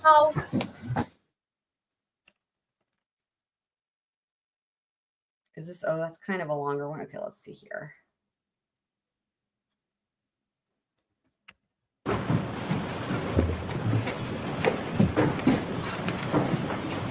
Could I have exhibit 166, please? He has been on cross for way longer. Did you see this photograph, sir? I did, yes. And do you see the cut on Mr. O'Keefe's nose, the left side of his nostril? Oh, I do. God, not In your this. analysis of whether there was a collision No. with the defendant's Lexus, did you Oh my God. consider or know that there was evidence that a piece of glass or a piece of broken plastic was pulled from Mr. O'Keefe's nose? Objection. I'm going to allow that. This is crazy. One question. Crazy. I'm going to allow that. Your Honor. So, hold on. Wow. You were just talking Let's get an about answer. this last night. Your objection's noted, Mr. Jackson. I was aware there was some piece of material allegedly pulled from the nose, yes. Allegedly pulled from the nose? Yes. Okay. And that alleged piece of material, were you aware that it was perhaps a piece of glass or broken plastic? No. No. Are you aware of Your Honor, that's not an No, it's wrong. That's wrong. That So- Miss glass. Hold on, Mr. Green Jackson. is misrepresenting this on purpose. She said glass. Mr. Brennan. I can reword it. Okay. Oh my You're God. welcome. Again, Are you- I can reword it. He's really trying to prevent going to sidebar. I think he's getting a read on the jury, and the jury's done with him. He's like, really, he's like cutting it off before anyone takes it to sidebar. He's like, I'll correct it. Whatever we do, no sidebar. Like that's what he's doing right now, which is wild. You aware of that object that was pulled from Mr. O'Keefe's nose? What material that was? I believe it was glass. Did you want to know in your assessment about collision where that came from? Well, I did evaluate that, and it's actually entirely inconsistent with coming from an impact with the vehicle. Amazing. Can we have exhibit 52A, please? Brandon, aren't you so glad that you fought to ask that question? Like, what the fuck? Oh my God. I Really? believe it was glass. Did you want to know in your assessment about collision where that came from? Well, I did evaluate that, and it's actually entirely inconsistent with coming from an impact with the vehicle. Wow.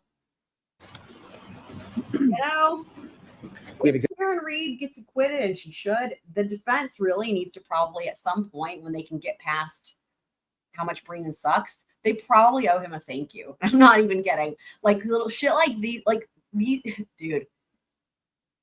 Like, wow. exhibit 52A, please. Do you know what that is, doctor? It's hard for me to see from here. I believe that's the drinking glass. A drinking glass. Do you Yeah. know what that is in relation to where Mr. O'Keefe was found? I believe it was found in the vicinity of where he was found. And could I have exhibit 195, please? Wow. You recognize that? That is another photograph of the drinking glass, yes, sir. 197A, please. B.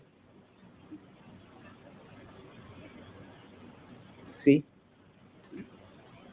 D. You know, the other thing I will say is that the testimony that Karen gave in one clip about pulling the glass out and it gushed blood, it's impossible from everything we've learned from all the medical examiners and all the experts, it's impossible that he would have been gushing blood. When here's what I will say. Because it's impossible that he would have been gushing blood at that time because of how it's just not possible, that goes to show you that that is something that didn't happen, which is what I thought anyway, because none of it made any sense. And it's just one of those things that maybe it's like a trauma memory, right? But there's no way that happened. So anyway, just wanted to say that. And in your assessment, did you know that a piece of glass that fit Yeah. a broken drinking glass was found in the street area? Yeah. In front of 34 Fairview Road?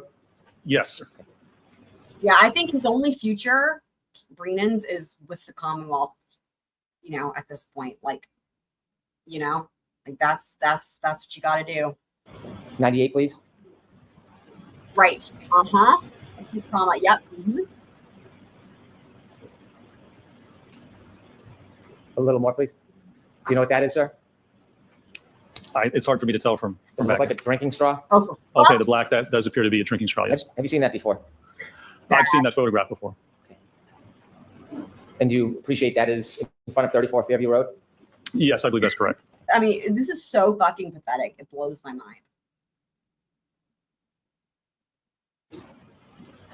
And sir, in your analysis, in your reconstruction analysis, So any trash on the road is connected to the crime scene. It's just not.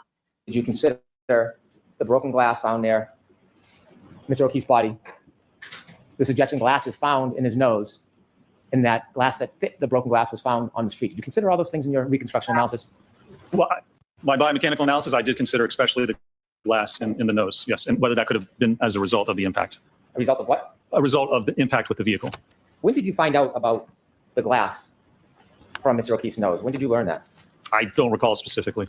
What was it before you came and testified last time, or was it before this time? I honestly, I couldn't tell you. I know it was before this time. I don't know when I found out about it. Weeks ago, months ago? Could you turn the lights on, please? I have no idea, sir. You don't know if it was weeks or months ago? I don't remember that specific piece of evidence when I found out about it. Yes, What do you mean you sir. don't remember it? Have you seen it before? Well, I evaluated certainly for my report for this case. I don't know if I'd known about it prior to that. Is it mentioned anywhere in the report about the piece of glass in Mr. O'Keefe's nose? No, it's not. When you received that information, did someone tell you about it? Did you listen? Did you watch? How did you evaluate this evidence? It might have been in an interview or something that it was pulled from his nose, I believe. Okay. So you saw and listened to something? I believe so, or was made aware of it. Just a couple more questions, sir. I had asked you at the beginning of your examination whether you denied that receiving information certainly helped prepare to understand what was going on during the trial. Do you remember those questions? With respect to the trace DNA, correct? Okay. May I approach? Yes. You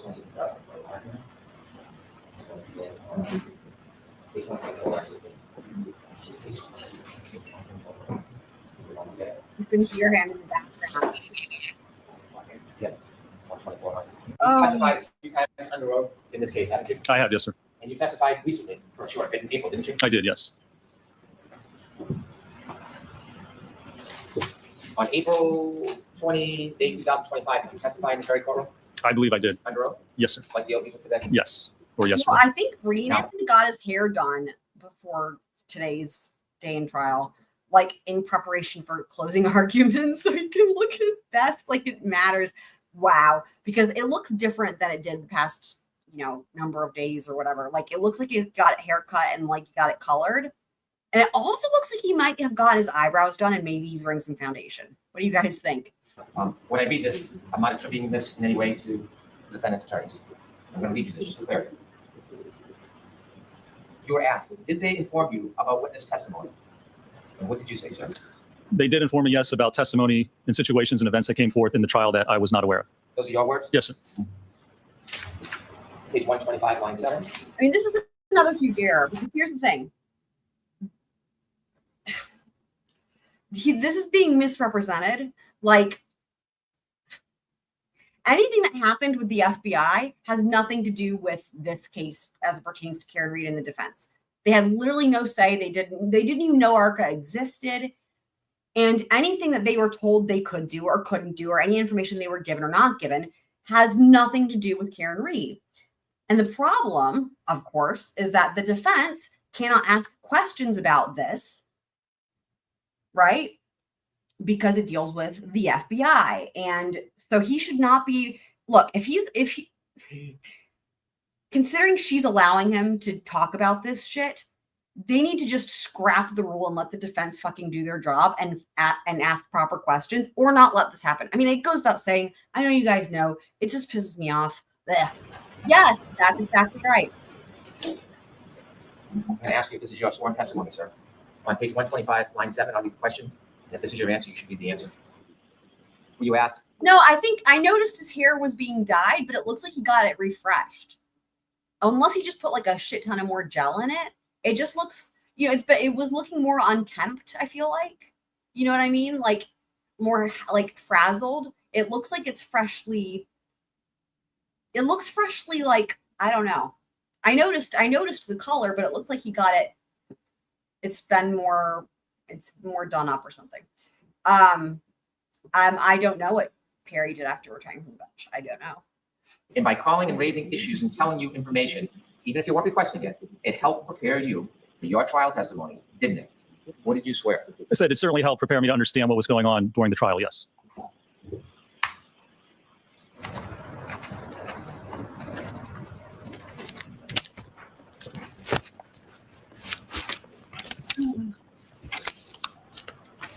I have no further questions.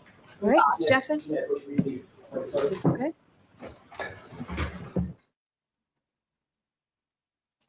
All right, they're approaching.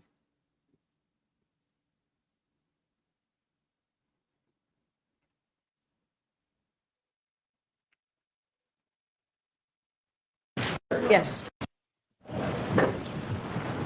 Oh, interesting. That's crazy, Flash. Huh. Wow. May I inquire? Yes. Thank you. Dr. Rentschler, you were just asked a couple of questions about they provided information about the prior trial, correct? Correct. They is no one associated with the defense team, correct? That's correct. No one associated with you, and they provided information. And again, it let me know what was going on, but it didn't affect my preparation or my opinions. It in no way changed any of my opinions or what I testified to. Thank you for To, that. to get through this, I'm going to let you just Thank you. answer the question. Sorry, Ron. Rentschler. And with regards, and I appreciate that. Mr. Brennan asked you a couple of questions about they being your employer. Do you remember those questions at the beginning of his cross-examination? I do, yes. Who is your employer, actually? The Basically, actual. the reason he wanted to approach is because he wanted to be able to do follow-up questions, obviously, on that line of questioning. But in other words, and this will happen sometimes where they are in, normally it's like on direct or redirect, like you can't lead. Sometimes you have the opposite where you have to lead and you're instructed to lead. This is one of those situations where he has to lead to be careful to not elicit something that could get them in trouble.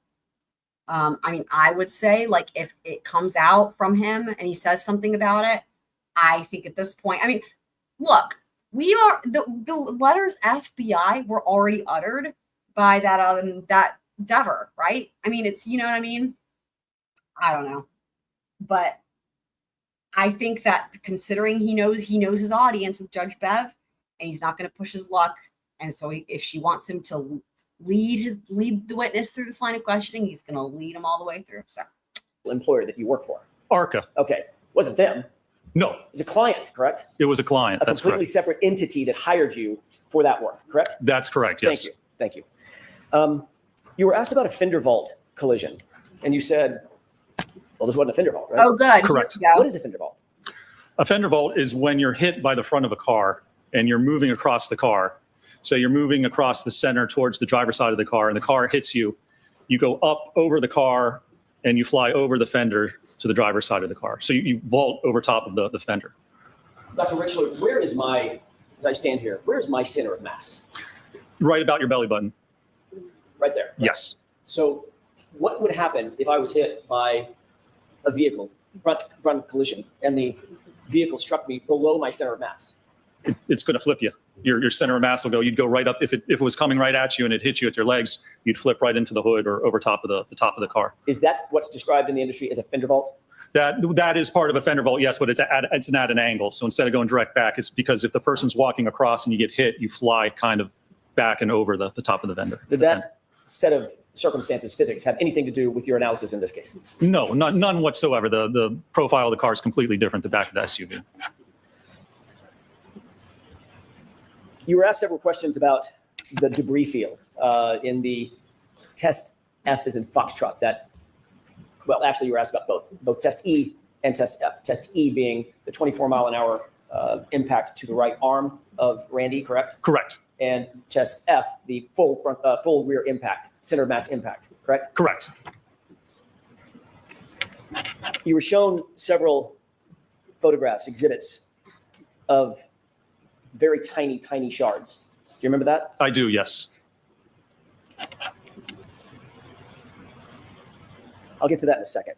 You were also shown some photographs of pieces of plastic that were claimed to have been found at 34 Fairview. Clear plastic, piece of red plastic, correct? That's correct, yes. In your review of all the data in this case, do you know when those pieces of plastic got to 34 Fairview? I do not. No. Do you know how those pieces of plastic got to 34 Fairview? I do not know. Do you know who put those pieces of plastic at 34 Fairview? I do not. Were you aware in your review of the police reports that none of the plastic that you were shown was found at the time John O'Keefe's body was discovered and the area was initially searched. That is correct. Yes, I was aware of that. You indicated that the cut on Mr. O'Keefe's nose, the right side of his nose, was inconsistent with coming from a vehicle, correct? Correct. Can you describe why you came to that conclusion? Well, if you're standing at the back corner of the vehicle and it strikes the arm, and let's be clear, if nobody wants to say where the arm was or how it was positioned, if they're claiming the abrasions are a result of the fractured taillight, it has to strike the arm. You have to be standing like this. The debris goes forward with the vehicle. So it's with your arm like this, it already passes by the person. And if there would be any contact whatsoever, it would be with the right side of the face. The shard can't come out and then make a right turn and then somehow embed itself on the left side of the nose. That's entirely inconsistent with the fracture and how the glass and the cover would actually move. Dr. Rentschler, you were asked a series of questions about a hat. Do you remember that? I do. About some shards of plastic material, correct? Yes. About a drinking glass? Yes. About a drinking straw? Yes. Doctor, if there was no collision, does any of that matter in terms of your biomechanical analysis and your reconstruction in this incident? It does not. Why? Well, because if there wasn't a collision, it wasn't that debris or those items weren't a result of that impact. You can explain There how it that is. Somebody else is responsible for that debris getting there. got there, I believe, easier than if you can't explain how the impact occurred. If the injuries don't match up, if you can't even prove what happened, then you can't use information or evidence if you have no idea how it got there to try and prove what you don't even know what happened. Scientifically, it makes no sense. Scientifically is the I will first question say that has to though, be. I will say though, here's what I do appreciate about this trial versus the last trial. I mean, I'm not saying it's a defense strategy. It's probably because of the limitations placed upon him. What I appreciate is that while what he's saying is true in the sense that, you know, if it didn't come from the collision, right? So then it's not relevant because it's not related, but that means that there's some other explanation for it. What I appreciate though, is that while all of that is true, they're not actually leaning into the, oh, well, who put it there thing, right? Like that's come out in bits and pieces, but I really appreciate that they've instead focused so much more on the fact that it literally didn't happen. Like this is just such a stronger case than last year, you guys. Like it's so much stronger to me. Let me know what you guys think. The answer is, was there a collision? Objection. Sustained, you have to watch the film in question. Of course. In your expert opinion, based on all of your review of all of the data in this case, all of the testing that you've undertaken, do you have an opinion as to whether or not there was a collision with John O'Keefe? I do. Objection. Yeah, I'm sustaining that beyond this. In your view, was there evidence of a collision with John O'Keefe? Objection. Sustained.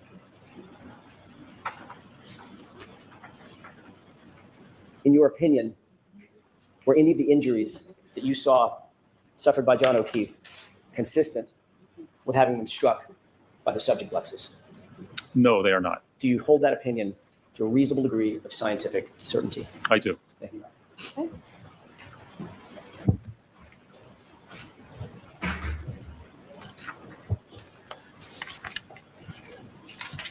Doctor, you just said that you do not believe that there was a fender vault collision. Could it have been a clip? Could it have clipped Mr. O'Keefe? Yes. Not hit him, but clipped him. Well, I don't believe that's consistent with the evidence and what occurred. I mean, someone can get clipped by a car, sure, but in this case, no, I don't believe the evidence indicates that's what occurred. The glass. When you learned of the information of the glass in Mr. O'Keefe's nose, when do you think it was that that glass was pulled from his nose? What date? What the fuck is going on right now? I think it was the morning when his body was discovered. January 29, 2022? Yes, sir. Somewhere around 6:15 a.m. Is that your understanding? Sometime when his body was discovered. That's correct. Do you know or understand that, did you see any evidence that Mr. O'Keefe had a drinking glass outside of 34 Fairview Road that morning after he got out of the defendant's Lexus? Do you understand that? What do you mean evidence? That's so sad. It's just so sad. Drinking glass. Did you hear anything about that in your review about? Science, the facts, the data. I mean, straw, hat, shoe, glass. Great. Yeah, Brennan. What evidence would there be? Is there a video or a photograph, you mean, of him Right. holding a drinking glass? Because otherwise there's a drinking glass there, but there's no evidence that he had it. We have a clip, right? Okay. Judge, can I come sidebar? Okay.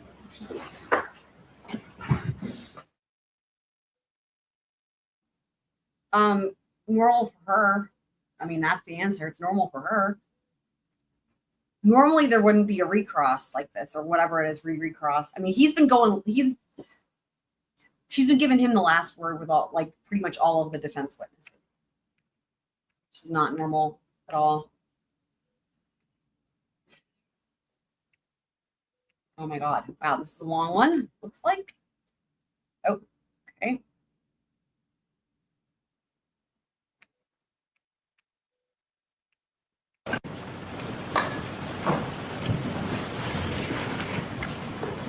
You were asked about Right. I whether or not hate that. any plastic taillight shards were found near Mr. O'Keefe's body.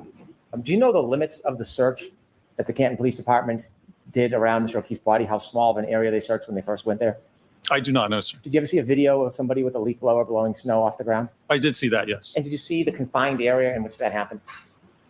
Well, I mean, I saw the area where he was blowing with the leaf blower. Have you seen any information or evidence whatsoever that the pieces of taillight that were found after that search, have you seen any evidence that they were found in that exact area, or were they found in different areas on the lot? I'd have to go back and look. I don't recall specifically. And so when there was a snowblower or a leaf blower search in that area, there would not be a piece of plastic taillight to find if it was never there, would there be? If it wasn't there, you wouldn't find it? Is that what you're saying? That's what I'm saying. Sure. Okay. Did you notice in the injuries to Mr. O'Keefe, most of them are on the right side of his body? Well, we have the abrasions and then a 0.5 centimeter abrasion. And then we have the laceration and scuff on the left side. And then the skull fracture, it's a little bit to the right, but it's mainly on the back of the head. And the bruise on his knee? That's the 0.5 centimeter. It's not a bruise. It's a 0.5 centimeter abrasions, about an 1/8 of an inch. When you're conducting an investigation or you're doing your analysis and you keep saying the physics and the physics, do you add a little bit of common sense in the equation when you're considering the evidence? Well, you can sit back or step back and look at whether what someone's claiming makes sense in the bigger picture. So when you have common sense and you look at the big picture, it's not just physics, it's considering all of the evidence, right? Well, it depends what you're looking at. To certain parts of it, the biomechanical analysis, you look at the physics. It tells you what it is. I mean, if you don't like it and you don't think it fits, well, sorry, it is what it is. That's the science. So you have to step back. I mean, you can look at it the bigger picture if things make sense. You know, if somebody was standing on the side of the road with their arm like this while an SUV backed up at them and they didn't flinch or they didn't put their arm up, that's kind of the smell test bigger picture. That doesn't make sense. But the physics, you can't deny it. You have to accept what science tells you. Can't deny it. That's the line you were laughing about in the documentary as one of your answers that you were all celebrating, isn't it? Objection. Isn't it? The objection sustained. How'd that taillight break, sir? How'd it break that night? I don't know. There's no evidence of how it broke. I have no further questions. All right, you're all set, Dr. Rentschler. Thank you, Your Honor. So here's the thing. That is while I didn't want to have spoilers, we're going to hear it here in just a second. So I want to point this out because of the impactness that the impact this will have. Listen real quick here, guys. This is the last testimony the jury's going to hear this entire trial. Like, they don't know it at the time. We didn't know it at the time, but we know it now. So let's hear this again. This is the last testimony the jury's going to hear coming out of a witness's mouth. The objection sustained. How'd that taillight break, sir? How'd it break that night? I don't know. There's no evidence of how it broke. Right there. That's what they're going to be left with. I have no further questions. I mean, I just feel like that this has to, I mean, how could this not end up in an acquittal? I mean, God, I mean, I know how it was last year, but you've got to be kidding me, right? I mean, I think that if it's not an acquittal, the only explanation is something funny. I mean, I know. We never know what the jury's going to do but like, come on, though.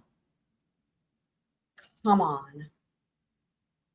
And again, like I said, once the defense gets over how much they hate Brennan, like give it 10 years, for example, again, assuming there's an acquittal, I feel like they probably owe him a thank you letter because he single-handedly has, again, put these defense witnesses in a position to where some of their best testimony came out on cross, if not all of it, honestly. And because the defense was so limited on direct, right? Like the cross examination of these experts is like what I think completely just took this to a completely different level. And again, especially being that it's the last thing the jury's going to hear. Heather's back. That's awesome. So that's it right there. There's no evidence of how it broke. We don't know how it broke. All right. All right. Remember, we were all waiting for this rebuttal case, right? I mean, Brennan made a big deal about it. Initially, it was like a lot of people. And then most recently, he was like, it's going to be 3 people. And I remember it was going to be like Terry Kuhn and then like, what's her face, Maureen Hartnett or whatever. And then Welcher, right? Now, again, like we said, at least for me anyway, when X-Ray Gate happened, I was like, oh my gosh, I wonder if they won't call Welcher because like, the jury doesn't know about a rebuttal case. They have no idea, right? But we know from outside the presence of the jury that this whole thing about the rebuttal case has been huge, right? I mean, they've been arguing about this for a long time, right up until this morning? I mean, basically, there was even the idea, would there be a Sir rebuttal? Who can testify to what? I mean, like, in other words, it almost seemed like there was never a question that Judge Welcher would come back for a rebuttal case. In fact, there was even that recent motion that talked about what he was still working on, and he's doing another report and all this and that, right? It's like, in other words, it never seemed like a question of like if there's a rebuttal case. The way it's been presented by Brennan all the way through has left no room for speculation. It's like, okay, there's going to be a rebuttal case, right? But then X-Ray Gate happened, and I was like, wouldn't that be wild if he just like decides not to call Judge Welcher, like after all of this hullabaloo? Okay. Set, Dr. Rentschler. Thank you, Your Honor. Is there an objection? So, subject to us discussing it. Mr. Jackson, subject to me taking a look at it and us discussing it. It's not coming in right now. Okay.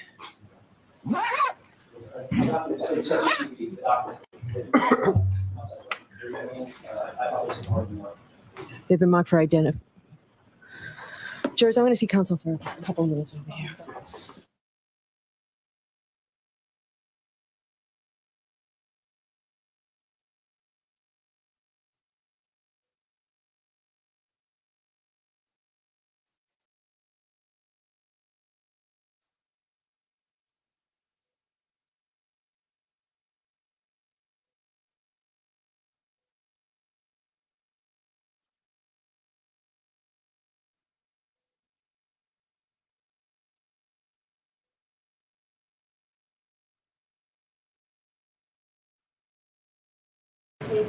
If you happen to see you tomorrow morning, those same cautions, please do not discuss this case with anyone. Don't do any independent research or investigation into this case.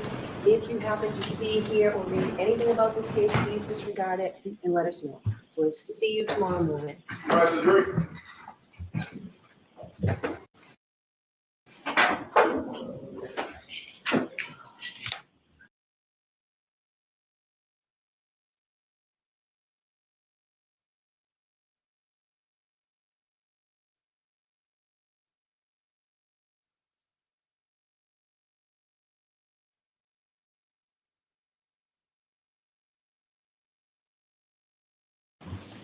Back in session, you need seated. All right, so I had a minute to look at the PowerPoint. Are you in agreement on the PowerPoint? We're not. I do not want to admit it. I don't think it's substantive evidence. Okay. Mr. Jackson? Exactly the substance of this. Dr. Welcher's argument. Which was not objected to, right? Yes. But did he object to the PowerPoint coming in? It's been well under pressure. I don't know what Mr. Leslie did to do regarding PowerPoint. That's the question. The question is whether this PowerPoint is admissible. And it is. There's nothing in it. We've taken out all hearsay, discussion, views, thought processes. These are all the tests that were completed and done exactly as Dr. Mills' PowerPoint was done. This PowerPoint should be evidence. Is there anything in this PowerPoint by way of videos that is not already in through Dr. Wolf? I believe the video of the drop test is in Dr. Welcher's PowerPoint. There are, most of the videos are included. Oh, no, I'm wrong. Things slows out. So there are videos the same, but the videos that Dr. Rentschler used because of the side of the case that he was handling, the biomechanics side of the case that he was handling, slowed down significantly to show the deformation of the arm, the force impact on the elbow, the hand, forearm. He testified. So what he did, and I remember asking him this before I ever saw the PowerPoint, is it going to be anything different? He said, I use the slow motion cameras more than Dr. Wolf does because I need. Okay, so I need you to tell me tomorrow which slides specifically answered that question for me. Okay, whether they're in evidence or not, and which ones are not regarding the videos. Suggesting that it's not about just the entire PowerPoint? Maybe. I'm going to take a look at it. There's an objection before me now, I realize that. so I have to rule on the objection. So I will take a look at this. Okay. So if you let me know, and if you want to let me know tonight, I can let you know first thing tomorrow. All right. Have you heard briefly? Yes. Very briefly? Yes. I am objecting. It's not admissible. It's hearsay. It's a strategic decision. The past introductions have been strategic. I just Hence, want not to object say, to, Dr. Welcher's. I did not object to Dr. I just want to say, how wild is it that they go through a number of different discussions before he finally says what his plans are for the rebuttal case? Like, it's like procrastinating out of shame, because honestly, for scheduling purposes, he should have said this before she dismissed the jury, because literally everybody's planning. Everybody assumes there's a rebuttal, right? Like, it's so selfish. This affects so many people, right? It affects everybody in that room, affects the jury. And I mean, he should have said it right before they dismissed the jury. But if nothing else, he should have said it when they first started talking here, right? I mean, he's still going on talking about Dr. Welcher. Like, in other words, it's so misleading because he's carrying on as if the rebuttal is still happening. And it's not until the last minute when he finally says what his plans are. So it's so easily and so cowardly. Okay. The defense objected to Shannon Burgess. Only a select amount of documents were allowed. I wanted the whole thing in. I was precluded properly from using it because it was hearsay and they objected. I'm objecting. Okay. There's no hearsay. They objected to certain slides. We took out the slides. They had an objection to the PowerPoint. They should have posed that objection before it was displayed for the jury. Well, The jury's not seeing the entire PowerPoint. I think it's tactical. It's not strategic. It's tactical. They still like to use the case. If they didn't want to put certain things before the jury, which is exactly what admitting into evidence does, brings it before the jury so that they can see it, they should have objected in a timely manner. When they objected, they chose certain slides, certain data on certain slides, and we took all of that out at their request and at the court's instruction. We did that with the court's instruction, with the Commonwealth instruction, and there was no objection to playing before the jury. Given the fact that it's been displayed in, not in part, in whole, as it now assisted for the jury and assisted for the court for quadruple K for identification, it should be admitted. okay. Just like Shannon Burgess. It's no different. All right. PowerPoint is in evidence. So, Mr. Jackson, when you let us know which slides answer my question about slides that are not in evidence and you want to put in evidence, the videos, just the videos, let me know that. And if need be, I'll hear you all on this tomorrow morning as well. Okay. All right. Is that it for today? Will we see everybody just tomorrow morning? What else do? Mr. Lesson needs to, I didn't mean to interrupt. After the defendant rests, we will not be calling any witness putting on any further evidence. Okay. All right. Your Honor, it's late in the day. We would like to review motion for required finding of not guilty after the close of all evidence. It won't be a lengthy argument, but I'm happy to be heard on that in the morning if we got tomorrow morning. Okay. Is that all we have left now? I have no idea what Mr. Alessi wants to talk about, but would it, I'd like to respond to that, Your Honor. And the answer is, given Mr. Brennan's answer with no more witnesses, my issue is moved. okay, great. So, The only other technical thing is we need to move in the 3 items of evidence, the documents associated with the sweatshirt. I think they did mark for identification. no, they were marked as evidence, right? They're private marks. Yeah, they're exhibits. But no, they're coming into evidence, Your Honor. Are they, We're supposed to talk. Look, what about the clippings? so I need to find that. It would be my intention that they get put into evidence. I'm not going to display them and bring a jury in just to see those at this point. Not asking for that. Okay. As long as they're in evidence and I can use them in closing argument, then so be it. If I can for clarity, Your Honor, there are exhibits, I have YYY. So that's not an exhibit, Mr. Alessi, if that's how it marked. That's identification. I have a different parlance, I'll use this word's parlance. Yes, it's YYY, ZZZ, AAA, BBB. So that means that, all right, so that's for identification. Letters are identification, numbers are exhibits. Your Honor, I understand that. We all know what we're talking about, and Your Honor agreed that they're going to be in evidence. Right. So, and I've ruled that they're in evidence. I just need to know for this record whether they're in evidence or not. What you tell me, you just told me they're in evidence. They're not. They're exhibits. No, they're identification. Now they will become exhibits. Can we do that now? Do we She have said them? they were in evidence. Dude. Where are they? Oh, Jim, they're in there? Okay. Yeah, and Your Honor, my whole point in wanting to be heard is that they're not in evidence, and I want to make sure they get it. That's my point.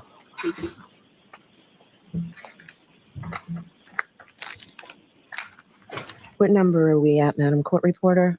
230. Okay, and we'll do A, B, C, D. So is it Y, Z, A, and B? I think I have.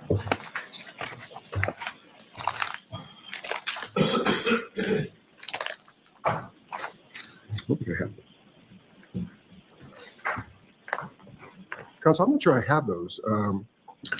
All right, so we will make, so as of now, they're in evidence. Tomorrow, we need to physically put the sticker on those. Can I skip others? Public meetings, please. Yes. 230A, I'm sorry, say that one. 230A through C, 230C.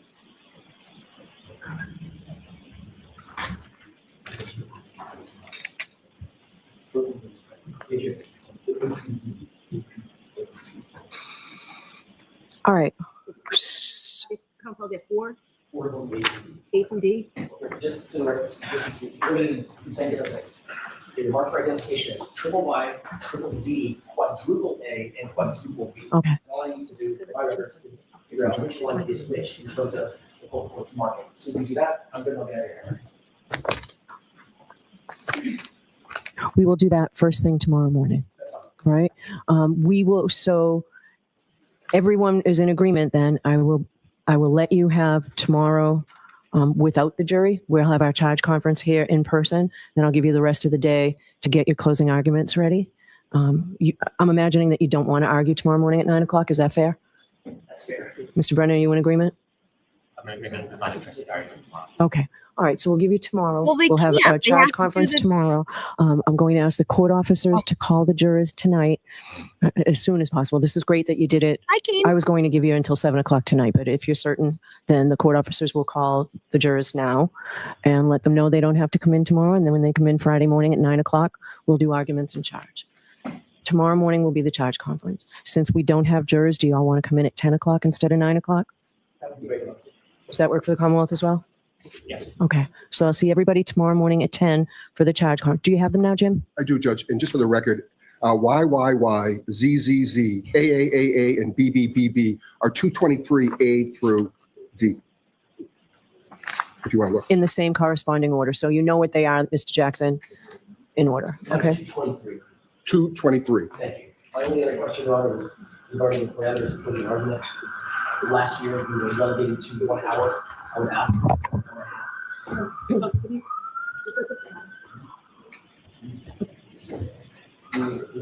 No, I got it, but yeah, you can go. I would ask.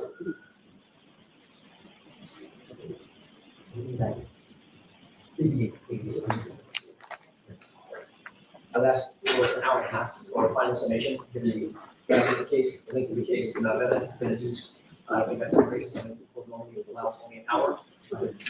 You might get an hour and 15 minutes out of me. Let me see about an hour. Let me see. You would not have got an hour and a half by asking for 2 hours. Mr. Brennan, what are you looking for? Do you want the I same? don't have a position. I'll take whatever the test is.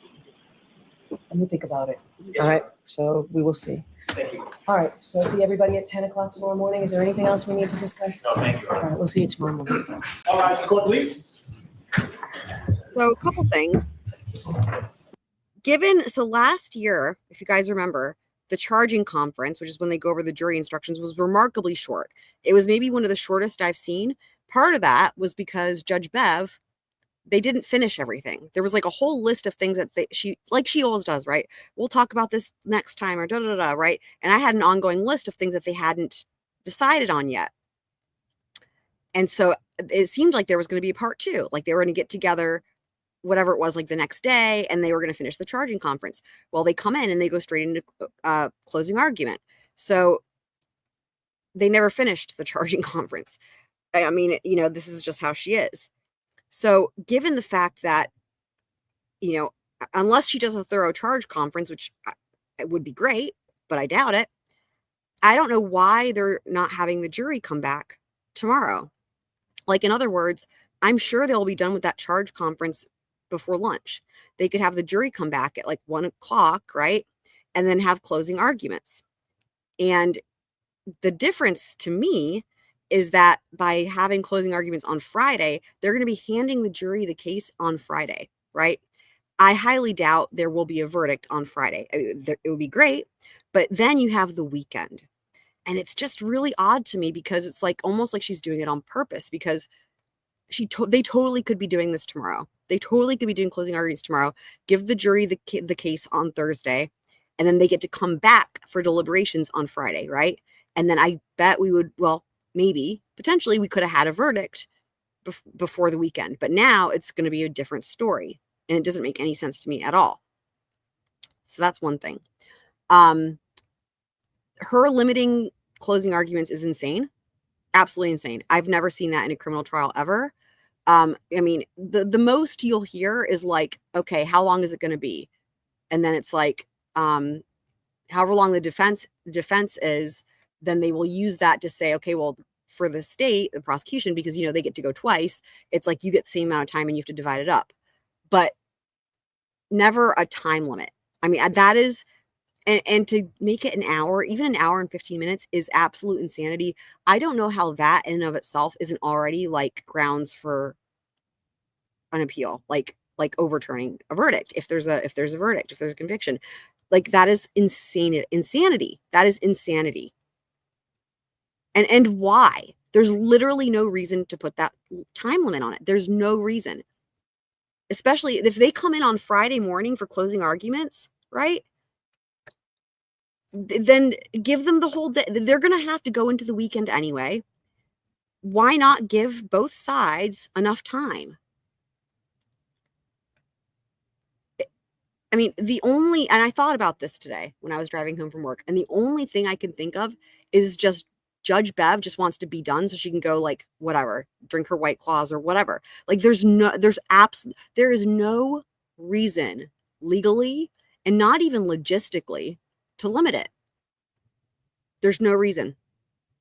It's completely unheard of, and it just, it's just crazy. I mean, I suppose that's true. I think Kitzman's is saying for having them come in on Friday for closing arguments, but it's been done before. Flashes. I've never heard of it, and all the other attorneys on LawTube seem to say they've never seen it either. In a civil trial, maybe. I mean, it can't. Like, okay, let me take that back. In civil trials, I feel like that you will see that, but in criminal trials, no way. And then. Oh, you're saying in Carly Gregg. Okay, interesting. That's weird. Very weird.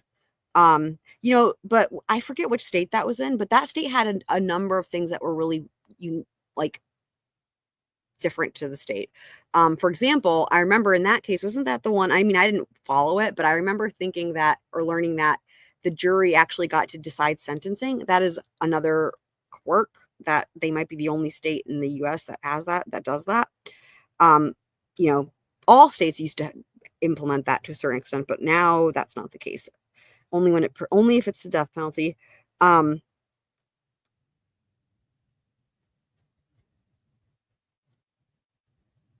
Yeah, I mean, that's fair. But still, even if they come in on Friday for closing arguments, there's just no reason to limit those. And then the other thing I was going to say, all right, so tomorrow, okay. So given the fact that the charge conference is probably not going to be all that long, what I actually have, I have the model jury instructions for Massachusetts, and I also have they were filed like, I don't know, a week ago. I have the Commonwealth's proposed jury instructions, and I have the defense proposed jury instructions. So what we will do is we will watch the charge conference, but we will also take a look at the model jury instructions, and we'll take a look at the defense suggested jury instructions that they filed and the Commonwealth's, and just sort of go through all that and see what the difference. I mean, there's going to be a lot of differences, and they're really going to matter, and we'll sort of see how all that pans out in terms of what they end up doing. And then Friday will be closing arguments. Now, there is a chance, depending on what happens tomorrow, I may end up having not that much time because of lessons tomorrow. So what I'll just sort of have to see how long they go with the charge conference. What we might end up doing is on Friday, if I do end up having lessons tomorrow night, what we might do is on Friday, we'll do the charge conference and the jury instructions and closing arguments, right? Like in one live stream. So we'll just sort of see, but, I mean, too fast. That's basically kind of what, I mean, it's, y'all know it's always, they always try to avoid, right, handing the jury the case and then going directly into the weekend. That's not recommended, and usually you try to avoid that if you can, and that's why it's so weird, right? That's why it's so weird.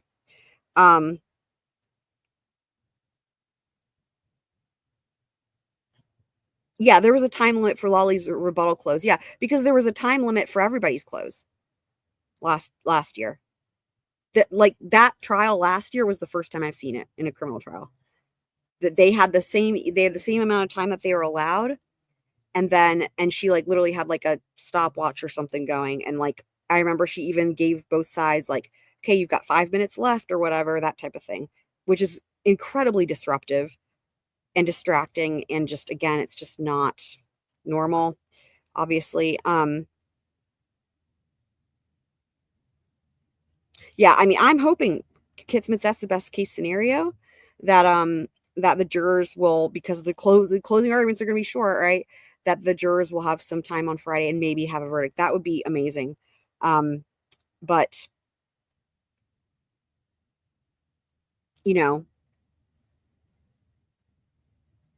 I would rather them have ample time for closing. I would rather them have ample time for closing, and then, even if it's I don't know. I mean, take Murdoch, for example. They had closing arguments that spread over 2 days, right? Just as one example, where they started in the afternoon on one day and then they continued into the next day. So, for example, if they do doing the charge conference tomorrow, right? I mean, maybe it's just hypothetically, it's you come in tomorrow for the Commonwealth's first close in the afternoon, right? And then on Friday, then you have the defense and then you have the rebuttal. But I'm saying in the situation where you want to give both sides actually the amount of time that they should have, and still have the jury get the case with some time left on Friday. So,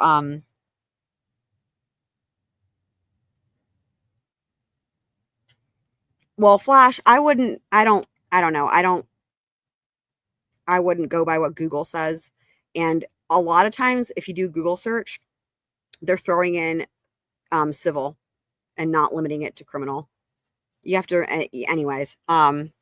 So, by the way, I didn't do Too Fast's command, so let's fix that. The number of attorneys involved. I mean, that right there sounds like civil to me, because you can have multiple parties, right? I mean, the number of attorneys involved, if it's a criminal case, you're always going to have one attorney doing closing arguments, and you only have 2 parties, right? And you're always going to have the state, the defense, the state. So if there's a consideration for anything other than that, it's got to be civil. Yeah, no, for real. I'm correcting Google, not you, Flash.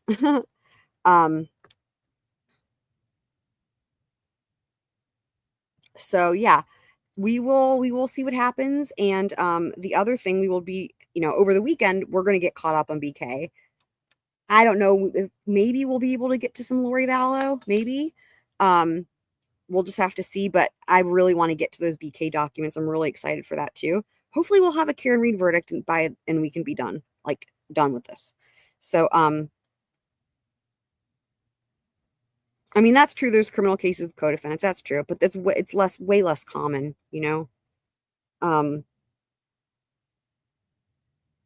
And federal, like I said earlier, federal is different than state, right? So I could see that being different with federal too. But